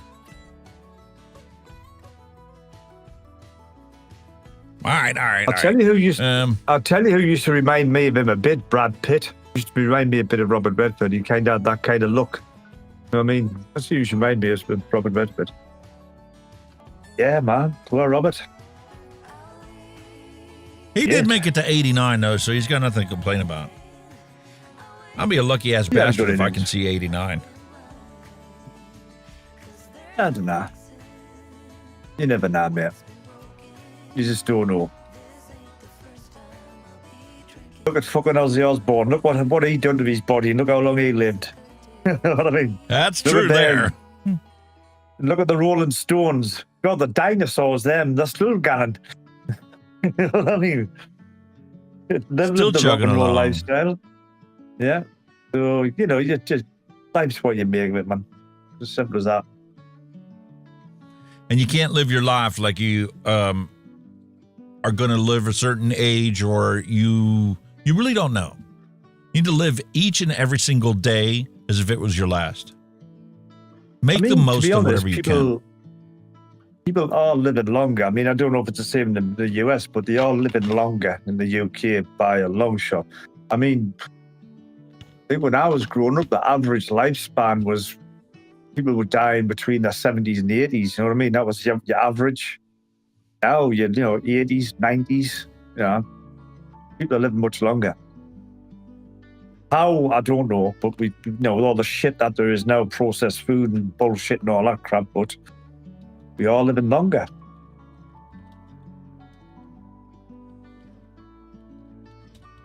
That's why there's like a crisis here for looking after the old people, because there's just people are living longer and they haven't got anything in place to look after them. All your care homes and shit cost a fortune. You asked a question. I didn't know the actual answer to it, so let's ask GROK. What's the average lifespan in the United States, and how has that changed over time? Well, the average lifespan in the United States typically measures as life expectancy at birth is approximately 79.3 years of age as of last year. Jesus. This figure represents a modest recovery from pre-pandemic declines, with projections estimated to reach 79.6 years of age by next year. So it's getting bigger, despite the fact that it was going shorter pre-pandemic. Stephen L., hello and welcome. He says, I'm already past my expiration date, so everything now is just bonus playtime. Hell yeah. Yes, dear. Upward trend. Interesting. Yeah. I think we need to do a retro vape. Yes, sir. You ready? I am.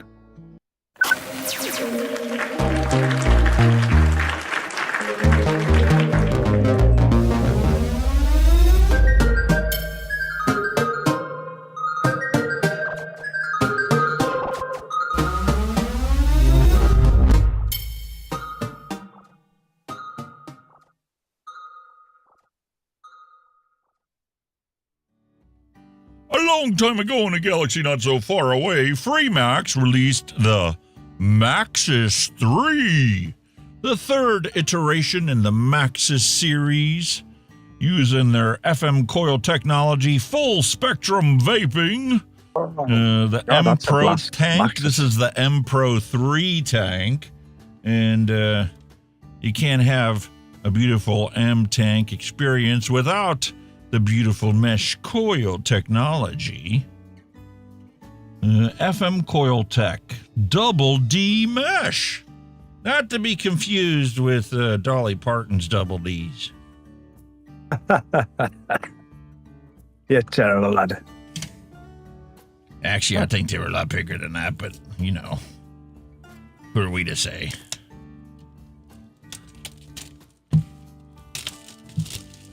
I can't believe I bought this thing and never did nothing with it. Are you stupid or something? Maybe. Just maybe.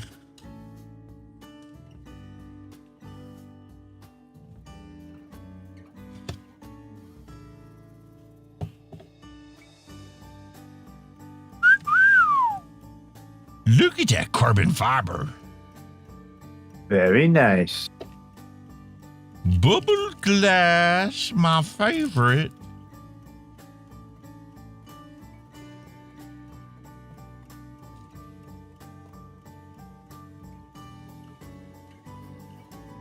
Hey, it already came. I heard myself. What happened?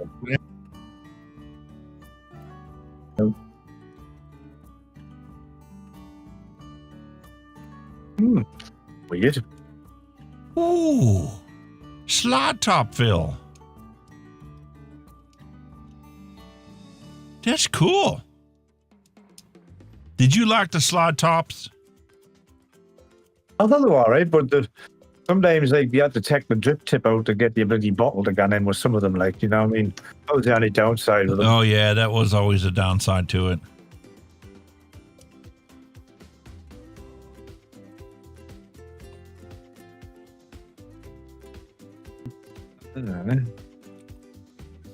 Look at that bloody massive coil in there. This is the M1D, the same that we saw in that box of spares. Good thing I ordered spares. Cool. Oh my goodness, what the hell's going on here? It'll be tighty. They had Hulk Hogan tautness in here Or is it a push in? I don't know. I don't think so. I think that's a twist or a screw in. What the hell? Looks like a screw type. It looks tight. Oh, not so tight when you're using needle nose. Yeah, the old pliers. I couldn't do it myself, though. Free Rider Vapor, hello, welcome. Free Rider Vapor. Hello and welcome, Free Ride Vapor. So here we got the beautiful Maxus 3. 50 to 80 watts for a 0.15 ohm coil. Ideal is 70 watts. Very nice. And I'm going to be using my Mango Sunrise in this. Very nice. Since I love it so much, we'll saturate the top of the cotton in there.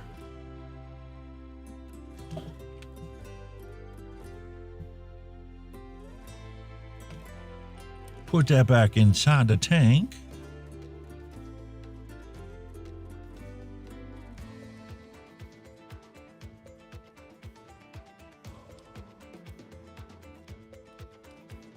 Needs a little e-liquid in there.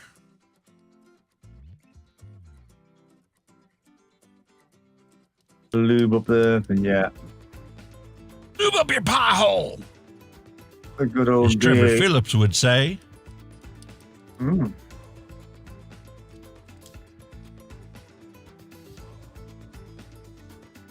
Well, that works nice for a 60 ml bottle, but I totally get what you're saying about you had a 100 ml bottle. You have to take your drip tip out. Yeah, a little bit of a pain in the bum. Very nice. A bit of a pain in the arse. Okay, we can set that aside.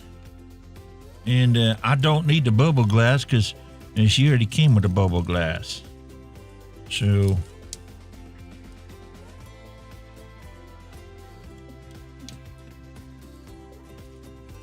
let's look at the mod.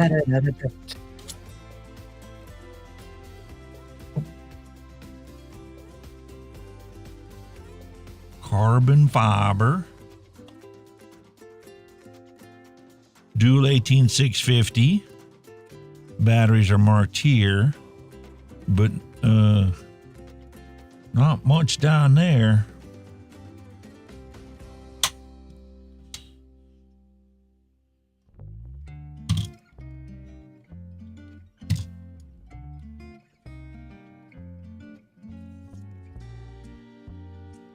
Lovely. Mode.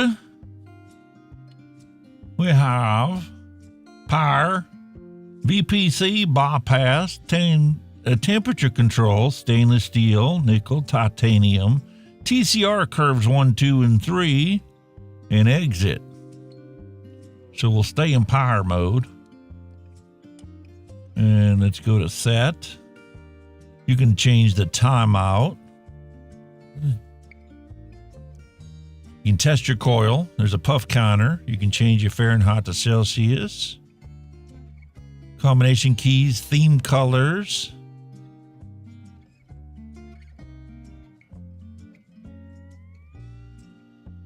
That's cool. Bo gonna be happy. Look at that, purple and yellow. Oh, yes. Green and yellow. Red and yellow. White and yellow. And a blue and yellow. LED control, Kenny's mode. Off. Turn them lights off. That's a ridiculous thing. Don't need them. Alex mode. LED on. Does it blink? Does it flashy? LED mode. 5, 4. Oh, no. Oh, the popo's coming after you. 3, 2. Rainbow. Oh, that matches my computer. 1. Always on, rotating through colors. I go number 2.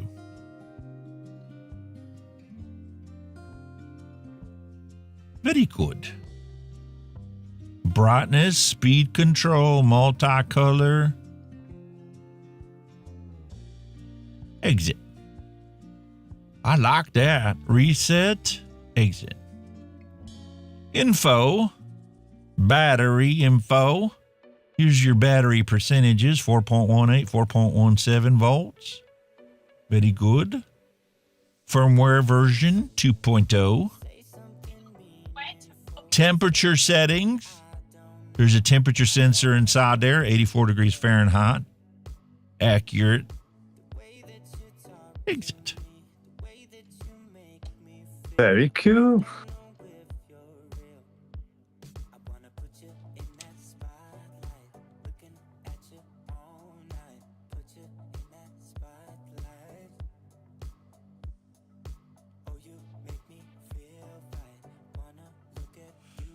Nice little display. No atomizer. That's bad. Oh, that's not good.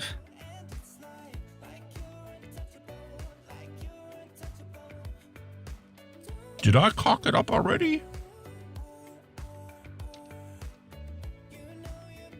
Uh-oh.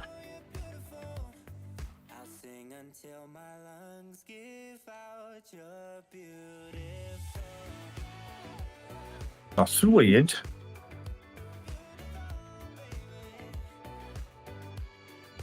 Bloody hell.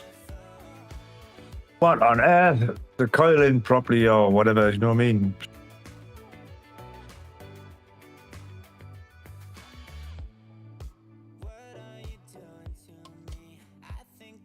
Is it a spring-mounted 510 by any chance? Spring-mounted 510?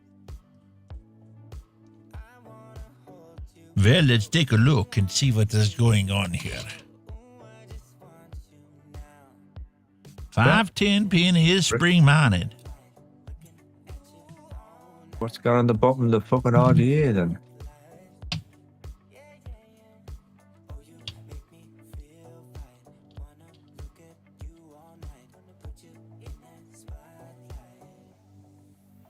Uh-oh.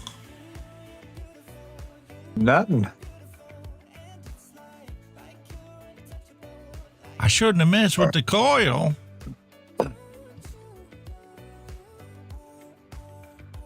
I screwed something up.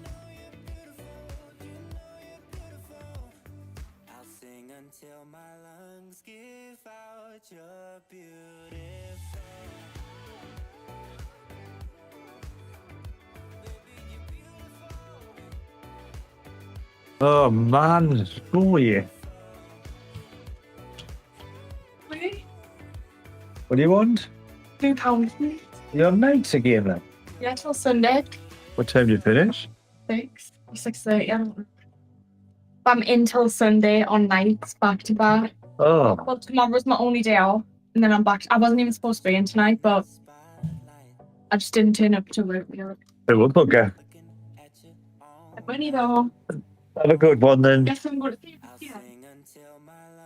Are you on a grande? I am. Yeah. Cool. I take him out because you'll just thing on the door.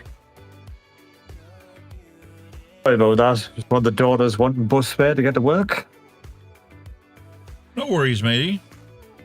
She's I'm on just night sucking shift, all the bless fluid her. out of this brand new tank because she won't read the coil. She's on night shift, bless her.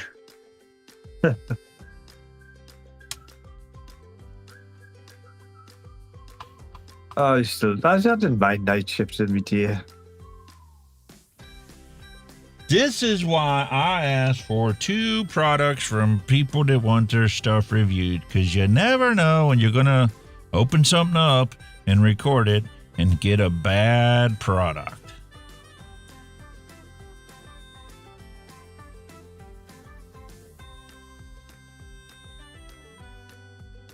Not good, is it?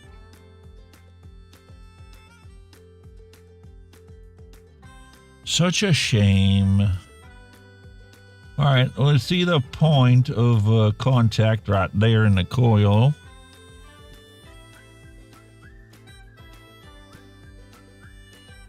Where's the ground?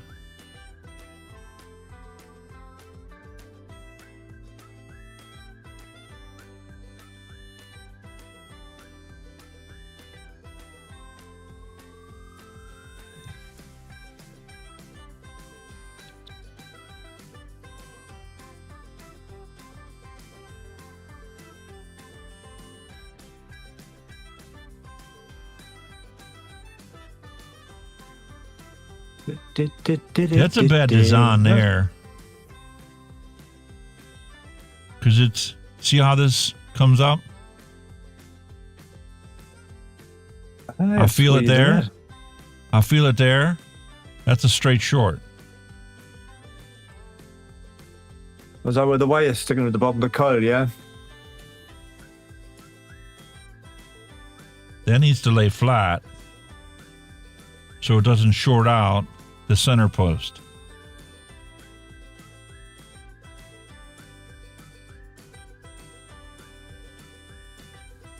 Ah.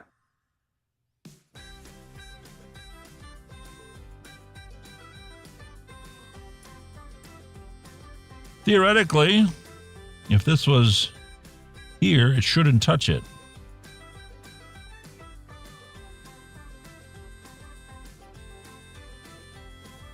Makes contact there. Theoretically, yes. But when you twist this down, if that gets any resistance there, it's going to move out of place and short out.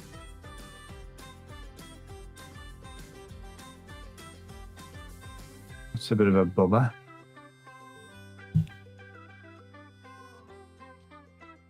Let's see if we fixed it.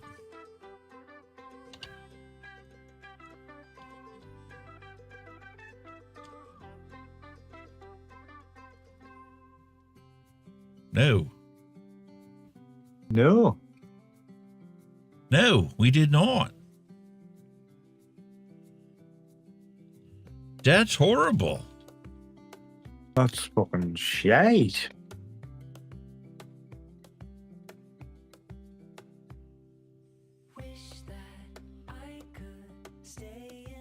Oh.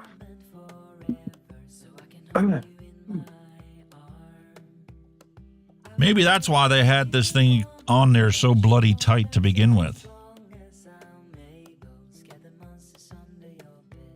Possibility, mate.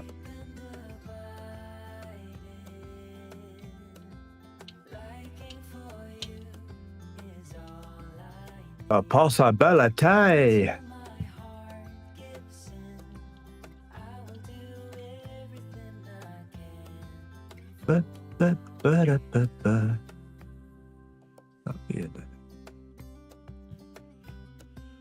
Here you go, buddy. 0.14.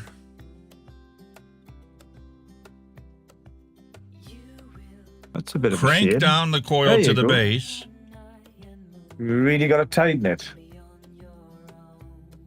And then puts the top cap on. But now, hey, when you kind of get the popping?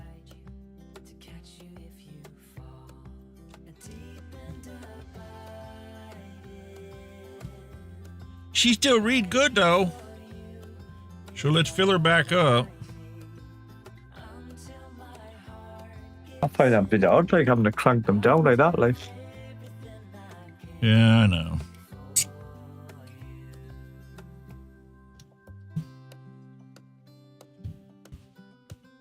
Imagine if you were doing a product review for this thing and that was your experience. Oh. Cut. Try again. Cut. Try again. Cut. Don't get off. Like, what the fuck?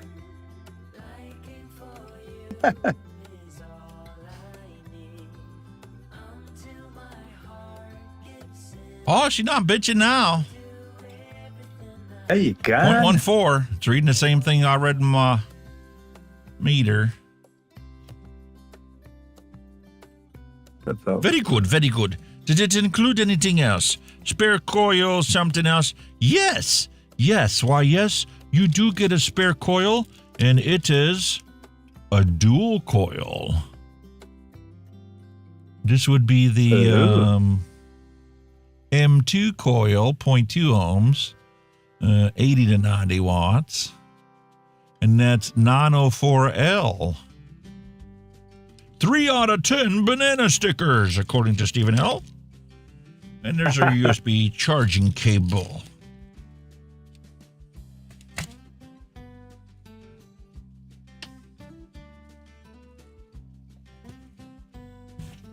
Fortunately, Freemax's pod system's way better than that. With their dual coil in here, much, much better. And for those of you that are coming in late, that was the Maxus 3. Child resistant, really? What the fuck? Well, it's adult resistant too, because I needed to Tell you go in to cut and the fucking retighten fire. the coil. Had I not fucked with it when I first got it, it probably would have worked perfectly fine. But I always take the coil out and put it back in to see what kind it is and what the connection is and how finicky it is, because Smock was notorious for that. You had to crank down on the base with the coil to get a good ground on it.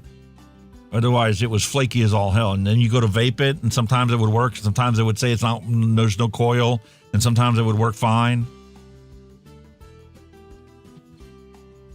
Jim. Yes, mock coils were terrible. Well, let's take a look and see how she did. Hey, well, it is Freemax, like, Maxus. I need to go to the doctors. Like, I really need to go to the doctors. I am itching like a fucking flea-bitten dog. You have any allergy pills at your house? Some Look at me Zyrtec? fucking arms, man. All the dots and everything on my arms. That's not good, all matey. Fucking shit. It's all dots. Hey, look at it all. Did you ever have chicken pox when you were a kid? Yes, and German measles. I've had them. But it's really, I don't know what it is, but it's just, I'm clawing, like, I'm literally, like, being taking the bark off, you know, I'm all scabbed where I've been scratching that hard. Oh, it's, and I've got some antihistamines. I've been taking antihistamines, but they're not doing out. Oh. Uh-oh. I didn't like that pace. Oh. What I'm there. I forgot how good stock coil tanks are. They were good. I was Brilliant. just bragging about how good the flavor is on this fucking dripper. And in this tank. And then I had a chuff of this.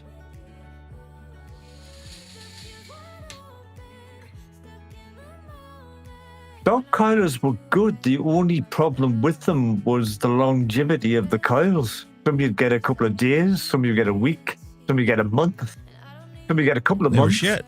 And then obviously over time, when they brought out a new release, they eventually stopped making the soft coils for that product. So you were fucking screwed. That was the danny downside with them. But I forgot how good they can fucking taste. That's my simple. yeah. And that was a 3 milligram I mixed up of the Mango Sunrise. It's just 3 ingredients and sweetener. I'm using it on everything because it's a subtle characteristic that even the shit tank, you can still taste that it's the same recipe, but you can easily analyze like how much your tank reveals in the flavoring profile. There's only 3. So it's easy to tell, listen, this one will only give me the tangerine flavor. This one, that juicy orange, just disappears.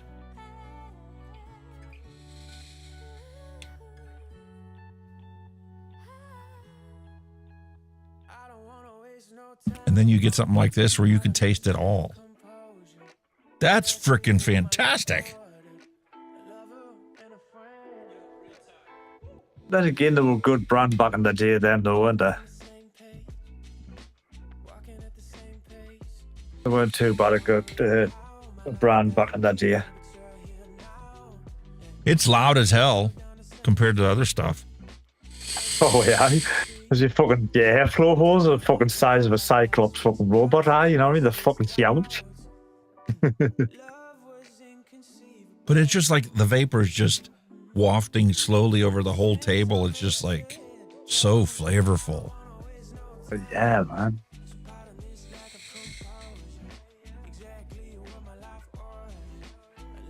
That's what I needed. That's what I needed, a reality check with all these other things. I've been so freaking in love with this Blaze Solo 2 and with this Dead Rabbit 4 that it's like, I was a kid like kid at Christmas opening up these things and trying them out for the first time. Yeah. I was blown away by how flavorful these products are nowadays. And I'm like, people are going to think I'm a lunatic if I put another video up there saying it's the best thing since sliced bread. This was my reality check. This brought me back to reality going, there is a level of vaping that gives you even better than that. But it's a stock coil experience, and these coils might last 3 days, might last me 5 days, might be 7, might be 10, might be 14. Yeah. It might be such a slow, diminishing flavor return that I don't even notice it until I go to change the coil and I go, oh, those are fucking black. I should have changed that like weeks ago. Yeah. Well, let me tell you, with the Blaze Solo 2, after 6 days, you pull that coil out and it's going to be black. Like, dude, how did you not notice the flavor diminishing yesterday?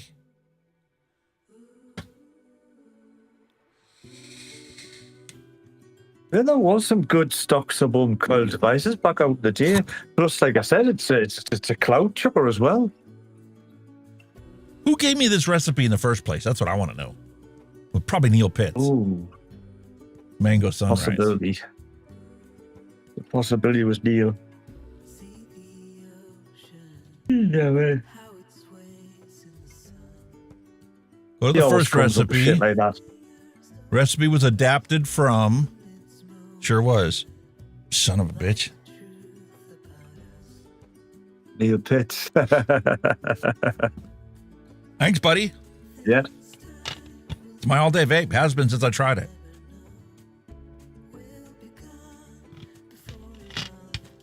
It's mid though. I don't say there's hardly any ingredients in it, and yet you've got a nice, wonderful flavoured vape. Weird, isn't it? Nothing complex. The tangerine, the mango, and the over juicy top. orange play very well off each other. They're complementary. It's like listening to a trio singing. Sometimes you get the orange more, sometimes you get the mango, sometimes you get the tangerine, and then you get this Freemax stock coil tank, and you taste all three of them, and they're in perfect harmony. Oh, that's a question. Oh. Is this better than the Blaze? They're two different. They're two different beasts. The airflow that is on this is a fraction of the airflow on this. I mean, see the hole? It's huge. Look at it, man. Like Cyclops' robot. Nowadays, it's the $6 million man. You can probably look through it from the other side. Remember the $6 million man? Boy, you can. There you I go. see myself over there. This is buttery controlled airflow. It's a very restricted direct lung. Okay, not very. Bogan's Blotto is a very restricted direct lung. This is a restricted direct lung.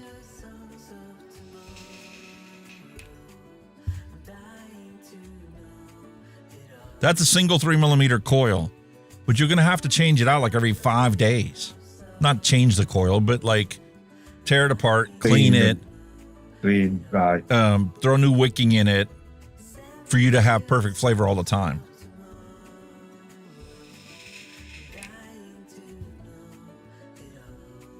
I can already tell that this been 4 days since I cleaned this coil.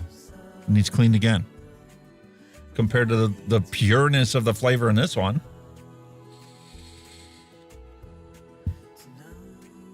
Before the show, I thought this was perfectly fine. I know I figured I had another 2 days left on it before I had to clean it.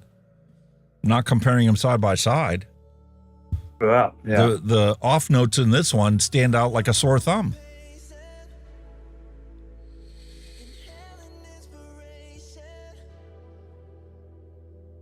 Plus, you Wow, seem to have the what a best of difference. both worlds. It's a cloud sugar and it's flavorful. That was a rarity back in the day. It was either one or the other, wasn't it? Let's close the airflow halfway. And we're only at 60 watts. This was supposed to be best at 80.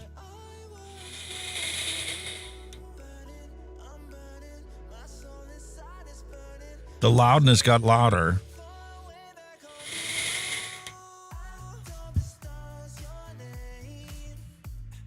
It actually diminished the flavor. I like it better wide open. Let's bump up the wattage. Go to 70.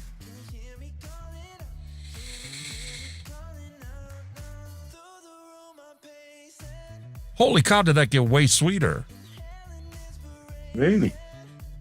Oh. It was at 60 watts originally, and we're at 70 watts now. And they said that the best is... Where is it? 80, wasn't it? Best of the 80? I thought it said that.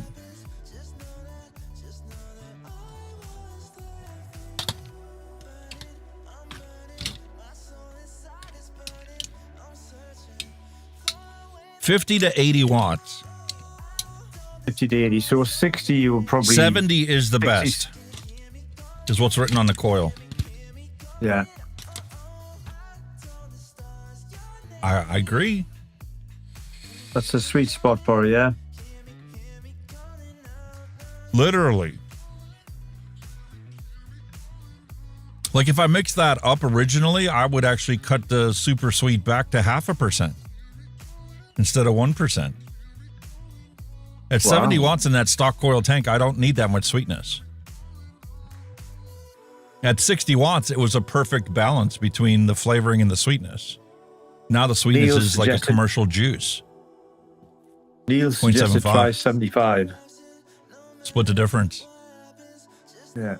He said try 75 watts.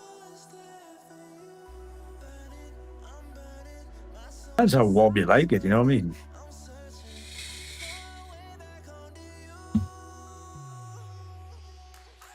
Now it's perfectly balanced again. That sweetness is still cranked up, but now so's the tangerine.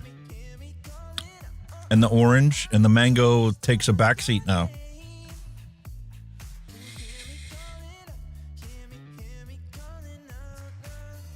That's weird, dude. With the old stock coil sub-ohms, I never used to like run them at like recommended or top end just to try and preserve them, but you know, to The stop them burning longevity out. of your coil. Yeah, I would try and run them as minimalistic as I could. Even if it was 5 watts lower than whatever, you know, that's how I used to run them, just to The try. only exception to that rule for me was always Aspire. Yeah. Whatever they recommended is where I ran it, and I typically got the longest longevity of a coil at that wattage. Yeah. If I tried to run it lower, if I tried to run it even 5 watts higher, it would diminish that coil's capacity and it would die a day earlier. Yeah. Like I said, it was just trying to find, wasn't so much the flavor, because normally across, like you say, across the board, say 60 to 80 watts, the flavor was fine. But it was just trying to get that longevity out of the coil, thinking, okay, I can run at 80 watts, but how long is it going to last at 80 watts, you know? You just didn't know, did you? Just Tropical fruits are better at lower wattage than the citrus fruits. Interesting.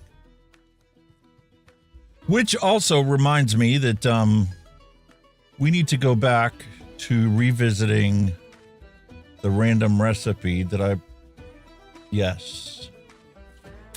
I was sent in the Discord server this recipe that Wayne had mixed up for Hawaiian Punch. Ah. Capella's double apple, golden pineapple, Flavor Art Orange. Do I have Flavor Art Orange? That's the real question. Let's roll the bumper for random recipe, and then we'll come back to it.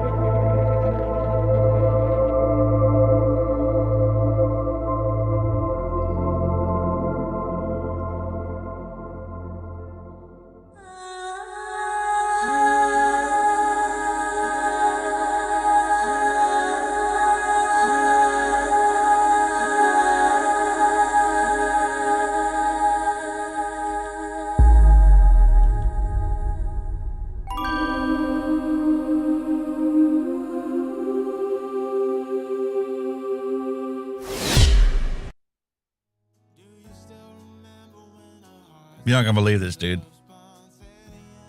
These are my orange flavors. Holy fuck. Because remember, I was looking to replace Flavors Orange. That's right. What the hell is out there that tastes like Flavors Orange? So I started buying up every orange I could get my grubby hands on. SSA's Bakery Orange, Flavor Art Blood Orange, Flavors Blood Orange Champagne, Cranberry Blood Orange, Juicy Orange from Capella and SSA, Orange from Flavor Art. I do have it. It's called Orange Arancia. Arancia. I was going to say, I don't have Flavor Art Orange. Yes, I do, dumbass. Except it's an Italian flavoring, and they call it Arancia. So I do have it. I do have it. TPA's Papaya.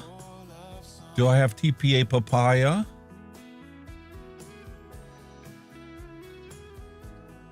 Yes, I do. You've got TPA Papaya 2-2. Come on, matey. Keep it going. All right. What else? Flavora's Pineapple. I know I have Capella Sweet Guava. Flavora's Pineapple. Do I have pineapple from Flavora? I have Flavor Art. I got Mango Pineapple Passion from Flavora. Yeah, that. Pineapple Flavora. There. Right there. Yeah. You've got it. All right. Sweet baby Jesus, I got the ingredients. Hey. All right, let's make this recipe. Let's go. All right, create new recipe. We'll give credit to who is due. Wayne's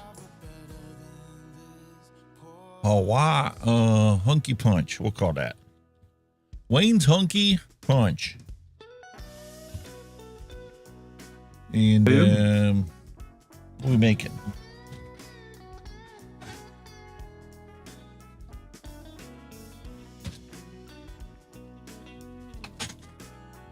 All right, we'll make 60 mils of it. Got a cap, got a bottle. 60 ml. Ooh. Going in with the big guns. It's a flavor profile I know I was going to like, even if the combination ain't 100% exactly what I expect it to be. But that's okay, because we're going to have some fun here. So we'll do the standard recipe. We're going to add double apple, fucking top.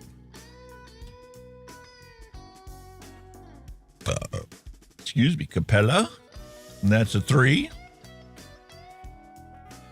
Golden Pineapple. That's Capella. The 4. 4%. Yeah. Add Flavor Arts Orange. Which was the Acacia one, wasn't it? That's the one.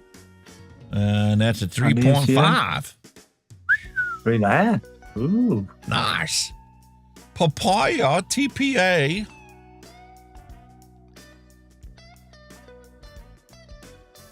And 0.25.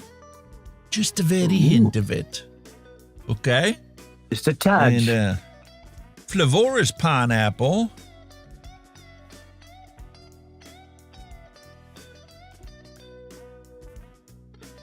Uh, 1.5. I have flavor. Sweet guava. Capella. 0.5. And 0.5% of super sweet. Ah. That's very light for you. Job done. Ooh. Slave. There's Wayne's Hunky Punch. I like it. It looks nice. And I ain't even tried it yet. Well, you're about to, aren't you? Yeah, because of all those different pineapples in there, that's going to blow your mind away. Write that shit down.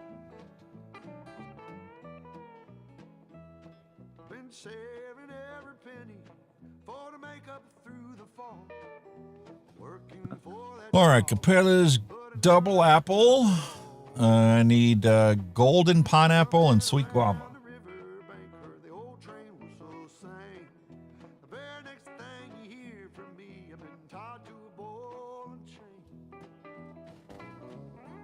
Beautiful.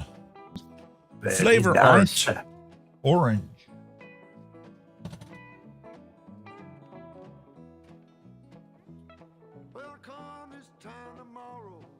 Cool. OBS is default. Flavora Pineapple.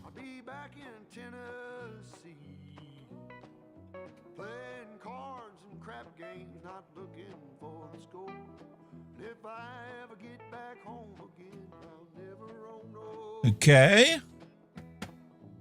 Cool. And what do we need? TPA Papaya.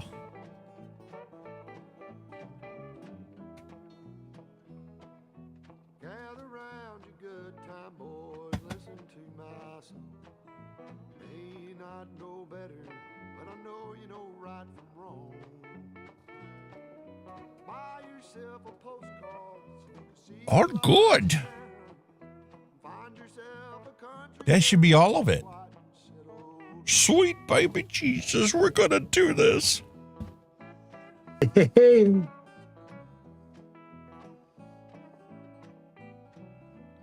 I was a happy camper now.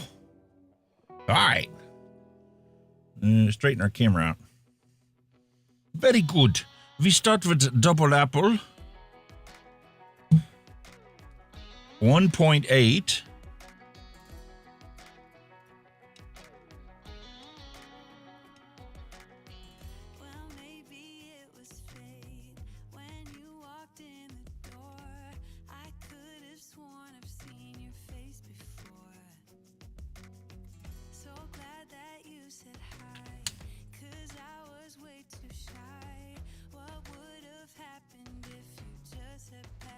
That smells good. There we go. Golden pineapple. I hear myself again. What'd you do? Oh, no. 2.4. Not better. I think so. Okay. Very good. How about now? I don't know. I hear myself. Right. Oh, yeah. It's all right. I'm just fucking around. There you go. Experimentation, my friend.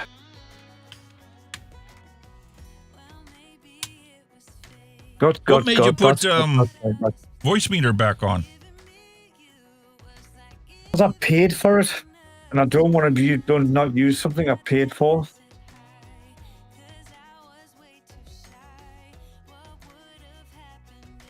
But I do want to get to the bottom what of it as feature well. do you want off of voice meter that Elgato doesn't give you?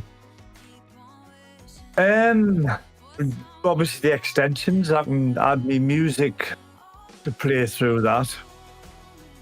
Did you Which run is out of better. Elgato ones to add?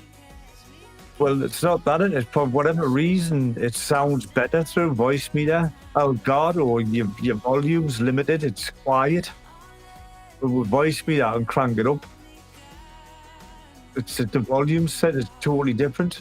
Or like music and media player, it just sounds better through voice meter. I don't know. I can't explain why, apart from obviously the volume. But even the band set, like that game sounds better through voice meter. I don't know why. I don't know. I mean, I'm deaf as a post. I'm like sound to me. You've just got a bit more flexibility in Potato for all that kind of shit. Well, yeah, in Potato, you've got, 8 inputs and 8 outputs? That's what I'm saying. So I can put them onto separate things. I mean, the extra ones on number 2, I've got Google Chrome, which I had the last time. 3, I've got Firefox. 4, I've got me Deezer. 5, I've got me media player. And obviously 1's me microphone.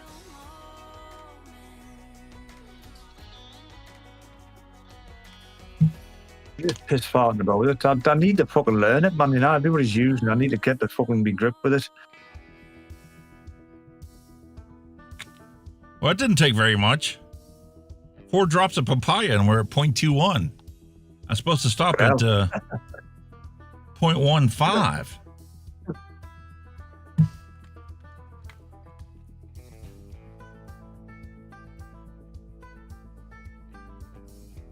Wow, that is so different than any of the other ones I've tried before. Really? I bought this originally to put in the Hunky's Hawaiian Punch because it was missing papaya. Got yeah. I see now why he only put 0.15 in there. This could take over a recipe easy from the way it smells. It's a very potent flavor, yeah. Especially for TPA. I'm used to running TPA, 5 to 10%. Even in mixed recipes. Then we have our orange, Arancia. 2.2 grams.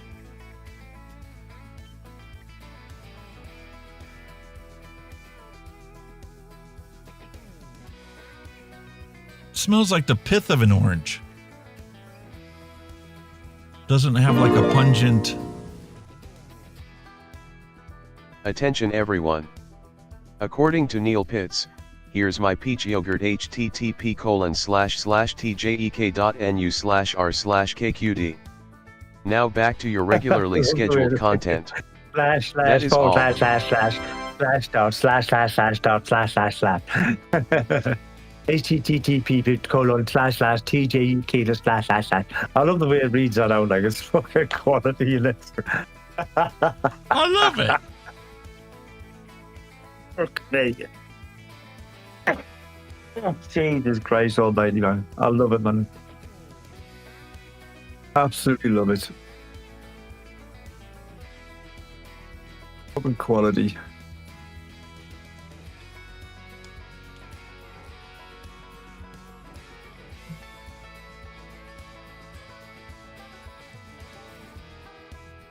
Fucking love it, love it, love it. It's fucking class. And then all we have left is our Flavora pineapple. 0.78.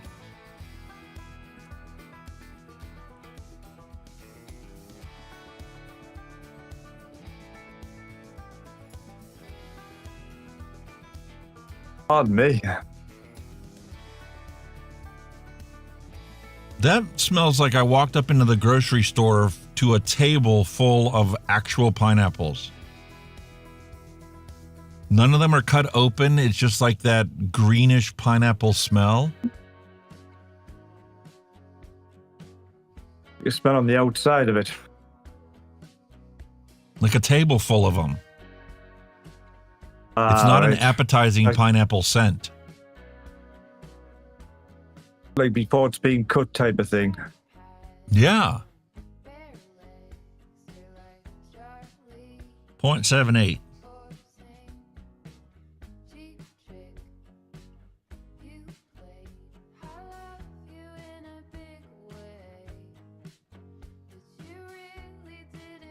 One thing I don't like is how cloudy this liquid is.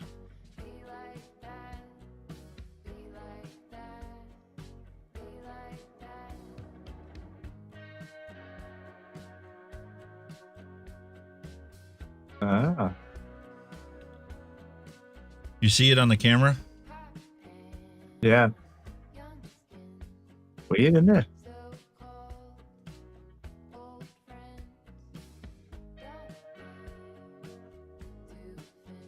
Nice. See how cloudy it is? That's an odd looking colour, like, isn't it? What the fuck?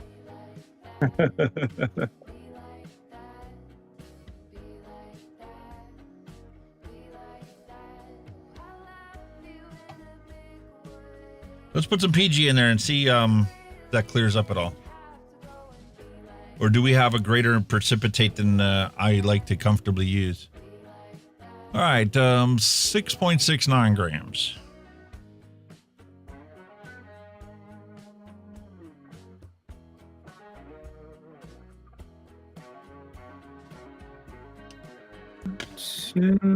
It's busy.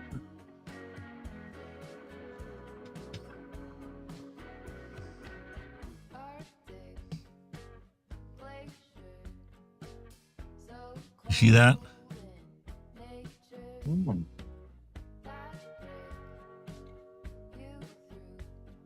Weird. It is weird, but I don't... See, originally I was worried about it falling out of solution. But once you add the PG to it and blend it up again, it looks good.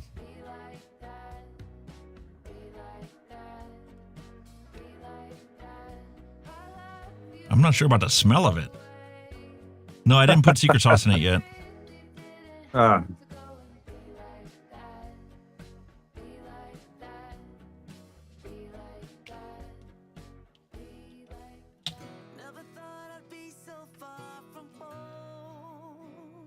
I need 3.73.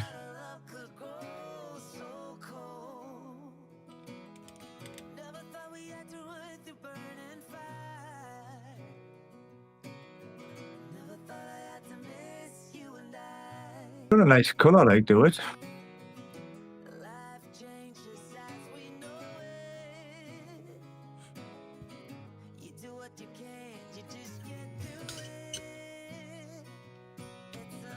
Actually got a nice colour to it.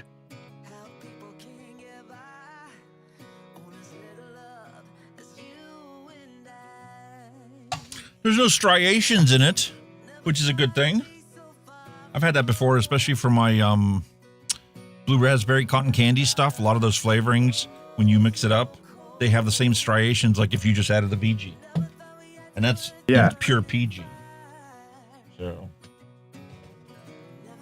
all we need now is our 53 grams of vegetable glycerin and VG. She's all done.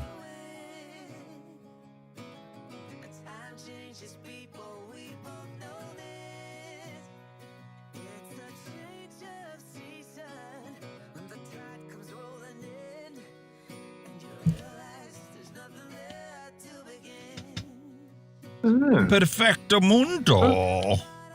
Gone a bit clearer now, like, hasn't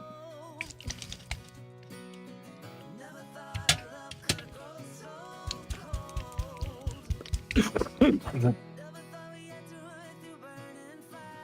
Looks like any other e-liquid out there. That's gone better. There's no That's better. separation. She looks beautiful.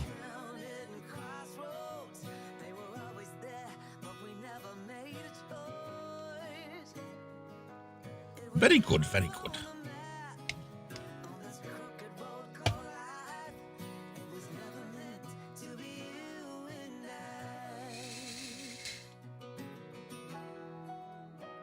Ooh. Yummy.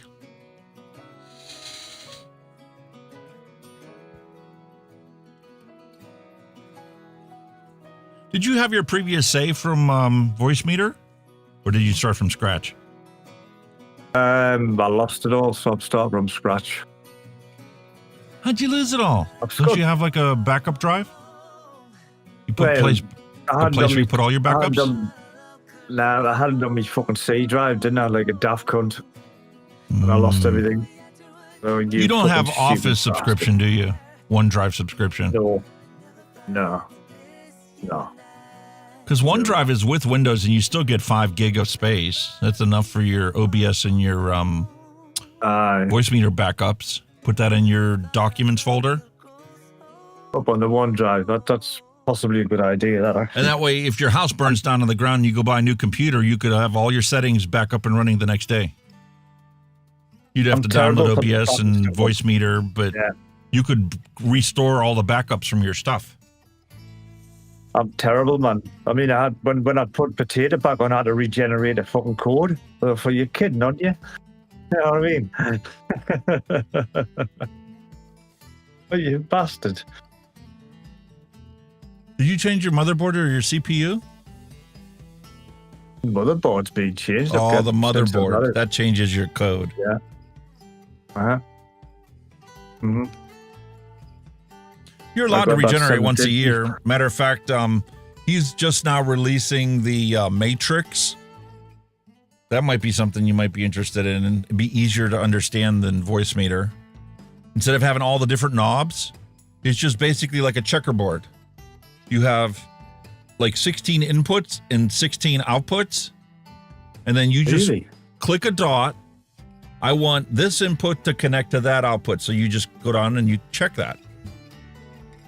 And then you say, I want this input and 4 other ones to go to this input. So you go 1, 2, 3, 4, and you go click, click, click, click. And then you look at that output and you can see what 4 things are connected to it. Job done. It's simply a patch panel.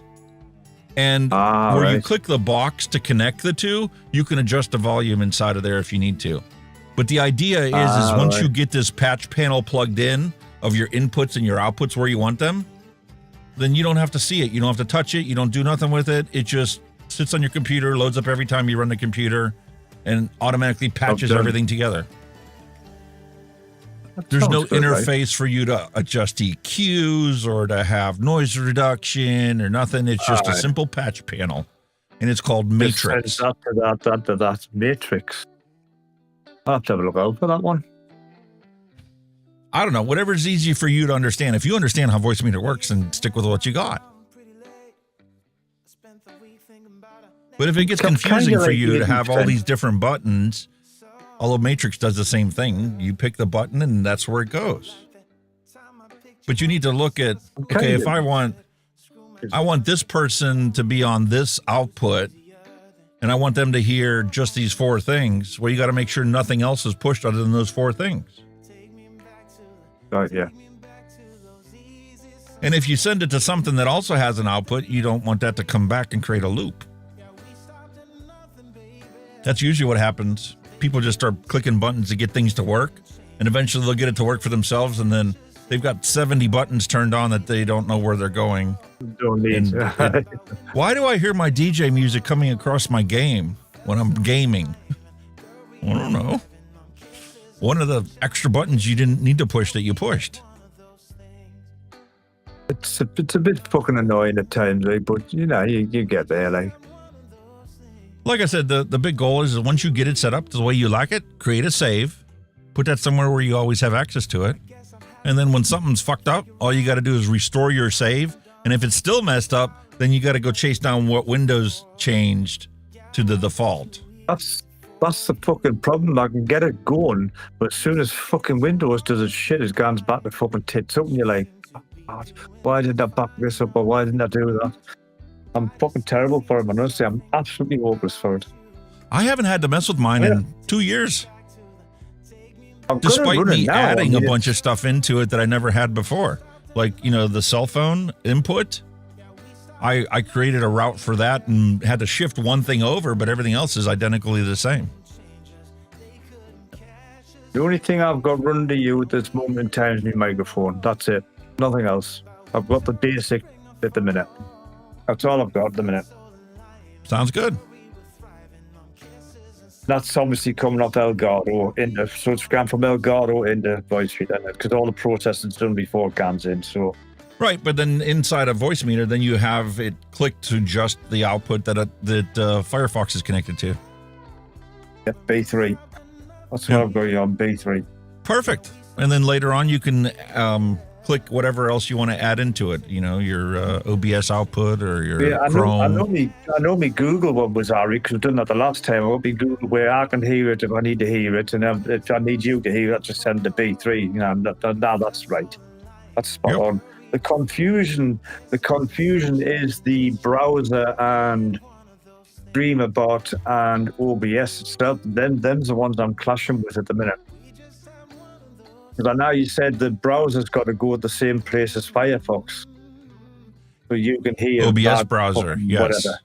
Yeah, because that's technically a duplicate of me. Yeah, and if you let that go to default, then anything you send from default, like your OBS output, would also come back to me. So that's where you create a loop for me. That's not creating a loop. All right, I've got you.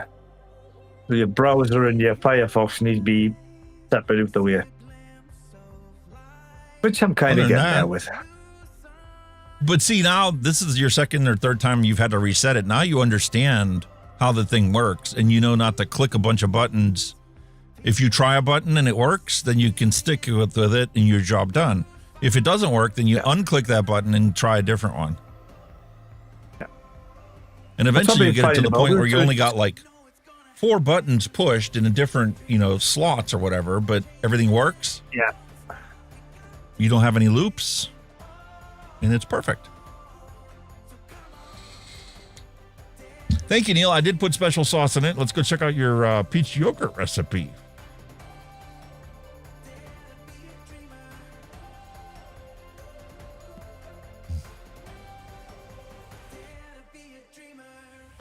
You are missing ingredients.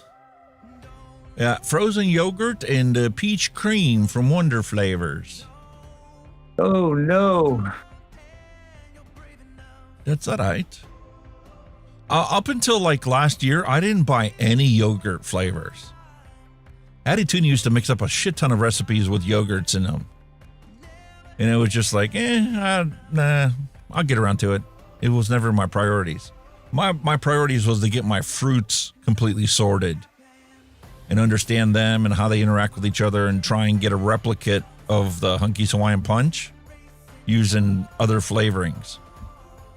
And that was a battle I've never actually fully conquered. So I started picking up some yogurts. Like I said, I have this creamy yogurt from Capella, and I've got this beautiful Saturn Peach from Flavora, but I don't have this those two. So I will take this and adapt it and hit it to my save list so that next time I place an order, those will be 2 I'll try and pick up.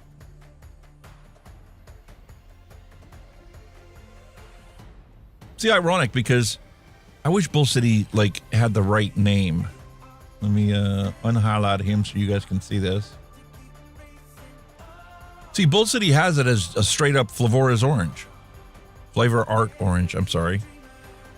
But that's technically not the name inside of ELR. In ELR, it's Orange Arancia Flavor Art. Yeah. That blood orange is pretty good. It's pretty close to Flavor's blood orange. I reached out to him because I couldn't find my recipe for the candy cane. Remember he sent over some candy cane one shot? Oh, I told him how good it was the one time, and he's like, dude, you got the rest of the ingredients there. Here's the recipe. I lost that son of a bitch. So I'm like, hey, Christmas is coming up. Could you send over that recipe again so I can make up a one shot of that for Christmas? I guess the mate's in China doing some business or something. I heard myself again. Then it disappeared. Sorry. You didn't disappear. Hang on then. Yeah. There you go.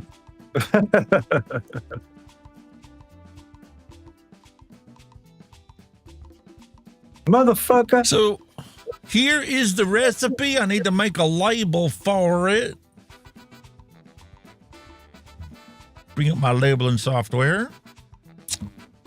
I did have to order new tape. That's the last of my tape. Oh, no. I heard myself. Sorry. Sorry. So I had to place another order. And it actually went up like $2, which is like, okay, whatever. The brand that I had originally isn't available anymore, so I had to pick a different brand. The same exact thing, just different company selling it. And instead of 5, you get 4 of them. So it went up $1 and you got 25% less or 20% less. That's not good. But that's still way cheaper than ordering a Brother P-Touch label. This thing alone is $30 now. Hey. For one tape. Yes.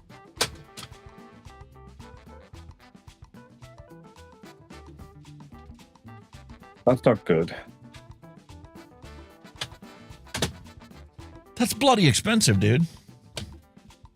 You're right.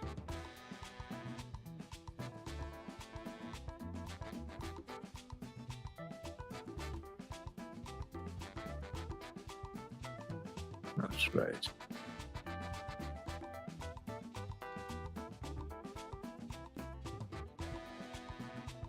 So it's Wayne's Hunky Punch.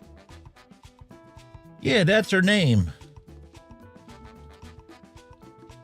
I was a bit worried when it started looking tiny there. Like I was thinking, that didn't look right. You know what I mean? A bit worrying.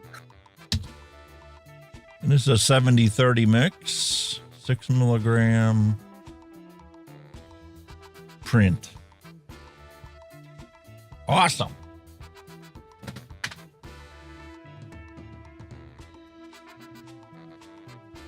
So do you believe that the whole problem with my wife's car this whole time has been the bloody radiator cap? It's a possibility, yeah. It's so horrifyingly simple that you went through all that and bought all them parts, paid a garage. And the garage thought he fixed it too. And it was good for like 2 days. And then the wife had to take a really long trip from the furthest salon that she does stuff at. And she drove to work that day and it's like, I smell antifreeze. That shouldn't be happening.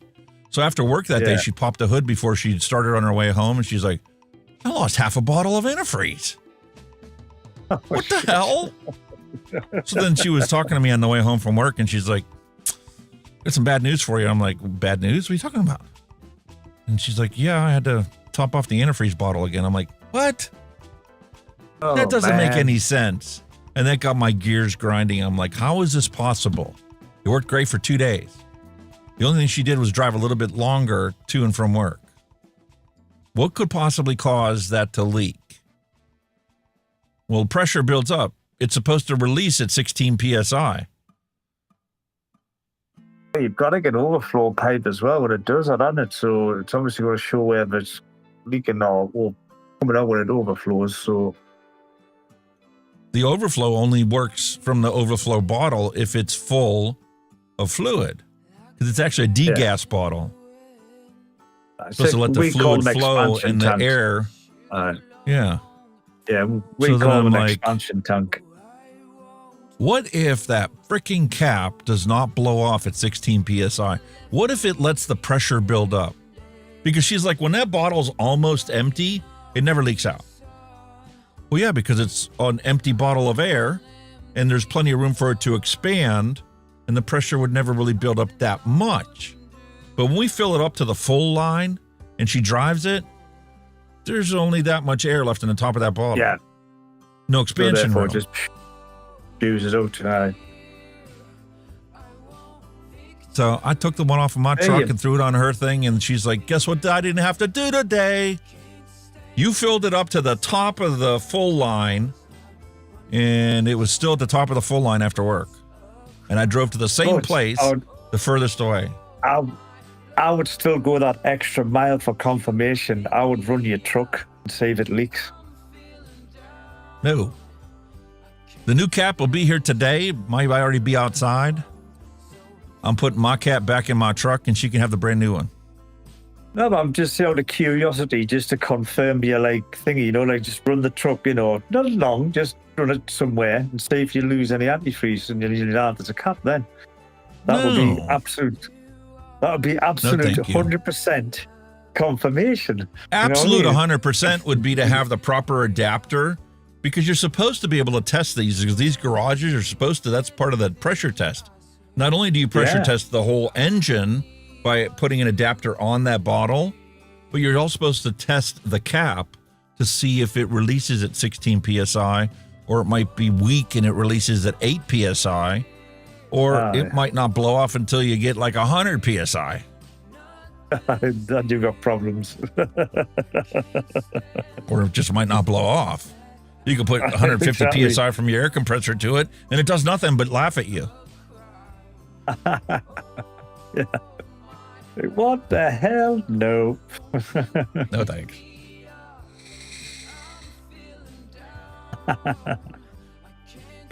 I love it. Regardless, I'm glad that everything's new on there. There's nothing for me to worry about. Next summer, I'll actually do the water pump myself and the timing chain job, just to make sure that she can drive it for another 10 years. And I got nothing to worry about on that car. Well, I mean, it's peace of mind, isn't it? There's a lot of new parts going on, so they're not going to fail. So peace of mind, if anything, isn't it? Yeah.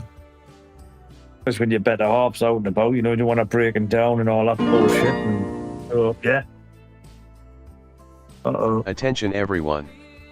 According to Neil Pitts, pressure builds and cause seals to fail in Alex's truck. Now back to your regularly scheduled content. That is all. Because that shit'd be expensive to fix. 25-year-old truck with the V10. No. Oh, yeah.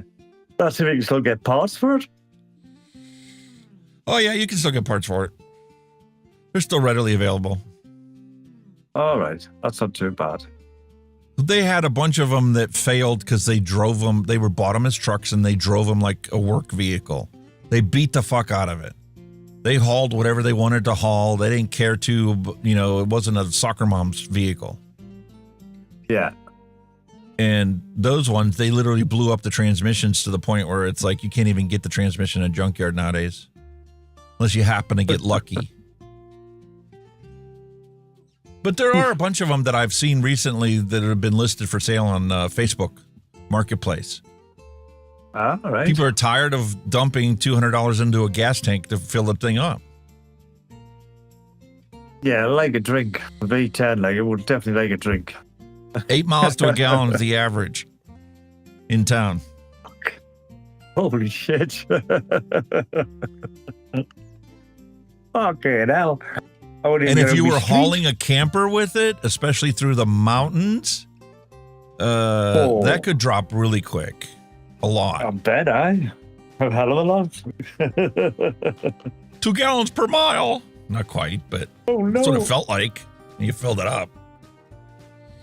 Yes. Yeah. But then again, when we went out and bought our van, we bought our van in Washington, D.C. It was an eBay auction. After we totaled our van, I picked one up down there, and I'm like, oh, it'll be a nice Southern vehicle, very little rust on it, whatever. And we bought it on auction, sight unseen. We, the Geico, the insurance company, gave us a Suburban to go get our replacement vehicle. And then we obviously rented a U-Haul to put the van on to haul it back. Well, coming back, that brand new freaking Suburban, it's got a V8 that, like, for energy savings, it actually runs on 4 cylinders at highway speed. Really? And it shuts down 4 of the cylinders and it runs on just the other 4 cylinders. And then to keep the heating even in the engine, it would alternate. Like it would run for like a minute on these 4, then the next 4 it would, the next minute it would run on the other 4, and it just kept alternating. You didn't know anything about it. It didn't feel rough or anything. It did it for fuel efficiency. The problem is when you got into the mountains in the central part of Pennsylvania and you got those hills, we were trying to save money by not driving the turnpike. We took Route 30, which is the old U.S. state route type deals. Yeah. Well, the fuel mileage just went. Gas station. And the thing was literally blinking the light on saying, we're going to have to run this on all 8 cylinders. We can't be saving fuel here. You're not going to be saving any fuel today. No, you've got a fuel big mileage went hole from like 34 head. miles per gallon, cruising at highway speed unobstructed with the tailwind, to not much better than the Suburban or the Excursion. Ooh, yeah. Yeah, Betty. So they're not designed for pulling shit then. Unless you've got. They are, but it's like most people that were driving them were soccer moms or government agencies like the FBI. There's 2 people driving this big, massive vehicle, so they needed fuel efficiency. Can it haul a trailer once in a while? Sure, but don't expect any real fuel mileage. Yeah, it's going to cost you an arm and a leg to do that. Meanwhile, the V10 on the Excursion, you haul a camper, you didn't even know you were hauling it. That thing would be like a rape tape. Just keep on going. You put the pedal to the metal and it puts you in the seat. What was it, remember? I used to have a Ford Granada back in the day, and it was a 2.9 litre V6. Right? And me ex's father's car broke down. He had a Nissan Cherry, Datsun Cherry. And he says, can you tow us back? It's from like Horde back to Washington, something like 10 miles. But when we picked up Horde in the spring, there's a fucking hill, it's like that, right? So I'm towing him, I'm thinking, hitting the hill, I might have to gun it a bit here to get up this hill. Like, I dropped it from 5th gear down into 3rd, hammered the gas, flew up this fucking hill, and I totally forgot he was on. And I just looked in the mirror, I was seeing he's flashing his lights. He's like, slow down! I can't keep up with you. I was just fucking dragging him up this hill and he wasn't there, and he's like, fucking, I must have been pulling him about 50 miles an hour. I didn't even know he was on. It was just whoosh up this hill, just booted it, and he's sitting there fucking flashing. Neil Pitts is 100% right there. Most of the trucks that you buy nowadays on the market, you have to buy the towing package if you're going to tow with it. It can't be like the old days when you would buy the truck, you would take it to U-Haul and have them put a hitch on, or you buy the hitch and install it yourself. That's fine and dandy for connecting a trailer to your truck. But the problem is that truck was never designed for you to haul anything with. You need transmission coolers, you need auxiliary coolers, you need oversized radiator. You need a computer programming for the electric fan on your radiators to kick in earlier and run faster. That's part of the trailer package. Yeah. On a new vehicle, that used to only be a $250 charge because all they did was install a hitch and call it a day. And all the wiring was already there. They just added one more pigtail for you to connect to your trailer wiring. And then they flicked the switch to enable the relays that were in all the trucks, even the ones that didn't buy the trailer package. Because it was cheaper to do it that way than it was to actually have the stripped down version and then have to soup it all up with a bunch of add-ons for a trailer package. I mean, another problem that they used to suffer from back in the day here, especially when they're towing caravans, was burning clutches out. Because obviously the bat was just too much for it. And shift it, come back, you've got the clutch. Oh, shit. Yeah. It was like hitching a fucking I know, a big Mack truck to the back of a Mini. Oh, we'll pull this. The fucking clutch is burn the fuck. Burn that clutch up. And people used to do it. There's a guy and he had was an Escort, Ford Escort, but it was only a 1.3L. He had a 3-berth caravan, and it pulled it near bother and all that, but he never used his handbrake. So he was sitting on a hill and he's balancing the clutch on the car with this fucking caravan on the back. Eventually, that was just fucking smoke. We seen the smoke. We can smell it. Was he burns? That's a clutch. That he's burning. This, you know, use your handbrake. Yeah, no, use my handbrake. You've forgotten your clutch left, you dick. Honestly to God, some people were so stupid back then. Like the things they used to do. But yeah. Like I said, I had a couple of tours back in the day, like, but I made sure I had big engine cars to pull them. You know what I mean? So all I used to buy back in the day was big engine cars because I could afford to run them then. You know what I mean? It was cheap. Yeah. But no. No. I've already talked to my wife. I'm like, listen, I'm not doing any DJ stuff anymore nowadays. I don't need the excursion. Yes, it's nice to have the dogs if we go on a long trip or whatever, but I want to buy another vehicle just like the one you have. Matter of fact, I want you to get another Explorer with only like 60, 80,000 miles on it max, because we just bought that thing a couple of years ago and you've dumped in 40,000 miles on it already. Wow. You know, so it's like when you hit 150,000, I want you to get a newer vehicle and I'll take your old 150,000 and you know, I could even go DoorDash or, you know, Uber drive. It'd be way better than me having this truck. My Mondeo was hitting nearly 160,000 now. Still pulls like a train, like. Still doing all right. My truck's got 180,000 on it, and you can't tell when you start that thing up. It purrs like a kitten. Ain't nothing wrong with it. Nor a drop of smoke, anything, nothing. I go full service on it once a year, everything done once a year, and it just keeps going. The only problem with my truck is the rust. The rocker panels needed replaced when I bought the thing. I just took the side steps off of it. Don't worry about it. Yeah. That's the big fucking nasty, innit? The rust. Once the rust gets a hold, you're like, fuck. Yeah.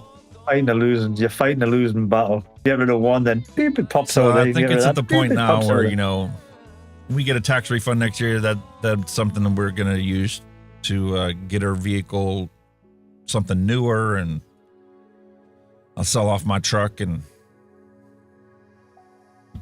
have something smaller. Some farmer or hillbilly will buy that just to work it on a farm or something. You know what I mean? They'll just work it. Might even put it on a public road, might just have it fucking about on the farm or on the land, you know what I mean? Just work it. Use as a workhorse. Because that's what happened when I had like we call them Jeeps, but it was like a 4x4, where I had the old Shogun. The back arches were rotted out where the seatbelt mounts were. Could have got it fixed, like, but I thought, too much fucking hassle. And this guy, he says, I just want it for the farm. It's not going back on the road. It's just going on the farm. It's going to be pulling fucking trailers all over. It's going to be doing a bit of work. You see, that's Louis, hello and welcome. Oh, Louis. And he was happy as a pig and shit with it. That's all he ever done. Just drove it about on his farm till it fell apart. Job done. Hey, guess who got banned from our channel from last week? You two police. When I was putting the timestamps in last week, I was looking at it, I'm like, you motherfucker, you're just here to antagonize me. Get the fuck out of here. You're banned. You had absolutely nothing to contribute the whole stream. If it was somebody just being a smartass, you know, changing their user profile to that or whatever, I would be like, okay, whatever. I don't care. You can call yourself whatever you want to call yourself. But every single one of their chats was antagonistic to the whole stream. I'm like, you're not welcome here anymore. Goodbye. Yeah. You're worse than the bots. I mean, we do try to keep as open as we can and let people come in, but when you get like tits like that, you've got to draw the line. Like, you know what I mean? Fuck off. You know what I mean? Shit. Because they don't realize, how antagonistic that is for the people that are out here creating this content and dumping 20 grand into creating this freaking studio, knowing we'll never get our money back out of it. Because we're here to serve the public. We're here to have this weekly AA meeting of ex-smokers. And if we help people not smoke cigarettes, I feel good. I feel accomplished. Job done. I don't care how much it costs. Can't take the money with you when you die. Not even about that. I mean, it's helping fellow vapors out or people who want to start mixing as well. You're helping people out at the end of the day, you know what I mean? Whichever way you look at it. And they persuade to come along and try and knock you down or whatever. You're just, it's not good. Like, there's plenty of antis out there, believe me. Matter of fact, after that show, 3 of my videos got age gated as inappropriate for minors. There's nothing wrong with them. They've been out there for months and some of them were for years. And it's like, why? It was perfectly fine up until today. Somebody had to bitch about it. The only reason they would have gotten age gated. Oh, somebody to put a complaint in somewhere along the fucking line, man. Sober and off cigarettes. Congratulations, Louis. Well done. Used to be TVMA Louis. Yes. He changed his profile name. Well done. Well done, mate. Well, it's like the bot. I told you I changed the bot's name, right? Yeah, the Hunky's Horde. What's the Hunky Horde? Hunky Horde. And Schultz is the icon. That's right, yeah. Attention everyone. According to Neil Pitts, Vic got another strike. Vic got another strike. Now back to That's your regularly scheduled content. He's had 2. That is all. Yeah. He's had 3. That's his channel Vaping gone. is better than smoking. Yeah. One of his channels there's our new bot, Hunky Horde. I was able to get that username on all the platforms. It's on Kick, it's on Twitch, and it's on YouTube.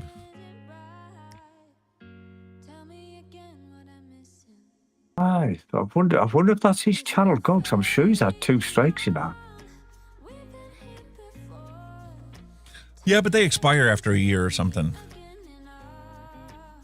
I don't know.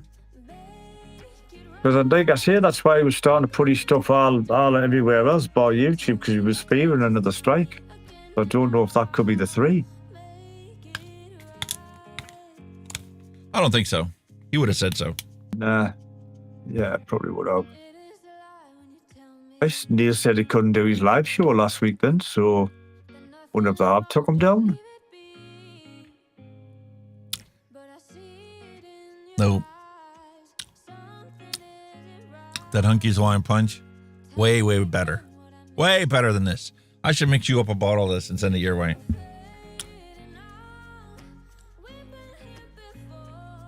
Knuckle Test is no comparison to Hunky's Hawaiian Punch.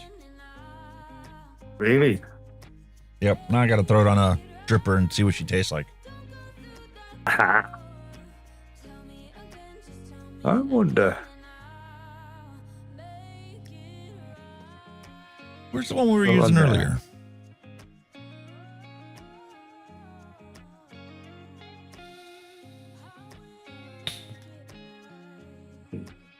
No, I'm not messing with that one. That's that beautiful orange we mixed up earlier as a one shot. Uh-huh. I love it. Now that it's set here, just a show length, a couple hours. Perfect. His channel's still up then. So I've just checked that his channel's still there. So, he's just not going to be allowed to stream for like a week or 2. Attention everyone. According to Neil Pitts, Mango Sunrise is the best. Now back to your regularly scheduled content. That is all. It is, and it's so simple. Like, I was... Like, how did I not mix something like this up myself? I've been mixing now for 4 years, and it's like, I've tried a bunch of different combinations, but nothing so simple as that. It's a perfect logical flavor combination.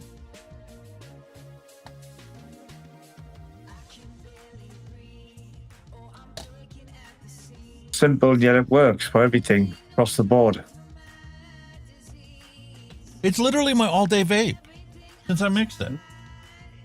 I've gotten away with it. I've mixed up and, you know, revisited a couple other older recipes. I've gone through this hurricane that Neil sent over. Most of that's gone. There's hardly any of that left. This one, They must have liked it. no, I'm gonna send this over Kenny's way. It's that Killer Oh, Fruits grape. from Vapetasia. It's like a grape. Oh, So I'll send that your way in your Christmas box. good. Grape was my all-day vape for the first year and a half. And then I switched over to OG Blue. Blue. But this blue is not OG Blue either. And it's like, I can vape it if that's what I got, but I have so many choices. It's like, nah. I like to pick the things that really tickle my fancy. Well, this is it, isn't it? You got to try stuff you like.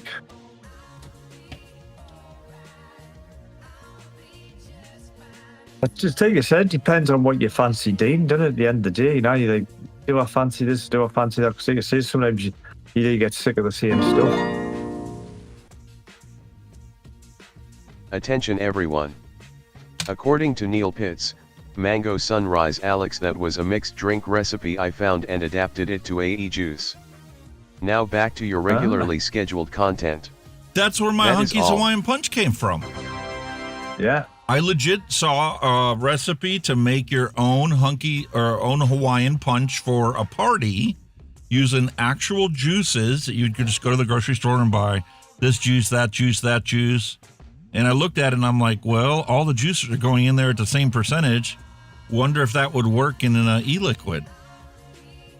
And I'm like, okay, well, the part that would screw it up for our normal DIY liquid recipe is Capella's orange is not the same strength as Flavor Arts orange, so it's like, which one of these oranges do I use? Well, the thing I love the most about flavors is everything's all about the same strength at 5%. So if I put all of them in there at 5, well, they're all going to be evenly balanced, just like the juice recipe for this party. And it worked. And I've been chasing that ever since. Have you ever been tempted to mix Hunky's Hawaiian Punch as a Hawaiian Punch drink? I'd like to. Yeah. My wife would never Imagine let me doing spend that. $50 on all the juices that it would take to make this punch. That's what I'm saying to her. Can you imagine it like your flavour explosion? I've got Hunky's Hawaiian Punch and I'm vaping Hunky's Hawaiian Punch. That'd be fucking... Well, yeah, because, I mean, to mix this up, you're literally making it for a party that you would have a bunch of people over for, like a birthday party or an anniversary or whatever. Right. And You have it's to meant mix to a be big put out quantity. into a punch bowl. And these things are normally like 2-3 gallons. That's what I'm saying. That it's a quantity. I would rather never than drink the that much quality, innit? juice in my life. I don't know, like a lot of content you might have give it a good go. I need to finish packing up Neil's box and get that running towards him because I want his opinion on the Hunky's Hawaiian Punch. I've gotten your opinion on it. Oh yeah.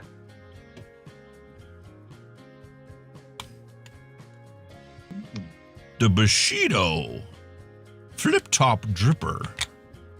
Oh, I love that thing. It's lush. 35 watts ought to be just fine inside here at a 0.39 ohms.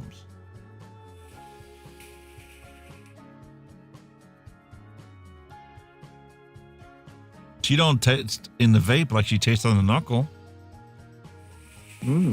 Interesting.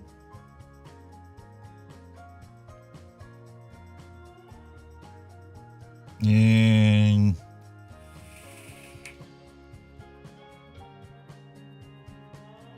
nah.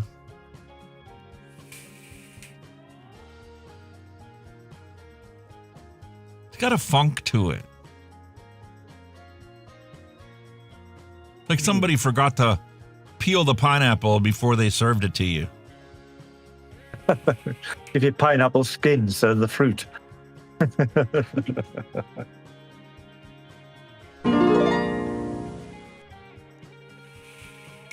Attention everyone. According to Neil Pitts, Alex make a punch bowl of Hunky's Hawaiian Punch and do a 24-hour stream.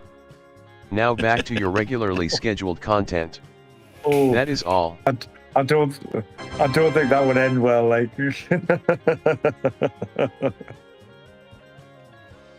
is one I'm going to have to come back and revisit it and see what she tastes like later. Yeah, it might need a bit of Stevie time. She's not a good shake and vape, but that doesn't mean it's going to be a bad recipe. No.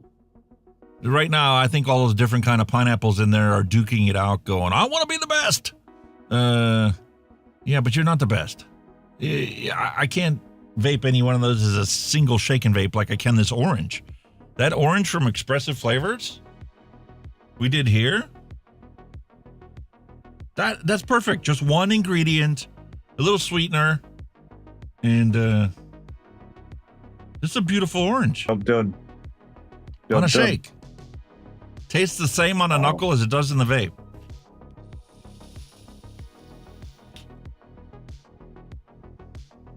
She's beautiful. Wow.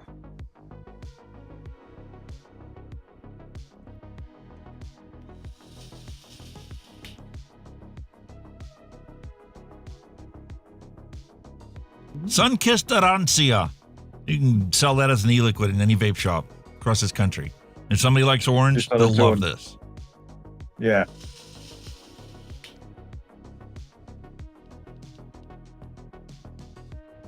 That was good.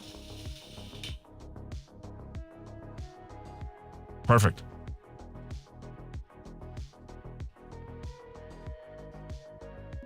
I don't believe it. Please put charger again. Okay. I hear that.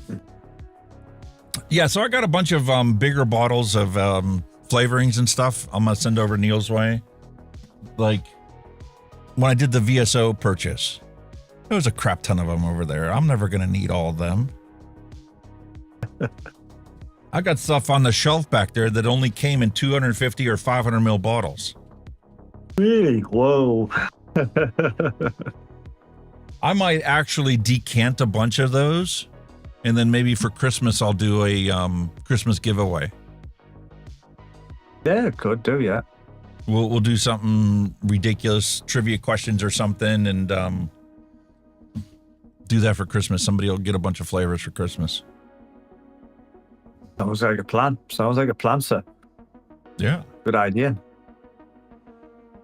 Definitely good idea, sir. Awesome sauceum, as they say.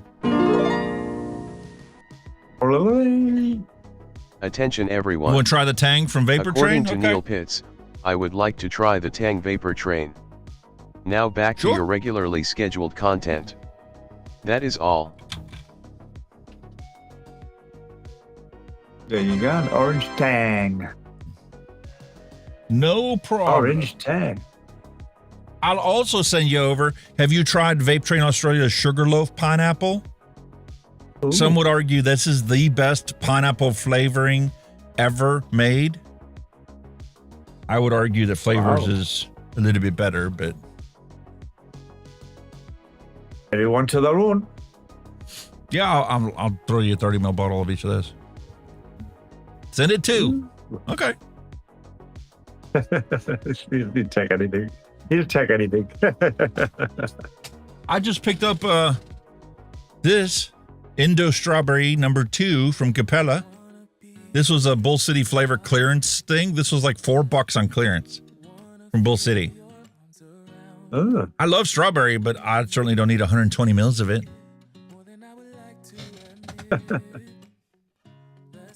God damn it, boy. So that's what I need to do. I need to decant a bunch of those, throw some labels on them, and throw that in a box, fill that thing box, and then have the mailman pick her up. Because I'm a lazy bastard, and I'll use pirate ship, print out the label, and then I'll just spend the day downstairs gaming and wait for the mailman to show up and go, hey, take this package while you're here. Oh, you already paid that? Okay, no problem. Have a great day. You too, buddy. Job Thanks. done. Job done. Happy days, man.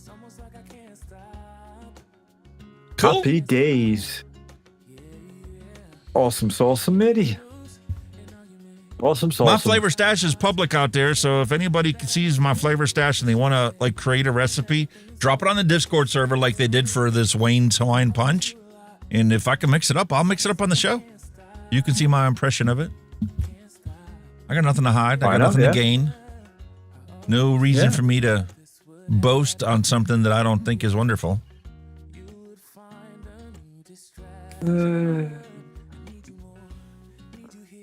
Still love this bloody candy mint. It feels like this has got... Most of the time when you see a candy cane recipe out there, you see the peppermint, and then you see white chocolate with it. Yeah. This disposable, it's not like a white chocolate with the peppermint. It feels like there's like a dairy milk with it. It's not white chocolate.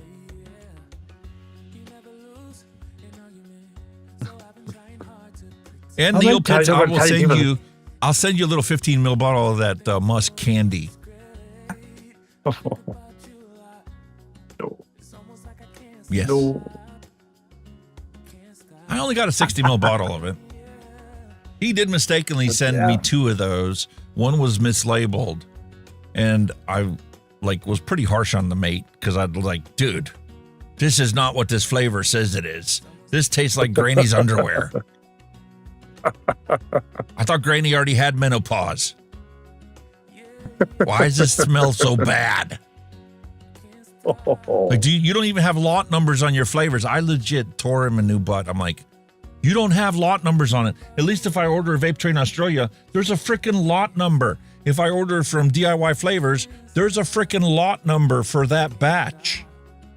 If something's wrong with it, you can at least trace it down. He's like, dude, we got wireless cameras in the building. We can trace it back to when it was bottled. A week later, he's like, yeah, dude, they ran out of the flavoring that they were bottling, so they started the next one, and they didn't change the labels. So there's we had 10 bottles of musk candy that were labeled that fruit, and sorry. I'm like, okay, at least you know what happened. Sorry for jumping down your throat. You just sent me freaking hundreds of dollars worth of flavors, but when you're breathing this stuff in, you want it to be 100%. You don't want to take any chances breathing some shit in you don't know where it came from. Yeah. Or it might be mixed with something else. I don't mean to sound ungrateful, but... yeah, you got to know what you're doing, yeah. Health and safety and all that loady dog. You know what I mean? It's got to be all done. the bullshitting flavors that they recant themselves because they buy them by the gallon and they rebottle them in 10, 30 bottles, whatever. Those have lot numbers on them that can be tracked to the day and time and person that bottled it. That's what you want. It's traceability, isn't it? Traceability and accountability. What's the two main things, isn't it? Exactly. And once you learn to lose the trust of your customers, I mean, it only takes one person to be the bad apple that sours the whole barrel. Yeah, that's how it takes one, doesn't it? Unfortunately. And then, nobody could forecast the future, and here he is now, making flavorings for vodka companies because you can't use it for vape in Australia. Bullshit, isn't it? Half his customer base gone overnight, and there he was chasing after new customers because you had everything to make the stuff. Your flavors were fantastic. You could replicate any flavor profile you asked for. But so now what is the flavor of musk? Well, it is based upon musk candy. Deer's testicles is the scent of musk. And musk candy is a real candy in Australia and actually all throughout Asia. My son even had it in Japan. He ate musk candy in Japan. I'll show you a picture. And he liked it. And when he vaped it, he's like, yeah, this tastes like the musk candy I had in Japan, but I don't want to eat it. I don't want to vape this. Tastes like Granny's Knickers.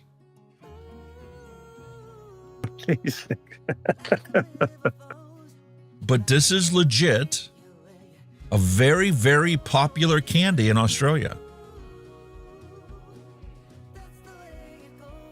And from what people say, it's very floral. Yes.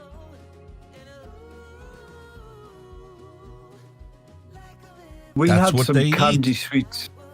We had some candy sweets, something like that bottom right-hand corner picture, and they tasted like fucking shampoo. They taste like soap. They were fucking. I wonder if they were a musky thing, because they were vile.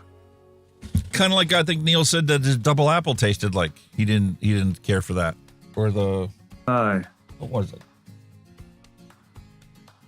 I think it was the double apple or the green apple. One of those ones. He said it tasted like soap to him. But yeah, I mean, it's a very popular candy. They love it down there. So naturally, if they love that as a candy, then why wouldn't you love it as a vape? If you grew up with it. Fuji apple.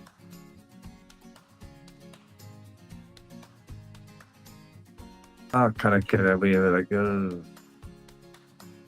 like, This is like Twizzlers here in the States. Oh, Twizzlers. Twizzlers are a strawberry candy. Same idea.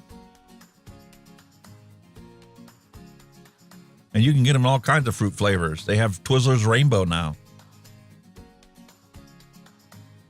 Oh, yeah. Ooh.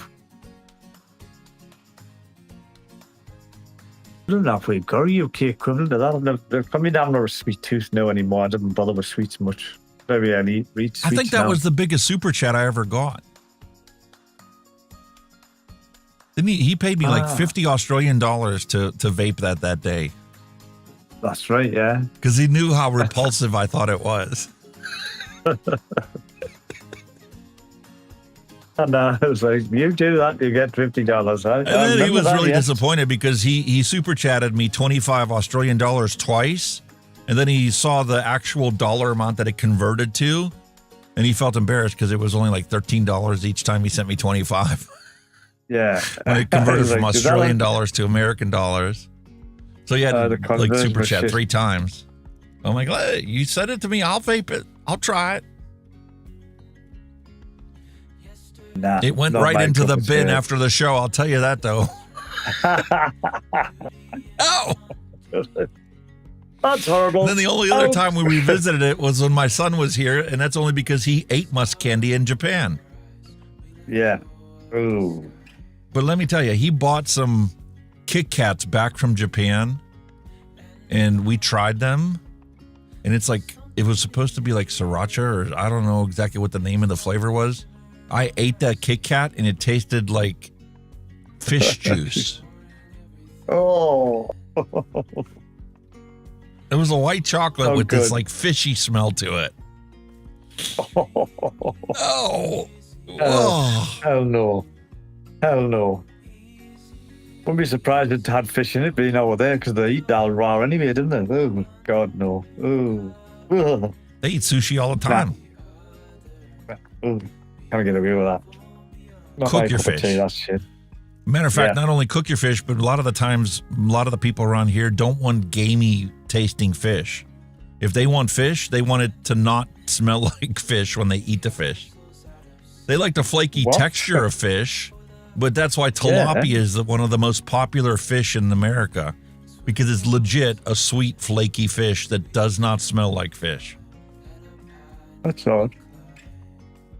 It's I like mean- why McDonald's sells cod. Cod is the same thing. It's a flavorless fish. Yeah, it's big. It's fat, big over here. chunky Cod. texture. Yeah. Cod, yeah. Takagawa's like, sushi's prefer- one of my favorite foods. I Louis like, prefer I haddock. love fish tasting fish.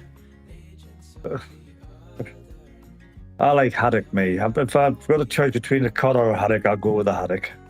It's stronger flavor. It's nice haddock. I like haddock. If you Nice love piece of fishy haddock. flavored fish, trout is your game. Oh, yeah, I've had trout before. It's delicious. And if you love only one I've- sushi, then salmon is up your creek too, because that's usually served raw. That's the only one I've gone off a bit of salmon. Like you can get like the salmon slices, salmon steaks, and I've got to cook it. It doesn't matter. I've just cook it. Gotta be. I can't eat it like that. Like. Mate, it's just Neil wants to know if you've ever eaten any caviar or roe. No, I have not heard caviar. That joke couldn't afford caviar. Dusty Country Road is like catfish for the win. Fish. My only problem with catfish is most of the places that serve catfish don't pull the bones out of it. Yeah, go fillet it properly. I think the one over here for bones is kippers. Oh, kippers are terrible for bones. Absolutely terrible. Because they just smoke the fish. Swedish straight in, caviar is the shit. Swedish caviar. Love it. Never had caviar. I don't think I've ever had caviar at all, ever. You know what caviar is, right? Fish eyes? No. Pretty much. Oh, fish eggs. Eggs, that's it, eggs.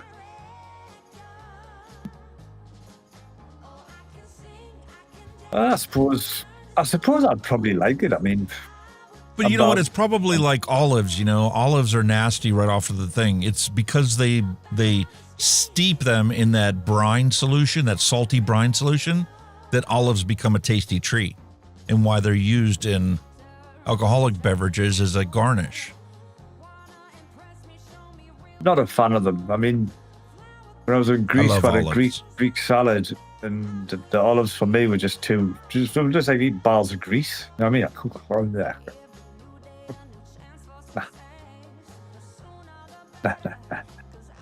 And that goes to show you, I mean, flavors and the scents and aromas that are associated with that, there's a big shift in what's popular here in this region versus what is hated in another region. Musk is just one example we keep coming back to, but there's a bunch of other ones too. Well, a dish up here, it's kind of originates here as peas pudding. I mean, I don't know if you've ever heard of peas pudding or had peas pudding, but down south, they're like, "What's peas pudding?" They've never heard of it. Yeah. Or mushy peas. Just like, the whole idea of mushy peas in the United States, generally speaking, is just like, looks like somebody ate a bunch of peas and then threw it up on their plate. Right now. That's all it is peas that are mushy. But see, I love peas. I love the fresh peas from the garden more so than the canned peas, but I love canned peas too. My wife thinks canned peas are disgusting. She'd rather eat canned green beans than canned peas. Oh, like Fatty Muffles, hello and welcome. I hate sushi. We get like two types of peas. We've got like processed peas, which are kind of just normal peas, done whatever, or garden peas. But I prefer the garden peas because they're sweeter. They're literally like what you pick out the pods. You know, if you get your pod peas in the pod and you pick them out, they're sweeter and the texture is tougher and chewier. They're like lentils, texture-wise. We used to be able to buy when we were kids. We used to buy a bag of garden peas in the things. They were like 10 pence or something off the greengrocer for this fuck off bag of garden peas. And you just sit there and just split them. Buy them. When I was growing up, we had a 3-acre property, right? 1.5 acres of it was garden that my mom and dad planted every single year. We had rows of potatoes and corn and peas and green beans and you name it, they had it. And man, there were plenty of times in the summer evening, we would sit there with brown paper bags that we got from the grocery store full of peas that my mom spent the entire day picking so that we could shuck them so she could can them, jar them. Yeah. Oh, I've been lush that way. I would love, sitting there snacking on them and stuff, but after about the third hour as a adolescent child sitting there pulling peas out of the pods, it was just like, I don't want to be doing this. This is boring. I've had tedious work. Yeah, I remember them garden peas in the pod, buy them by the bag. We used to think a cent the cost fuck all. Used to love them. Dusty's like, I'll eat sushi, but not enough to go buy it on my own. Salty licorice, no. On Deadliest Catch, I hear him talk about all kinds of Norwegian type food, and a lot of that is really, really salted, like their fish. Oh yeah, they preserve fish with just salt. Brine. Some of them just hide in brine as well, like the salty brine. It's like, oh, too salty. I like the salt, but not too salty. I mean, we used to get some called a licorice root. It was just a fucking lump of wood. You just chewed on this lump of fucking wood, and it was licorice flavor. But it tastes just like licorice candy. Yeah, that's it. It was just like pulling a twig off a tree and just eating it. That's what it looked like. You think, well, that's just come off a tree. But it would actually taste the licorice and a little bit of aniseed in with it as well. It was weird, man. Just a lump of wood. You'd sit and chew with them for ages. And then you've got regional varieties, like here in the States, you have sassafras. Used to be a popular beverage, especially in the South. Appalachian areas, especially. And then that just disappeared, too. I just didn't see them, no. Like, probably didn't do any good for your teeth back then, like when you were young and chewing on a lump of wood, like. See, that's another thing. I love tuna, especially albacore tuna. My wife hates tuna. Wants nothing to do with it. Well, I like tuna fish, like. That was the one good thing, when she was taking her work trips for their conferences and stuff, when they were having like corporate events to recognize the stores that reach milestones and grow biggest and fastest across the nation or whatever. She was gone for like those 4 or 5 days in a row. I used to cook all kinds of stuff that I would never normally eat when she's here. Tuna was one of them. Tuna noodle casserole or cheesy tuna noodle. Oh, fantastic. But I can't make that. I can't even open a can of tuna when she's home. Classic sandwich. She hates the smell that bad. Tuna and sweet corn sandwich. Tremendous. Yeah. I mean, I think I'm the only one that eats tuna now, because like when I had me tuna, I like lots of vinegar in it as well. I was just absolutely flooded with vinegar. Absolutely flooded. And I mean, we're all getting hungry because we're talking about food. I get hungry when he does these recipes, man. You know what I mean? It's like, oh. Yeah, especially when I start describing what the flavors are like and what my palate's salivating, whether the jowls are moving or not. I'm getting hungry. God damn it. So here's what I think of this lovely Fanta Chucky's Punch. It legit tried to be a fruit punch, and it is not as sickeningly sweet as the Fanta Orange, but it's still just essentially carbonated Kool-Aid. Sugar water. Oh, good. I'd rather drink my coffee.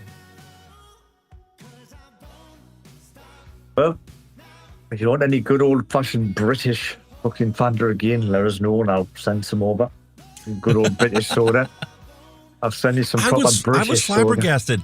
All the sodas you sent over weren't diet sodas. They were regular sodas, but they all had artificial sweetener in them because of your sugar tax.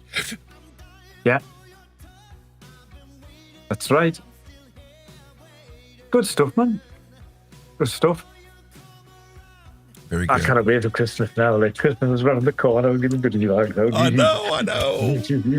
Well, matey, we've been streaming for 6 hours, believe it or not. Well, you have. I've only been doing 4 or 5. Well, yeah. But it is still after 11 o'clock your time. So I think we're going to have to say Afterlitas and goodbye. Peace, love, and a hunky vape to end cigarette smoking. We'll be back same time, same place next week. I won't be on my soapbox next week. I promise. I've done it too much lately. I'll have to rewatch that. We might even have to skip the news. I spent 2 hours bitching about Robert Kennedy being a hypocrite. You know better. Well, this is it. If he knows better, he knows better. I really want to thank everybody for being here today. The credits should have all your names on it. We didn't, unfortunately, have anybody join us and kick or Twitch today. So there was one bot here from Twitch, but they might get filtered out. Regardless, everybody will be on the credits. Peace, love, and a hunky vapes. My wish to all of you. I'll leave you with Kenny to say goodbye. As always, boys and girls, my apologies for being late, work commitments, all that stuff. I hate it when I'm late because obviously I'm missed a good rant now on the soapbox. Damn. But as always, thank you everybody for joining us. You do know you make the show. And on your way out, hit that like button, thumbs up button. Same if you watched it on replay, do all that stuff. And of course, if you're new here and you like what me or Alex do, hit the subscribe button. We've never mentioned that one, have we? Hit that subscribe button if you want to see more content by myself, Alex. Well, more Alex Mix. I hardly do much now, but anyway. But as always, boys and girls, you know where to put all your dad jokes, your hand checks, all that stuff. Get over there, the Discord. Have a look. Get your stuff up there. We got some good recipes. Mallory uploaded some good recipes, tasty treats, and real food. There's recipes. The Discord has grown and grown day by day. There's more and more stuff going up there and more people uploading there. So get over there, check that out, boys and girls. You're bound to find something there that you like. And I think that's me done. So in the meantime, we shall see you all same time, same place next week. And until then, you all stay safe, vape safe. See you all very soon. You take care now. Bye-bye. Thanks for listening. We'll be back next week again for a fresh round.